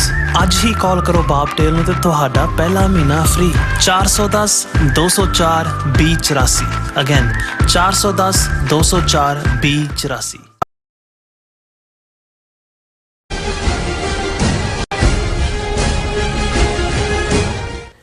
Viewers welcome back to programme. So ਇਸ ਗੱਲਬਾਤ ਕਰਨ ਜਾ ਰਹੇ ਹਾਂ ਕਿ ਯੂਕੇ ਅਤੇ ਯੂਰਪ ਦੇ ਸਿੱਖ ਨੁਮਾਇੰਦਿਆਂ ਵੱਲੋਂ ਸਿੱਖ ਮੁੱਦਿਆਂ ਨੂੰ ਯੂਰਪੀਅਨ ਕਮਿਸ਼ਨ ਅਤੇ ਯੂਰਪੀਅਨ ਪਾਰਲੀਮੈਂਟ ਸਾਹਮਣੇ ਰੱਖਿਆ ਗਿਆ। ਸੋ ਇਸ ਬਾਰੇ ਆਪਾਂ ਗੱਲਬਾਤ ਕਰਨ ਜਾ ਰਹੇ ਹਾਂ। ਸੋ ਅਸੀਂ ਚਾਹਾਂਗੇ ਕਿ ਤੁਸੀਂ ਇਸੇ ਤਰ੍ਹਾਂ ਬਣੇ ਰਹਿਣਾ, ਦੇਖਣ ਸੁਣਨ ਲਈ ਐਂਡ ਲਿਖਣ ਲਈ ਤੁਹਾਡਾ ਬਹੁਤ ਬਹੁਤ ਧੰਨਵਾਦ। ਜੀ ਡਾਕਟਰ ਸਾਹਿਬ ਕੀ ਕਹਿਣਾ ਚਾਹੋਗੇ? ਦੇਖੋ, TV 84 ਆਪਣੇ ਲਿਮਿਟਿਡ ਰਿਸੋਰਸਿਸ ਦੇ ਹੁੰਦਿਆਂ ਵੀ ਸਾਡੀ ਕੋਸ਼ਿਸ਼ ਹੁੰਦੀ ਹੈ ਕਿ ਕੌਮੀ ਕਾਰ ਖਾਲਿਸਤਾਨ ਦੀ ਪ੍ਰਾਪਤੀ ਲਈ ਜਾਂ ਸਿੱਖਾਂ ਨਾਲ ਸੰਬੰਧਿਤ ਜਿਹੜੇ ਅੱਡ-ਅੱਡ ਇਸ਼ੂਜ਼ ਅੱਡ-ਅੱਡ ਕੰਟੀਨੈਂਟ 'ਚ ਨੇ, ਯੂਰਪ 'ਚ ਨੇ, ਆਸਟ੍ਰੇਲੀਆ 'ਚ ਨੇ, ਓਬਵੀਅਸਲੀ ਨਾਰਥ ਅਮਰੀਕਾ ਜਾਂ ਸਾਡਾ ਖਿੱਤਾ ਏਸ਼ੀਆ ਦੇ ਵਿੱਚ, ਸਾਊਥ ਏਸ਼ੀਆ, ਔਰ ਉਹਦੇ ਨਾਲ ਈਵਨ ਦੂਸਰੀਆਂ ਸਾਡੀਆਂ ਜਿਹੜੀਆਂ ਕਮਿਊਨਿਟੀਜ਼ ਨੇ, ਉਹ ਸਾਡੇ ਕਸ਼ਮੀਰੀ ਭੈਣ ਭਰਾ ਹੋਣ ਜਾਂ ਮਨੀਪੁਰ, ਦੂਸਰੇ ਉਹਨਾਂ ਇਸ਼ੂਜ਼ ਨੂੰ ਵੀ ਅਸੀਂ ਹਾਈਲਾਈਟ ਕਰਦੇ। ਔਰ ਇਸ ਲਈ ਵੀ ਸਾਡੀ ਕੋਸ਼ਿਸ਼ ਹੁੰਦੀ ਹੈ ਕਿ ਵੀ ਜਿਹੜੀ ਐਕਟੀਵਿਟੀ ਅੱਗੇ ਵੱਧ ਕੇ ਸਾਡੇ ਵੀਰ ਭੈਣਾਂ ਲੌਬੀ ਦੇ ਫੀਲਡ 'ਚ ਕਰ ਰਹੇ ਨੇ, ਉਹਨੂੰ ਅਸੀਂ ਖਾਸ ਥਾਂ ਦਿੰਦੇ। ਔਰ ਜਿਵੇਂ ਅਸੀਂ ਕੱਲ੍ਹ ਵੀ ਜ਼ਿਕਰ ਕੀਤਾ ਸੀ ਕਿ ਭਾਈ ਕਿਵੇਂ ਜਿਹੜੀ ਸਿੱਖ ਫੈਡਰੇਸ਼ਨ UK ਦੀ ਲੌਬੀ ਹੈ, ਉਸ ਨੇ ਈਵਨ ਹੁਣ ਲੇਬਰ ਗੌਰਮੈਂਟ ਦੇ ਵੇਲੇ ਜਿੱਥੇ 12 ਜਿਹੜੇ ਮੈਂਬਰ ਪਾਰਲੀਮੈਂਟ ਸਿੱਖ ਨੇ, ਪਿਛਲੇ ਪੀਰੀਅਡ 'ਚ ਲੌਬਿੰਗ ਦਾ ਨਤੀਜਾ ਕਈ ਸਾਲਾਂ ਤੋਂ ਕਿ ਸਿੱਖਾਂ ਦੀ ਪਾਰਟਿਸਿਪੇਸ਼ਨ ਪੋਲੀਟੀਕਲ ਸਫੀਅਰ 'ਚ ਹੋਈ ਹੈ, ਉੱਥੇ ਜੱਗੀ ਜੌਲ ਦੇ ਮੁੱਦੇ ਦੇ ਉੱਤੇ ਵੀ ਜਿਹੜੀ ਇੱਕ ਪੂਰੀ ਲੌਬੀ ਔਰ ਇੰਡੀਪੈਂਡੈਂਟ ਕਮਿਸ਼ਨ ਬਣਾਉਣ ਦੇ ਲਈ ਜੱਜ ਬੇਸ ਜਿਹੜਾ ਜੂਨ 84 ਘੱਲੂਘਾਰੇ ਦੇ ਵਿੱਚ UK ਸਰਕਾਰ ਨੇ ਕੀ ਇਮਦਾਦ ਕੀਤੀ ਹੈ ਜਾਂ ਉਹਦਾ ਕੀ ਰੋਲ ਹੈ, ਉਸ ਸੱਚ ਨੂੰ ਸਾਹਮਣੇ ਲਿਆਉਣਾ।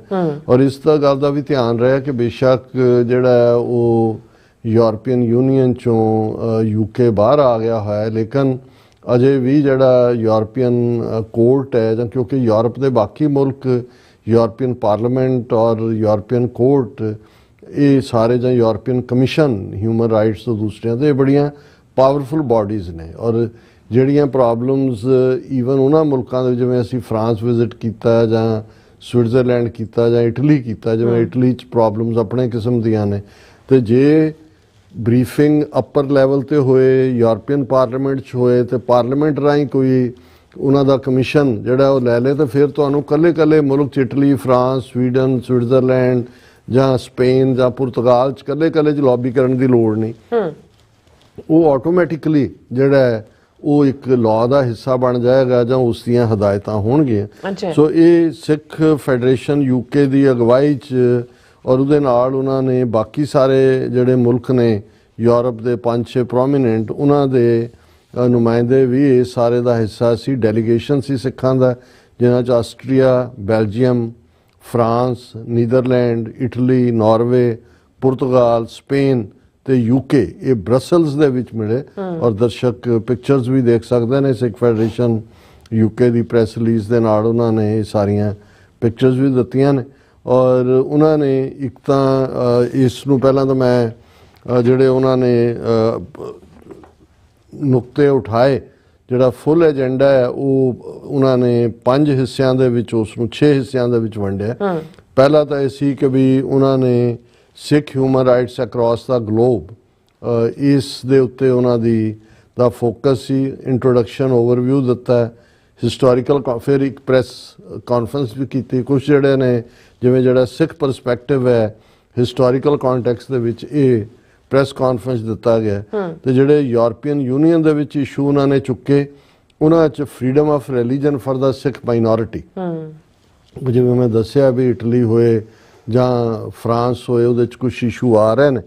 ਉਹਦੇ 'ਚ ਉਹਨਾਂ ਨੂੰ ਬਰੀਫ ਕੀਤਾ ਹੈ ਕਿ ਭਾਈ ਸਾਡੀ ਫਰੀडम ਆਫ ਰਿਲੀਜਨ ਜਿਹੜੀ ਹੈ ਉਹਦੇ ਨਾਲ ਕੰਪਰੋਮਾਈਜ਼ ਨਾ ਹੋਏ, ਤੇ challenges to the Sikh identity ਵੀ ਕੀ ਫੇਸ ਹੋ ਰਹੇ ਨੇ, ਇਹ ਸਾਰੇ ਦੇ ਉੱਤੇ ਕੀਤਾ। ਫਿਰ ਇੱਕ ਜਿਹੜਾ ਉਹਨਾਂ ਦੀ ਬਰੀਫਿੰਗ ਜ਼ਾਹਰ ਹੈ ਇਸ਼ੂਜ਼ ਇਨ ਇੰਡੀਆ ਕੀ ਹੈ, ਫਰੀडम ਆਫ ਰਿਲੀਜਨ ਇੰਡੀਆ 'ਚ, ਸਿੱਖ ਪੋਲੀਟੀਕਲ ਪ੍ਰਿਜ਼ਨਰਸ, ਜਾਂ ਹੁਣ ਜਿਹੜਾ ਇਹ ਵਰ੍ਹਾ 2025 ਦਾ ਇਹ 30ਵੀਂ ਐਨੀਵਰਸਰੀ ਹੋਏਗੀ ਮਨੁੱਖੀ ਹੱਕਾਂ ਦੇ ਮਸੀਹਾ ਸਰਦਾਰ ਜਸਵੰਤ ਸਿੰਘ ਖਾਲੜਾ ਦੀ ਸ਼ਹਾਦਤ ਦੀ। ਸੋ ਉਸ ਦੇ ਉੱਤੇ ਵੀ ਉਹਨਾਂ ਨੇ ਬਰੀਫ ਕੀਤਾ।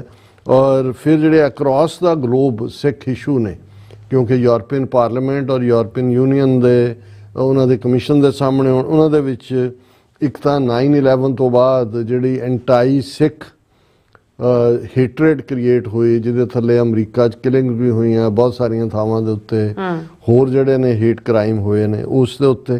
ਔਰ ਇਸ ਵੇਲੇ ਜਿਹੜਾ ਸਭ ਤੋਂ ਵੱਡਾ ਚੈਲੰਜ ਇੰਡੀਅਨ ਸਟੇਟ ਵੱਲੋਂ ਸਿੱਖ ਡਾਇਸਪੋਰਾ ਦੇ ਵਿੱਚ ਟਰਾਂਸਨੈਸ਼ਨਲ ਰਿਪਰੈਸ਼ਨ ਕਰਨਾ ਹੈ, ਇਹ ਜਿਹੜਾ ਇੰਡੀਅਨ ਗਵਰਨਮੈਂਟ ਦਾ ਔਰ ਇਹ ਵਾਇਲੇਟ ਕਰਦਾ ਹੈ ਸੋਵਰਨਿਟੀ ਆਫ ਦਾ ਕੰਟਰੀ ਜਿੱਥੇ ਉਹ ਕਰ ਰਹੇ ਨੇ, and violation of the international law. ਔਰ ਇਹ ਜਿਹੜਾ ਇਸ ਦੇ ਉੱਤੇ ਉਹਨਾਂ ਨੇ ਪੂਰਾ ਆਪਣਾ ਬਰੀਫਿੰਗ ਕੀਤੀ। ਇਸ ਤੇ ਉਹਨਾਂ ਦੀ ਪ੍ਰੈਸ ਕਾਨਫਰੰਸ ਹੈ। ਉਹਨਾਂ ਨੇ ਕਿਹਾ ਕਿ ਵੀ ਅਸੀਂ ਪਿਛਲੇ ਦਿਨੀ ਯੂਰਪੀਅਨ ਕਮਿਸ਼ਨ ਦੀ ਪ੍ਰੈਜ਼ੀਡੈਂਟ ਯੂਰਸੁਲਾ ਵੌਨ ਡਰ ਲੈਨ ਤੇ ਉਹਨਾਂ ਦੇ ਨਾਲ, ਜਿਵੇਂ ਉਸ ਨੇ ਡੈਵੋਸ ਦੇ ਵਿੱਚ ਕਿਹਾ ਕਿ ਵੀ ਉਹ ਆਪਣੀ ਫਸਟ ਟ੍ਰਿਪ ਦੇ ਉੱਤੇ ਉਹਦੀ ਨਵੀਂ ਟਰਮ ਸ਼ੁਰੂ ਹੋਈ ਆ, ਇੰਡੀਆ ਜਾ ਰਹੀ ਹੈ। ਔਰ ਇਸ ਦੇ ਨਾਲ ਸਾਨੂੰ ਇਹ ਲੱਗਾ ਕਿ ਵੀ ਇਹ ਮੌਕਾ ਹੈ ਕਿ ਵੀ ਅਸੀਂ ਵਾਈਸ ਪ੍ਰੈਜ਼ੀਡੈਂਟ ਇਨ ਦਾ ਕਮਿਸ਼ਨ ਜਿਹੜਾ ਰਿਸਪੌਂਸਿਬਲ ਹੈ ਹਿਊਮਨ ਰਾਈਟਸ ਲਈ, ਉਹਨਾਂ ਨੂੰ ਜਿਹੜਾ ਅਸੀਂ ਲਿਖਿਆ ਔਰ ਫੰਡਾਮੈਂਟਲ ਰਾਈਟਸ ਔਰ ਰੂਲ ਆਫ ਲਾਅ ਦੇ ਉੱਤੇ ਅਸੀਂ ਉਹਨਾਂ ਦੇ ਨਾਲ ਉਹ ਮੈਮੋਰੈਂਡਮ ਵੀ ਸ਼ੇਅਰ ਕੀਤਾ, ਜਿਹੜਾ ਅਸੀਂ ਸਿੱਖਸ ਅਕ੍ਰੋਸ ਦਾ ਯੂਰਪੀਅਨ ਯੂਨੀਅਨ ਦੀ ਸਾਡੀ ਜਿਹੜੀ ਪਲਾਈਟ ਹੈ ਉਸ ਬਾਰੇ ਅਸੀਂ ਉਹਨਾਂ ਨੂੰ ਦਿੱਤਾ। ਔਰ ਇਹ ਲਾਸਟ ਜਿਹੜਾ ਇਹਨਾਂ ਦਿਨਾਂ ਦੇ ਵਿੱਚ ਹੀ ਮਿਲੇ ਨੇ, ਟਰਾਂਸਨੈਸ਼ਨਲ ਰਿਪਰੈਸ਼ਨ ਦੇ ਉੱਤੇ ਵੀ ਗੱਲ ਹੋਈ। ਫਿਰ ਉਹਨਾਂ ਨੇ ਕਿਹਾ ਵੀ ਅਸੀਂ ਇਸ ਮੌਕੇ ਦਾ ਵੀ ਫਾਇਦਾ ਲਿਆ ਕਿ ਇਸ ਓਪਰਚੁਨਿਟੀ ਨੂੰ ਕਿ ਜਿੱਥੇ 5 ਇੰਡੀਪੈਂਡੈਂਟ ਐਕਸਪਰਟ ਜਿਹੜੇ UN ਜਿਹੜੇ ਨੇ ਸਪੈਸ਼ਲ ਰਿਪੋਰਟਰ ਕਲੈਕਟਿਵਲੀ, ਜਿਹਨਾਂ ਉਹਨਾਂ ਨੇ ਇੰਡੀਅਨ ਗਵਰਨਮੈਂਟ ਨੂੰ 19 ਜਨਵਰੀ 2024 ਨੂੰ ਲਿਖਿਆ ਸੀ ਹਰਦੀਪ ਸਿੰਘ ਨਿੱਜਰ ਦੀ ਕਿਲਿੰਗ ਬਾਰੇ। ਫਿਰ 18 ਜੂਨ 2023 ਨੂੰ ਜਿਹੜੀਆਂ ਉਹਨਾਂ ਦੀ ਲਾਈਫ ਨੂੰ ਜਿਹੜਾ ਉਹ ਥ੍ਰੈਟ ਹੋਈ ਜਾਂ ਉਹਨਾਂ ਨੂੰ ਇੰਟੀਮੀਡੇਟ ਕੀਤਾ ਗਿਆ।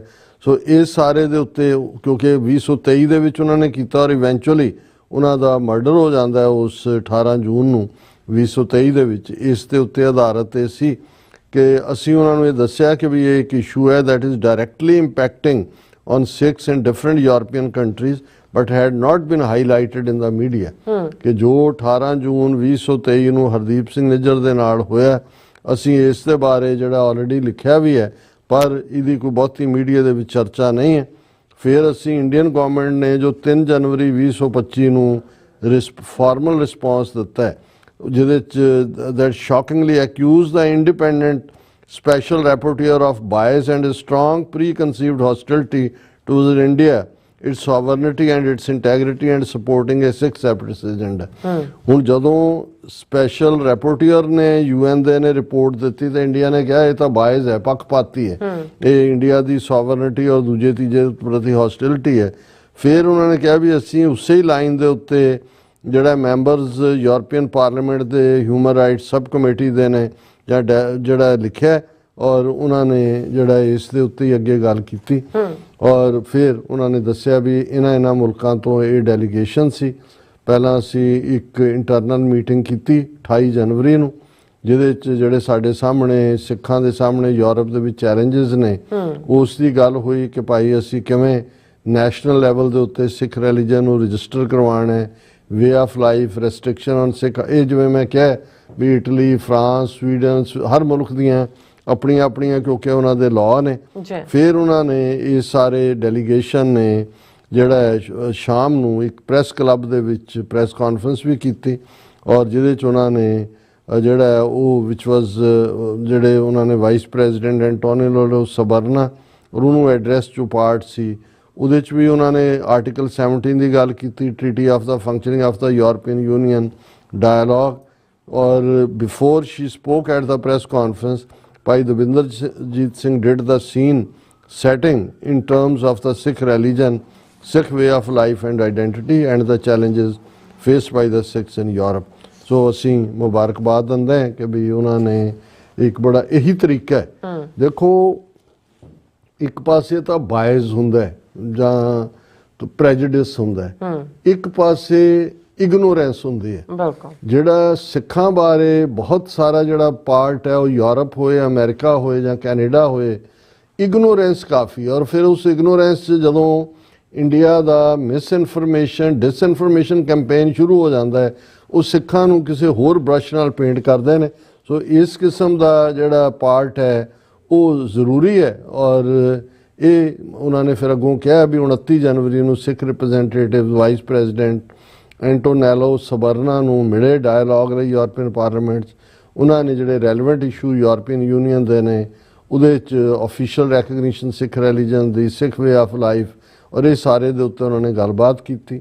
ਔਰ ਉਹਨੇ ਜਿਹੜਾ ਵਾਈਸ ਪ੍ਰੈਜ਼ੀਡੈਂਟ ਨੇ ਜਿਹੜਾ ਰਿਸਪੌਂਡ ਕੀਤਾ, ਉਹਨੇ ਕਿਹਾ ਕਿ ਵੀ ਉਸ ਦੀਆਂ ਜਿਹੜੀਆਂ ਪਾਵਰਸ ਨੇ ਉਹਨਾਂ ਦੀਆਂ ਲਿਮਿਟੇਸ਼ਨਸ ਨੇ, ਸੀਮਾਵਾਂ ਨੇ, ਪਰ ਉਹਨੂੰ ਇਹ ਕਿਹਾ ਗਿਆ ਕਿ ਵੀ ਦੂਸਰੇ ਵੀ ਜਿਹੜੇ ਮੈਂਬਰ ਯੂਰਪੀਅਨ ਪਾਰਲੀਮੈਂਟ ਦੇ ਡਿਫਰੈਂਟ ਯੂਰਪੀਅਨ ਕੰਟਰੀਜ਼ ਦੇ ਨੇ ਉਹ ਵੀ ਆਪਣੀ ਸੌਫਟ ਪਾਵਰ ਯੂਜ਼ ਕਰ ਸਕਦੇ ਨੇ ਤਾਂ ਕਿ ਸਿੱਖਾਂ ਦੀ ਇਹਨਾਂ ਮਾਮਲਿਆਂ ਦੇ ਵਿੱਚ ਮਦਦ ਕੀਤੀ ਜਾਏ, ਸਿੱਖਾਂ ਨੂੰ ਆਫੀਸ਼ੀਅਲੀ ਰੈਕਗਨਾਈਜ਼ ਕੀਤਾ ਜਾਏ ਅਤੇ ਜਿਹੜੀਆਂ ਗੈਰ ਜ਼ਰੂਰੀ ਕੁਛ ਰੁਕਾਵਟਾਂ ਨੇ ਉਹਨਾਂ ਨੂੰ ਓਵਰਕਮ ਕੀਤਾ ਜਾਏ।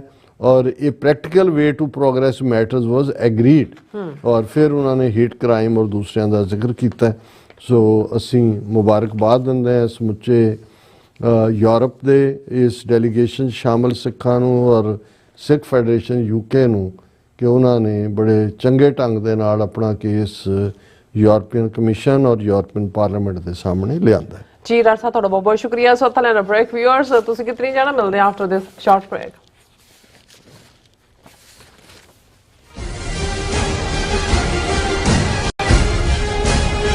ਕੀ ਤੁਸੀਂ ਆਪਣੇ ਟੈਕਸਿਸ ਨੂੰ ਲੈ ਕੇ ਚਿੰਤਤ ਹੋ? ਤੁਸੀਂ ਆਪਣੀ ਕਮਾਈ ਲਈ ਮਿਹਨਤ ਕਰਦੇ ਹੋ, ਭਾਵੇਂ ਤੁਸੀਂ ਨੌਕਰੀ ਵਿੱਚ ਹੋਵੋ ਜਾਂ ਆਪਣਾ ਬਿਜ਼ਨਸ ਚਲਾਉਂਦੇ ਹੋ। ਜਦੋਂ ਟੈਕਸ ਭਰਨ ਦਾ ਸਮਾਂ ਆਉਂਦਾ ਤਾਂ ਤੁਹਾਨੂੰ ਇੱਕ ਭਰੋਸੇਯੋਗ ਟੈਕਸ ਅਕਾਊਂਟੈਂਟ ਦੀ ਲੋੜ ਹੈ ਜੋ ਟੈਕਸ ਬੈਲੈਂਸ ਦਾ ਤੁਹਾਡੇ ਪੱਖ ਵਿੱਚ ਜਾਣਾ ਯਕੀਨੀ ਬਣਾਵੇ। ਸਿਆਟਲ ਦੀ ਜਾਣੀ ਪਹਿਚਾਣੀ company accurate accountants and taxes ਤੁਹਾਡੀ ਸੇਵਾ ਵਿੱਚ ਹਾਜ਼ਰ ਹੈ।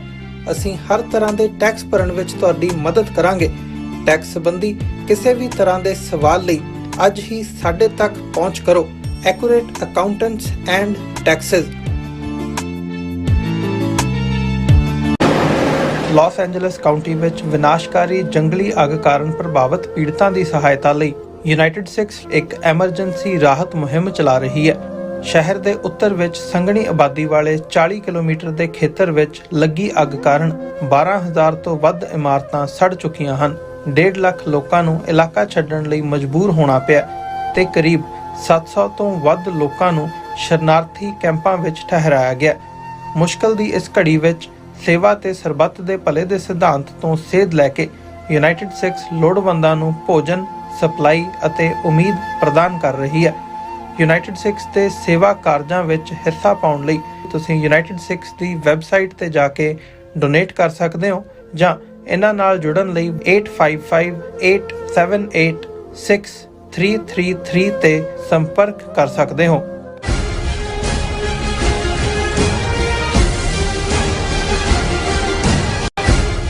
ਦਰਸ਼ਕੋ, ਬ੍ਰੇਕ ਤੋਂ ਬਾਅਦ ਆਪਾਂ ਤੁਹਾਨੂੰ ਸਭ ਨੂੰ ਜੀਆਂ ਕਹਿੰਦੇ ਆ। ਸੋ ਗੱਲਬਾਤ ਕਰਨ ਜਾ ਰਹੇ ਹਾਂ ਅਖੀਰਲੇ ਸੈਗਮੈਂਟ ਦੇ ਵਿੱਚ ਕਿ ਪੰਜਾਬੀ ਦਾ ਅਖਾਣ ਹੈ ਕਿ ਪਾਣੀ ਵਿੱਚ ਮਦਾਨੀ ਪਾਉਣਾ। ਸੋ ਭਾਰਤ ਵੱਲੋਂ ਅੱਜ ਕੱਲ ਅਰਬ ਤੇ ਯੂਰਪੀਅਨ ਮੁਲਕਾਂ ਨਾਲ India, Middle East, Europe economic corridor ਬਾਰੇ ਗੱਲਬਾਤ ਕੀਤੀ ਜਾ ਰਹੀ ਹੈ ਔਰ ਇਸ ਕੋਰੀਡੋਰ ਦਾ ਆਈਡੀਆ G20 ਮੁਲਕਾਂ ਦੀ 2023 ਵਿੱਚ ਦਿੱਲੀ ਵਿੱਚ ਹੋਈ ਸਮਿਟ ਵਿੱਚ ਵਿਚਾਰਿਆ ਗਿਆ ਸੀ। ਪਰ ਮਿਡਲ ਈਸਟ ਵਿੱਚ ਇਜ਼ਰਾਈਲ ਹਮਾਸ ਝਗੜੇ ਨੇ ਇਸ ਨੂੰ ਜੰਮਦਿਆਂ ਹੀ ਮਾਰ ਦਿੱਤਾ ਸੀ। ਪਰ ਥੁੱਕ ਨਾਲ ਵੜੇ ਪਕਾਉਣਾ ਇਹ ਭਾਰਤ ਤੋਂ ਹੀ ਸਿੱਖਿਆ ਜਾ ਸਕਦਾ ਜਾਂ ਇਸ ਦਾ ਮੁਕਾਬਲਾ ਭਾਰਤ ਤੋਂ ਹੀ ਕੀਤਾ ਜਾ ਸਕਦਾ। ਸੋ ਇਸ ਬਾਰੇ ਆਪਾਂ ਗੱਲਬਾਤ ਕਰਨ ਜਾ ਰਹੇ ਹਾਂ ਔਰ ਨਾਲ ਹੀ ਜਿਹੜੇ ਤੁਹਾਡੇ ਲਾਈਵ ਮੈਸੇਜ ਨੇ ਉਹ ਵੀ ਆਪਾਂ ਸ਼ੇਅਰ ਕਰਨ ਜਾ ਰਹੇ ਹਾਂ। ਸੋ ਅਸੀਂ ਚਾਹਾਂਗੇ ਕਿ ਤੁਸੀਂ ਇਸੇ ਤਰ੍ਹਾਂ ਬਣੇ ਰਹਿਣਾ। ਦੇਖਣ, ਸੁਣਨ ਲਈ, ਲਿਖਣ ਲਈ ਤੁਹਾਡਾ ਸਭ ਦਾ ਬਹੁਤ ਬਹੁਤ ਧੰਨਵਾਦ ਜੀ। ਡਾਕਟਰ ਸਾਹਿਬ ਕੀ ਕਹਿਣਾ ਚਾਹੋਗੇ?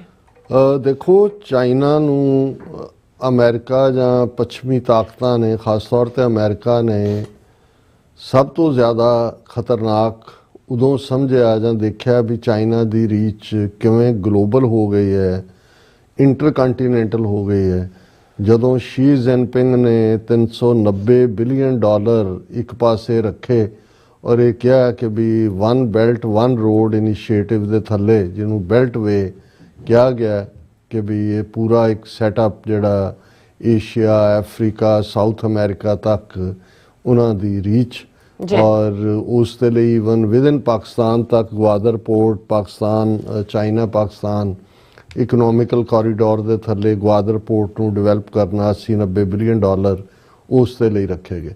ਉਦੋਂ ਅਮਰੀਕਾ ਨੂੰ ਰਿਅਲਾਈਜ਼, ਅਦਰਵਾਈਜ਼ ਤਾਂ ਅਮਰੀਕਾ ਵੈਸੇ ਹੀ ਇਕਨੋਮਿਕਲੀ, ਮਿਲੀਟੈਰੀਲੀ ਜਾਂ ਡਾਲਰ, ਕਿਉਂਕਿ ਕਰੰਸੀ ਅਮਰੀਕਾ ਦੀ ਹੈ, ਦੁਨੀਆ 'ਚ ਚੱਲਦੀ ਹੈ, ਸੋ ਇਹਨਾਂ ਨੂੰ ਸਭ ਤੋਂ ਵੱਡਾ ਖਤਰਾ ਉਦੋਂ ਮਹਿਸੂਸ ਹੋਇਆ ਵੀ ਚਾਈਨਾ ਤਾਂ ਇੱਕ ਬਰਾਬਰ ਹੀ ਨਹੀਂ, ਰਾਦਰ ਅੱਗੇ ਲੰਘਣ ਵਾਲੀ ਧਿਰ ਦੇ ਤੌਰ 'ਤੇ ਆ ਰਹੀ। ਹੁਣ ਉਸ ਦੇ ਵਿੱਚ ਇੱਕ ਪਾਰਟ ਤਾਂ ਇਹ ਸੀ ਵੀ ਚਾਈਨਾ ਨੂੰ ਚੈੱਕ ਕੀਤਾ ਜਾਏ, ਜਿਹੜਾ ਸਾਰੀ ਨੀਤੀ ਜਿਹੜੀ ਟਰੰਪ ਜਾਂ ਈਵਨ ਬਾਈਡਨ ਨੇ ਵੀ ਜਿਸ ਦੇ ਉੱਤੇ ਸਾਰੀ ਲੌਬੀ ਕੀਤੀ। ਟਰੰਪ ਨੇ ਹੁਣ ਜੇ ਟੈਰਿਫਸ ਦੀ ਗੱਲ ਹੈ ਜਾਂ ਉਹਦੇ ਵਪਾਰ ਨੂੰ, ਖਾਸ ਤੌਰ ਤੇ ਜਿਹੜਾ ਸਰਪਲਸ ਹੈ $700-800 ਬਿਲੀਅਨ ਦੀ ਟ੍ਰੇਡ ਸਰਪਲਸ ਹੈ, ਉਹਨੂੰ ਕਿਵੇਂ ਘਟਾਉਣਾ ਹੈ, ਟੈਰਿਫ ਲਾਉਣ ਦੀ ਗੱਲ ਹੈ ਜਾਂ ਉਸ ਦੇ ਉੱਤੇ ਚਾਰਜਿੰਗ ਹੈ ਕਿ ਜੀ ਉਹ ਇਹ ਕਰ ਰਿਹਾ ਜਾਂ ਉਹ ਕਰ ਰਿਹਾ। ਨਾਲ ਦੀ ਨਾਲ ਉਸ ਨੂੰ ਅੱਡ-ਅੱਡ ਕੰਟੀਨੈਂਟਸ ਜਿੱਥੇ ਉਹਦਾ ਫੈਲਾਅ ਹੈ, ਉਹਦਾ ਦਬਾਅ, ਜਿਵੇਂ ਪਾਕਿਸਤਾਨ ਦੇ ਉੱਤੇ ਅਮਰੀਕਨ ਦਬਾਅ ਹੈ, ਇਸੇ ਲਈ ਜਿਹੜੀ ਗਵਾਦਰ ਪੋਰਟ ਹੈ ਅਜੇ ਫੰਕਸ਼ਨਲ ਉਸ ਲੈਵਲ ਤੇ ਨਹੀਂ ਹੋ ਰਹੀ, ਕੰਸਟਰਕਸ਼ਨ ਵੀ ਕੰਪਲੀਟ ਨਹੀਂ ਹੋ ਰਹੀ ਔਰ ਵਿੱਚ ਰੁਕਾਵਟਾਂ ਨੇ। ਲੇਕਿਨ ਉਹਨਾਂ ਨੂੰ, ਅਮਰੀਕਾ ਨੂੰ ਔਰ ਯੂਰਪੀਅਨ ਕੰਟਰੀਜ਼ ਨੂੰ ਇਹ ਵੀ ਲੱਗਾ ਵੀ ਇਵੈਂਚੁਅਲੀ ਤੇ ਜੇ ਇਸ ਲੈਵਲ ਦੇ ਉੱਤੇ ਤੁਸੀਂ ਦੁਨੀਆ ਦੇ ਵਿੱਚ ਆਪਣਾ ਦਬਾਅ ਬਣਾਉਣਾ ਤੇ ਫਿਰ ਉਹ ਰਾਹ ਲੱਭੇ ਜਾਣ ਜਿਹਦੇ ਨਾਲ ਵਪਾਰ ਸੌਖਾ ਹੋਏ, ਐਕਸੈਸਿਬਿਲਿਟੀ ਹੋਏ। ਹੁਣ ਜਦੋਂ ਪ੍ਰੈਜ਼ੀਡੈਂਟ ਟਰੰਪ ਨੇ ਪਨਾਮਾ ਕੈਨਾਲ ਲੈਣ ਦੀ ਗੱਲ ਕੀਤੀ, ਇਹ ਵੀ ਬਿਜ਼ਨਸ ਕੋਰੀਡੋਰ ਹੈ ਕਿਉਂਕਿ 20% ਤੋਂ ਜ਼ਿਆਦਾ ਸ਼ਿਪਸ ਅਮਰੀਕਾ ਦੇ ਉੱਥੋਂ ਆਉਂਦੇ ਨੇ। ਜਾਂ ਗ੍ਰੀਨਲੈਂਡ ਦੀ ਗੱਲ ਕੀਤੀ, ਇਹ ਵੀ ਕਿਉਂਕਿ ਆਈਸ ਗਲੇਸ਼ੀਅਰ ਪਿਘਲ ਰਹੇ ਨੇ ਔਰ ਉਹਨੂੰ ਵੀ ਦੂਜਾ। ਪਰ ਇੱਕ ਜਿਹੜਾ ਆਈਡੀਆ ਹੈ ਜਿਸ ਨੂੰ ਅਜੇ ਫਲੋਟ ਹੀ ਕੀਤਾ ਗਿਆ, ਉਹਦੇ ਤੇ ਕੋਈ ਉਹਨਾਂ ਨੇ ਕੋਈ ਮਨੀ ਇਨਵੈਸਟਮੈਂਟ ਨਹੀਂ ਰੱਖੀ ਕਿ ਕਿੱਥੋਂ ਆਏਗਾ, ਕਿੰਨਾ ਟਾਈਮ ਲੱਗੇਗਾ।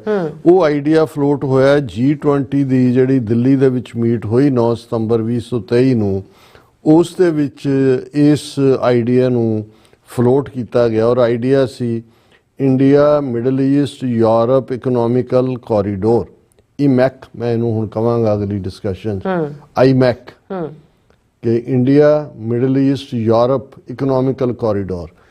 ਹੁਣ ਇਹਦੇ ਥੱਲੇ ਦੋ ਚੀਜ਼ਾਂ ਹਾਸਲ ਹੁੰਦੀਆਂ ਸੀ ਕਿ ਵੀ ਤੁਸੀਂ ਇੰਡੀਆ ਤੋਂ ਮਿਡਲ ਈਸਟ ਤੱਕ, ਕਿਉਂਕਿ ਹੁਣ ਜਿਹੜੇ ਮਿਡਲ ਈਸਟ ਦੇ ਸ਼ੇਖਡਮ ਨੇ ਉਹ ਸਾਰੇ ਪ੍ਰੋ ਅਮਰੀਕਾ ਹੀ ਨੇ।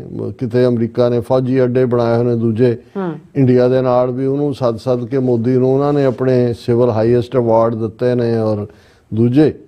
ਤੇ ਜੇ ਮਿਡਲ ਈਸਟ ਤੱਕ ਤੁਸੀਂ ਪਹੁੰਚ ਜਾਂਦੇ ਹੋ ਤਾਂ ਮਿਡਲ ਈਸਟ ਤੋਂ ਤੁਸੀਂ ਯੂਰਪ, ਉਹ ਭਾਵੇਂ ਇਜਿਪਟ ਰਾਹੀਂ, ਇਜਿਪਟ ਵਿਚਾਲੇ ਆਉਂਦਾ ਔਰ ਦੈਨ ਤੁਸੀਂ ਯੂਰਪ 'ਚ ਪਹੁੰਚ ਗਏ।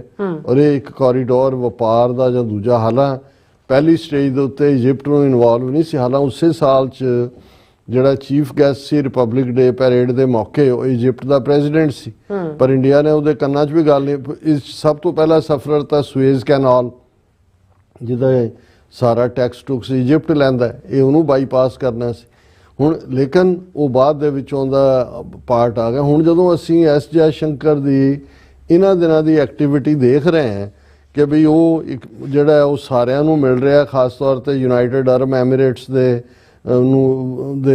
ਕਰਾਊਨ ਪ੍ਰਿੰਸ ਨੂੰ ਮਿਲਿਆ ਔਰ ਬਾਕੀਆਂ ਦੇ ਨਾਲ ਦੋਹਾ ਫਲਾਣੇ ਢਿਮਕੇ, ਔਰ ਹਰ ਥਾਂ ਉਹ ਇਸ ਆਈਮੈਕ ਦੀ ਗੱਲ ਕਰ ਰਿਹਾ ਕਿ ਇਹ ਜਿਹੜਾ ਇੰਡੀਆ ਮਿਡਲ ਈਸਟ ਔਰ ਯੂਰਪੀਅਨ ਇਕਨੋਮਿਕਲ ਕੋਰੀਡੋਰ ਹੈ। ਹੁਣ ਇਹ 18 ਮਹੀਨੇ ਪਹਿਲਾਂ ਇਹ ਉੱਥੇ ਆਈਡੀਆ ਫਲੋਟ ਕੀਤਾ ਗਿਆ। 6 ਮਹੀਨੇ ਦੇ ਵਿੱਚ ਮੀਟਿੰਗ ਹੋਣੀ ਸੀ ਜਿਹਨੂੰ ਇੰਡੀਆ ਨੇ ਹੀ ਪ੍ਰੀਜ਼ਾਈਡ ਕਰਨਾ ਸੀ, ਲੇਕਿਨ ਉੱਥੇ ਅਸੀਂ ਅਕਤੂਬਰ 2023 ਦੇ ਵਿੱਚ ਦੇਖਦੇ ਹਾਂ ਕਿ ਵੀ ਹਮਾਸ ਨੇ ਅਟੈਕ ਕਰਤਾ ਇਜ਼ਰਾਈਲ ਦੇ ਉੱਤੇ, ਉਹਨਾਂ ਦੇ 1200 ਤੋਂ ਜ਼ਿਆਦਾ ਮਾਰਤੇ, 300-400 ਅਗਵਾ ਕਰਤੇ, ਜੰਗ ਛਿੜ ਗਈ। ਇਜ਼ਰਾਈਲ ਨੇ ਫਲੈਟ ਕਰਤਾ, ਗਜ਼ਾ ਨੂੰ ਵੀ ਕਰਤਾ, ਲਬਨਾਨ ਨੂੰ ਵੀ ਕਰਤਾ, ਉਧਰ ਸੀਰੀਆ ਦੇ ਵਿੱਚ ਗੇਮ ਬਦਲੀ। ਹੁਣ ਯਮਨ ਦਾ ਚੱਲ ਰਿਹਾ, ਭਾਵੇਂ ਟਰੰਪ ਦੇ ਆਉਣ ਤੋਂ ਪਹਿਲਾਂ ਇੱਕ ਸੀਜ਼ ਫਾਇਰ ਹੋਇਆ, ਐਕਸਚੇਂਜ ਆਫ ਪ੍ਰਿਜ਼ਨਰਸ ਹੋ ਰਹੀ ਹੈ ਥੋੜਾ ਬਹੁਤ, ਲੇਕਿਨ ਇਜ਼ਰਾਈਲ ਆਪਣਾ ਕੰਮ ਵੀ ਕਰ ਰਿਹਾ ਹੈ, ਬੰਬਾਰਡ ਵੀ ਕਰ ਰਿਹਾ ਹੈ, ਵੈਸਟ ਬੈਂਕ ਵੀ ਕਰ ਰਿਹਾ ਹੈ। ਸੋ ਇਹ ਕਿਹਨੇ ਕਹਿ ਦਿੱਤਾ ਇੰਡੀਆ ਨੂੰ ਕਿ ਜੀ ਮਿਡਲ ਈਸਟ ਇਸ ਲੈਵਲ ਤੇ ਸੇਫ ਹੋ ਗਿਆ ਕਿ ਜੀ ਇਹ ਕੋਰੀਡੋਰ ਉੱਥੋਂ ਬਣ ਜਾਏਗਾ। ਹੁਣ ਟਰੰਪ ਨੇ ਕੀ ਕਰਨਾ ਹੈ we don't know. Next Tuesday, coming Tuesday, Netanyahu White House 'ਚ ਆ ਰਹੇ ਨੇ, ਪਹਿਲੇ ਇਨਵਾਈਟੀ ਨੇ। ਹੁਣ ਜੇ ਤਾਂ 2 ਸਟੇਟ ਫਾਰਮੂਲਾ ਇੰਪਲੀਮੈਂਟ ਹੁੰਦਾ ਜਿਹਦੀ ਕੋਈ ਪੋਸੀਬਿਲਿਟੀ ਨਹੀਂ ਹੈ ਕਦੋਂ, ਔਰ with the East ਜੈਰੂਸ਼ਲਮ as it's capital, ਫਿਰ ਤਾਂ ਸਾਊਦੀ ਅਰੇਬੀਆ ਜਾਂ UAE ਜਾਂ ਦੂਸਰੀਆਂ ਪਾਵਰ ਜਿਹੜੀਆਂ ਨੇ ਉਹ ਰੈਕਗਨਾਈਜ਼ ਕਰ ਲੈਣਗੇ ਇਜ਼ਰਾਈਲ ਨੂੰ, ਫਿਰ ਪੋਸੀਬਿਲਿਟੀ ਬਣ ਜਾਂਦੀ ਹੈ ਜੀ ਪੀਸ ਹੋ ਜਾਏ, ਜਿਹਦੀ ਮੈਨੂੰ ਨਹੀਂ ਲੱਗਦਾ ਵੀ ਆਉਣ ਵਾਲੀਆਂ ਦਹਾਈਆਂ 'ਚ ਵੀ ਉਹਦੀ ਕੋਈ ਪੋਸੀਬਿਲਿਟੀ ਹੈ। ਤੇ ਅਦਰਵਾਈਜ਼ ਜੇ ਨੇਤਨਯਾਹੂ ਨੂੰ ਗ੍ਰੇਟਰ ਇਜ਼ਰਾਈਲ ਦਾ ਜਿਹੜਾ ਉਹ ਹਰੀ ਝੰਡੀ ਦਿੰਦਾ ਹੈ ਟਰੰਪ, ਜਿਵੇਂ ਆਲਰੇਡੀ ਉਹਨੇ ਇਜਿਪਟ ਨੂੰ ਤੇ ਜਾਰਡਨ ਨੂੰ ਕਿਹਾ ਕਿ ਵੀ ਇੱਥੋਂ ਜਿਹੜਾ 2 ਮਿਲੀਅਨ ਬੇਘਰਾ ਕੀਤਾ ਗਜ਼ਾ ਤੋਂ, ਇਹਨਾਂ ਨੂੰ ਲਾਓ ਰਿਫਿਊਜੀਆਂ ਨੂੰ, ਤਾਂ ਕਿ ਉਹਦੇ ਹਵਾਲੇ ਕਰੋ। ਤੇ ਉਹ ਹਮਾਸ ਜਾਂ ਦੂਜੇ ਕੋਈ ਛੱਡਣ ਵਾਲੇ ਤਾਂ ਨਹੀਂ ਨੇ। ਜਦੋਂ ਤੁਸੀਂ ਲੂਜ਼ਰ ਹੁੰਦੇ ਹੋ, ਸ਼ਹਾਦਤ ਜਾਂ ਦੂਜਾ ਤਾਂ ਅਖੀਰਲਾ ਤੁਹਾਡੇ ਕੋਲ ਉਹੀ ਬਚਿਆ ਹੁੰਦਾ। ਸੋ ਜਦੋਂ ਅਜੇ ਇੰਨਾ ਅਨਸਟੇਬਲ ਹੈ, ਬਹੁਤ ਸਾਰਿਆਂ ਨੂੰ ਤਾਂ ਇਹ ਵੀ ਨਹੀਂ ਪਤਾ ਵੀ ਇਹ ਜਿਹੜਾ ਅਜੇ ਤਾਂ ਫੇਜ਼ 1 ਚੱਲ ਰਿਹਾ ਸੀਜ਼ ਫਾਇਰ ਦਾ, ਵੀ ਇਹ ਵੀ ਹੋਲਡ ਕਰਨਾ ਹੈ ਕਿ ਨਹੀਂ। ਔਰ ਇਜ਼ਰਾਈਲ ਵੀ ਚਾਰਜ ਲਾ ਰਿਹਾ ਜੀ ਹਮਾਸ ਵਾਇਲੇਟ ਕਰ ਰਿਹਾ ਆਲਰੇਡੀ, ਅੱਜ ਉਹਨੇ ਲਬਨਾਨ ਤੇ ਫਿਰ ਉੱਥੇ ਜਾ ਕੇ ਅਟੈਕ ਕੀਤਾ। ਸੋ ਇਹਨਾਂ ਹਾਲਾਤਾਂ ਜਦੋਂ ਮੈਂ ਦੇਖਦਾ ਹਾਂ ਤਾਂ ਮੈਨੂੰ ਇਹ ਲੱਗਦਾ ਵੀ ਇਹਨਾਂ ਵਿਹਲਿਆਂ ਨੂੰ ਕੋਈ ਕੰਮ ਨਹੀਂ ਹੈ, ਥੁੱਕੀ ਵੜੇ ਵੀ ਪਕਾਉਂਦੇ ਨੇ। ਹਾਲਾਂਕਿ ਇੰਡੀਆ ਨੂੰ ਇਹ ਲੱਗਦਾ ਵੀ ਇਹ ਸਾਡੀ ਇੰਪੋਰਟੈਂਸ ਬਣ ਜਾਏਗੀ, ਔਰ ਇਹਦੇ 'ਚ ਕੋਈ ਸ਼ੱਕ ਨਹੀਂ ਹੈ ਕਿ ਜੇ ਪੀਸਫੁਲੀ ਇਹ ਬਣ ਜਾਂਦਾ ਤੇ ਇਹ ਇੱਕ ਵਪਾਰ ਦਾ ਸੌਖਾ ਰਸਤਾ ਹੈ। ਸੁਏਜ਼ ਕੈਨਾਲ ਤੋਂ ਵੀ ਜਾਨ ਛੁੱਟਦੀ ਹੈ, 1 ਬੈਲਟ 1 ਰੋਡ 'ਚ ਹੈ, ਲੇਕਿਨ ਇਹ ਇੱਕ ਸੁਪਨਾ ਹੀ ਰਹੇਗਾ ਕਿਉਂਕਿ ਜਿਸ ਲੈਵਲ ਦੇ ਉੱਤੇ ਮਿਡਲ ਈਸਟ ਹੈ, ਕਿਸੇ ਕੋਲ ਵੀ ਖਾਸ ਤੌਰ ਤੇ ਅਮਰੀਕਨ ਪ੍ਰੈਜ਼ੀਡੈਂਟ ਜਿਹਦੇ ਕੋਲ ਇਹ ਵਿਲ ਹੋਏਗੀ ਕਿਸੇ ਵੇਲੇ ਕਿ ਉਹਨੇ ਜਸਟਿਸ ਕਰਨਾ ਹੈ, 2 ਸਟੇਟ ਸੋਲੂਸ਼ਨ ਇੰਪਲੀਮੈਂਟ ਕਰਨਾ ਹੈ, ਉਦੋਂ ਤੱਕ ਉਸ ਖਿੱਤੇ ਦੇ ਵਿੱਚ ਪੀਸ ਨਹੀਂ ਹੋ ਸਕਦੀ।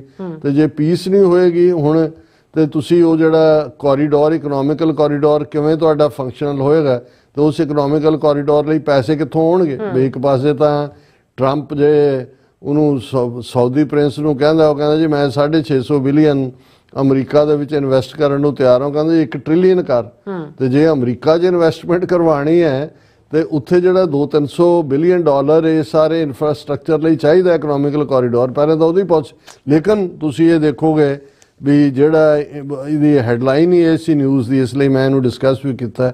ਐਮਿਡਸ Gaza ceasefire, India revives diplomatic outreach for economical corridor with West Asia, Europe। ਉਹ ਆਪਣੇ ਲੱਗੇ ਹੋਏ ਨੇ ਕਿ ਜਿਹੜਾ external affair minister S Jai Shankar ਉਹ UAE ਵਿਜ਼ਿਟ ਕਰ ਰਿਹਾ, ਓਮਾਨ ਕਰ ਰਿਹਾ, ਉਹ ਉਹਨਾਂ ਗ੍ਰੀਸ ਔਰ ਇਜਿਪਟ ਦੇ ਆ ਰਹੇ ਨੇ, ਉੱਥੇ ਉਹਨਾਂ ਨਾਲ ਗੱਲਬਾਤ ਹੋ ਰਹੀ ਹੈ ਕਿ ਇਸ ਪ੍ਰੋਜੈਕਟ ਨੂੰ ਕਿਵੇਂ ਅੱਗੇ ਤੋਰੀਏ। ਫਰਾਂਸ ਵੀ ਉਹਦੇ 'ਚ ਇੰਟਰਸਟਿਡ ਹੋ ਰਿਹਾ, ਲੇਕਿਨ ਉਸ ਨੂੰ ਕਹਿੰਦੇ ਨੇ ਕਿ ਵੀ ਜੇ ਤੁਸੀਂ ਗੱਲਾਂ ਦਾ ਹੀ ਕੜਾਹ ਬਣਾਉਣਾ ਤਾਂ ਫਿਰ ਘਿਓ ਜਿੰਨਾ ਮਰਜ਼ੀ ਪਾਓ, ਉਹਦੇ 'ਚ ਤਾਂ ਕੋਈ ਉਹਦਾ ਮੁੱਲ ਨਹੀਂ ਤਾਰਨਾ ਪੈਂਦਾ। ਜੀ ਡਾਕਟਰ ਸਾਹਿਬ ਤੁਹਾਡਾ ਬਹੁਤ ਬਹੁਤ ਸ਼ੁਕਰੀਆ। ਸੋ ਹੁਣ ਆਪਾਂ ਆਪਣੇ ਜਿਹੜੇ ਵਿਊਜ਼ ਬਸ ਨੇ ਉਹ ਲੈਣ ਜਾ ਰਹੇ ਹਾਂ। ਸਭ ਦਾ ਬਹੁਤ ਬਹੁਤ ਸ਼ੁਕਰੀਆ ਅਦਾ ਕਰਦੇ ਹਾਂ। ਔਰ ਸਾਡੇ ਕਾਫੀ ਸਾਰੇ ਜਿਹੜੇ ਮੈਸੇਜ ਆਏ ਨੇ ਅੱਜ, ਔਰ ਮੁਹੰਮਦ ਜਾਕੂਬ ਜੀ ਔਰ ਜ਼ਿਆਦਾਤਰ ਮੈਸੇਜ ਆਏ ਬਾਜ ਸਿੰਘ ਖਾਲਸਾ ਜੀ ਹੋਰਾਂ ਦੇ। ਬਹੁਤ ਬਹੁਤ ਸ਼ੁਕਰੀਆ ਲਿਖਣ ਲਈ ਐਂਡ ਪ੍ਰੋਗਰਾਮ ਦੇਖਣ ਲਈ। ਔਰ ਬਲਜੀਤ ਵਰਾਜ ਜੀ ਪਹਿਲੇ ਵਿਊਅਰ ਨੇ। ਫਤਿਹ ਬੁਲਾਉਂਦੇ ਨੇ ਇੰਦਰਜੀਤ ਸਿੰਘ ਸੰਧੂ ਜੀ, ਜਤਿੰਦਰ ਸਿੰਘ ਜੀ, ਐਚ ਸਿੰਘ ਜੀ, ਧਰਮ ਸਿੰਘ ਜੀ, ਸੋਨਮਲ ਜੀ, ਕੁਲਦੀਪ ਕੌਰ ਜੀ, ਸੁਰਜੀਤ ਕੌਰ ਜੀ, ਅਮਨ ਸਿੰਘ ਖਾਲਸਾ ਜੀ, ਫਿਰ ਇਸੇ ਤਰ੍ਹਾਂ ਸੁਖਜੀਵਨ ਬੱਚੂ ਜੀ, ਬਾਜ ਸਿੰਘ ਜੀ, ਸਭ ਸਾਨੂੰ ਫਤਿਹ ਬੁਲਾਉਂਦੇ ਨੇ। ਖਾਲਸਾ ਜ਼ਿੰਦਾਬਾਦ ਕਹਿੰਦੇ ਨੇ। ਜ਼ਿੰਦਾਬਾਦ ਜ਼ਿੰਦਾਬਾਦ। ਹਾਂਜੀ, ਕਹਿੰਦੇ ਨਾਰ ਵਿੱਚ ਹਾਰ ਹੈ, ਹਾਰ ਵਿੱਚ ਨਾਰ ਹੈ ਤੇ ਨਿਰੰਕਾਰ ਹਰ ਇਨਸਾਨ ਵਿੱਚ ਤੂੰ ਆਪ ਹੈ, ਪਰ ਅਭੀ ਖਾਲਸੇ ਦੇ ਸਾਹਮਣੇ ਕਿਸੇ ਦਾ बनकर है, पता नहीं। ओके, सो इसी तरह पन्नू जी और जस्सी मीरिया जी और इसी तरह बाज सिंह जी फिर कहते हैं कि मोदी राम राम करके मस्त है, खालिस्तान पंजाब दा हक है। जिवें हिंदू प्रचारक कहते हैं कि हर समस्या का हल एक लोटा जल, इवें ही इंडिया ऑक्यूपाइड पंजाब दी सारे समस्या दा हल खालिस्तान। बिल्कुल ठीक फरमाया। हाँ जी, जाकूब जी कहते कि सबको जुम्मा मुबारक, बहुत शुक्रिया ताज़ा खबरें देने के लिए डॉक्टर साहब एंड मिस नीलम कौर, और love Khalistan, love Pakistan, love Kashmir. Yakub साहब जुम्मा मुबारक। एंड इसी तरह सतनाम सिंह जी, जगदीश जुम्मा बाय द वे फ्राइडे नु कहंदे ने। हाँ जी, हाँ जी। इसी तरह प्रीवियस है थर्सडे, ਉਹਨੂੰ ਜੁਮੇ ਰਾਤ ਕਹਿੰਦੇ ਨੇ। ਹਾਂਜੀ।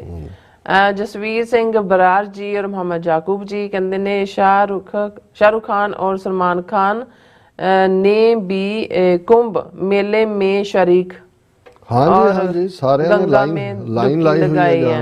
बिल्कुल बिल्कुल। और इसी तरह बाज सिंह कहते हैं कि I am a government servant but at the same time Khalistani, but no support from six from MP instead opposing me.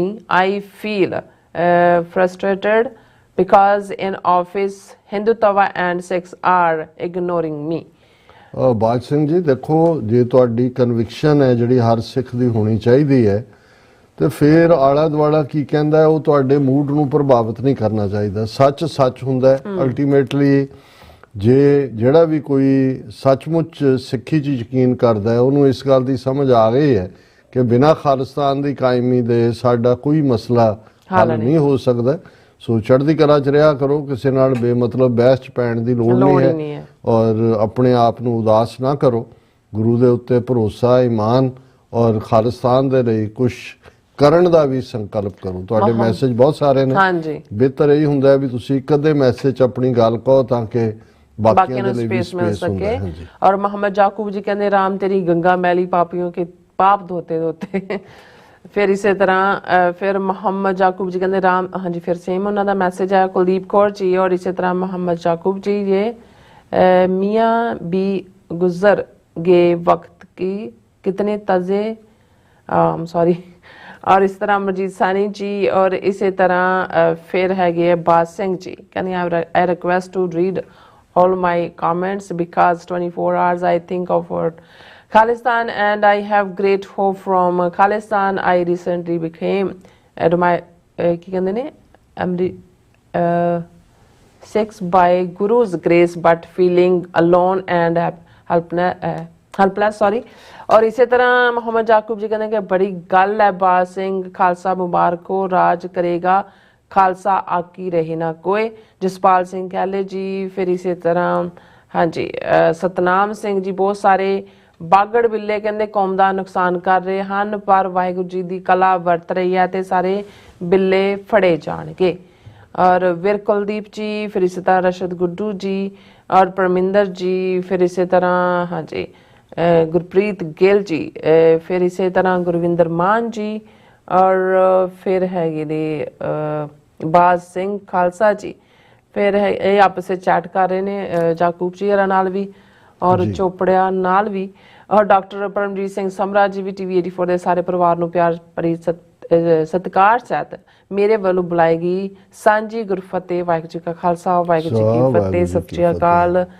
ਪ੍ਰਵਾਨ ਕਰਿਓ ਜੀ ਖਾਲਸਾ ਜ਼ਿੰਦਾਬਾਦ। ਕੌਰ ਸ਼ਰਨਜੀਤ ਔਰ ਫਿਰ ਇਸੇ ਤਰ੍ਹਾਂ ਸਤਨਾਮ ਸਿੰਘ ਜੀ, ਫਿਰ ਲਾਡੀ ਸਿੰਘ ਜੀ, ਸਿੰਘ ਗਰਚਾ ਜੀ ਔਰ ਇਸੇ ਤਰ੍ਹਾਂ ਤਰਸੇਮ ਸਿੰਘ ਭੁੱਲਰ ਜੀ, ਹੈਪੀ ਯੂਟਿਊਬਰ ਜੀ, ਫਿਰ ਇਸ ਤਰ੍ਹਾਂ ਗੁਰਪ੍ਰਕਾਸ਼ ਸਿੰਘ ਜੀ, HS ਬਰਾੜ ਜੀ, ਫਿਰ ਇਸੇ ਤਰ੍ਹਾਂ ਮੁਹੰਮਦ ਜੀ, ਫਿਰ ਹਾਂਜੀ ਕੁਲਦੀਪ ਸਿੰਘ ਜੀ, ਧਰਮ ਸਿੰਘ ਜੀ ਔਰ ਫਿਰ ਇਸੇ ਤਰ੍ਹਾਂ ਮੱਖਣ ਸਿੰਘ ਜੀ ਔਰ ਮੁਹੰਮਦ ਜਾਕੂਬ ਜੀ, फिर इसी तरह मनप्रीत सिंह ढिल्लों जी और प्रदीप हैंस जी और इसी तरह बलिहार सिंह कंग जी, गुरजीत सिंह जी, अमरजीत निज्जर जी, फिर है हाँ जी ब्लैकिया गेमिया जी और फिर इसी तरह हाँ जी मुहम्मद जाकूब जी।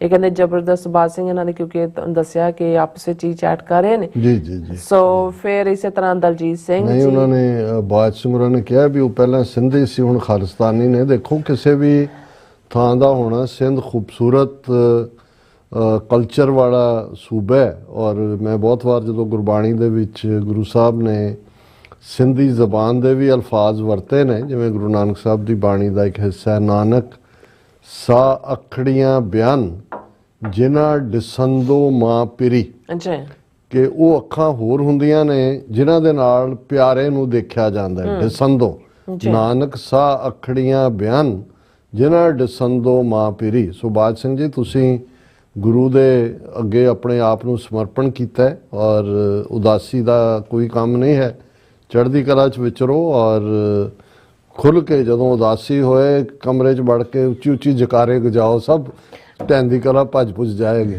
ਬਿਲਕੁਲ। ਜੀ ਕਹਿੰਦੇ ਨੇ I'm in a school where teachers teaching students how godly is Modi, Yogi, the whole school are crazy to get to see Modi at Gandhi Smriti as a Gursikh teacher every day I'm suffering।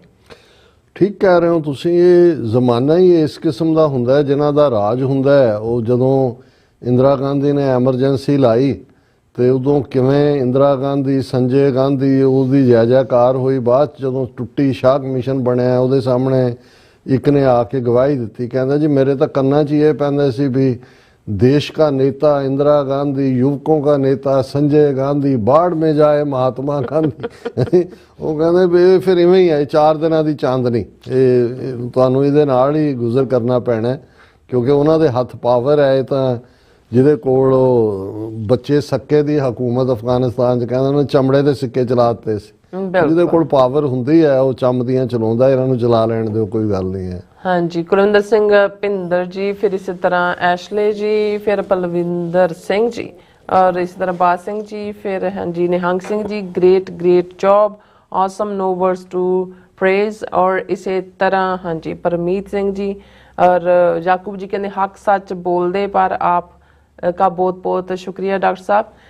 जिदा आप Hamas ते Israel की गलबात की कहते 60 ਜਿਹੜੇ ਮੁਲਕ ਹੈ ਉਹ ਬਿਲਕੁਲ ਬੇਗਾਰਤ ਨੇ। और फिर इसी तरह हाँ जी लखवीर सिंह जी, फिर इसी तरह जाकूब जी शुक्रिया कहते हैं और अवतार सिंह जी सब का बहुत बहुत शुक्रिया। व्लॉग्स भी ने सब का बहुत बहुत शुक्रिया। इस तरह अपने व्यूज़ को लेने इजाजत। व्यूअर्स सारे प्रोग्राम का समा इत्थे मुकदा है।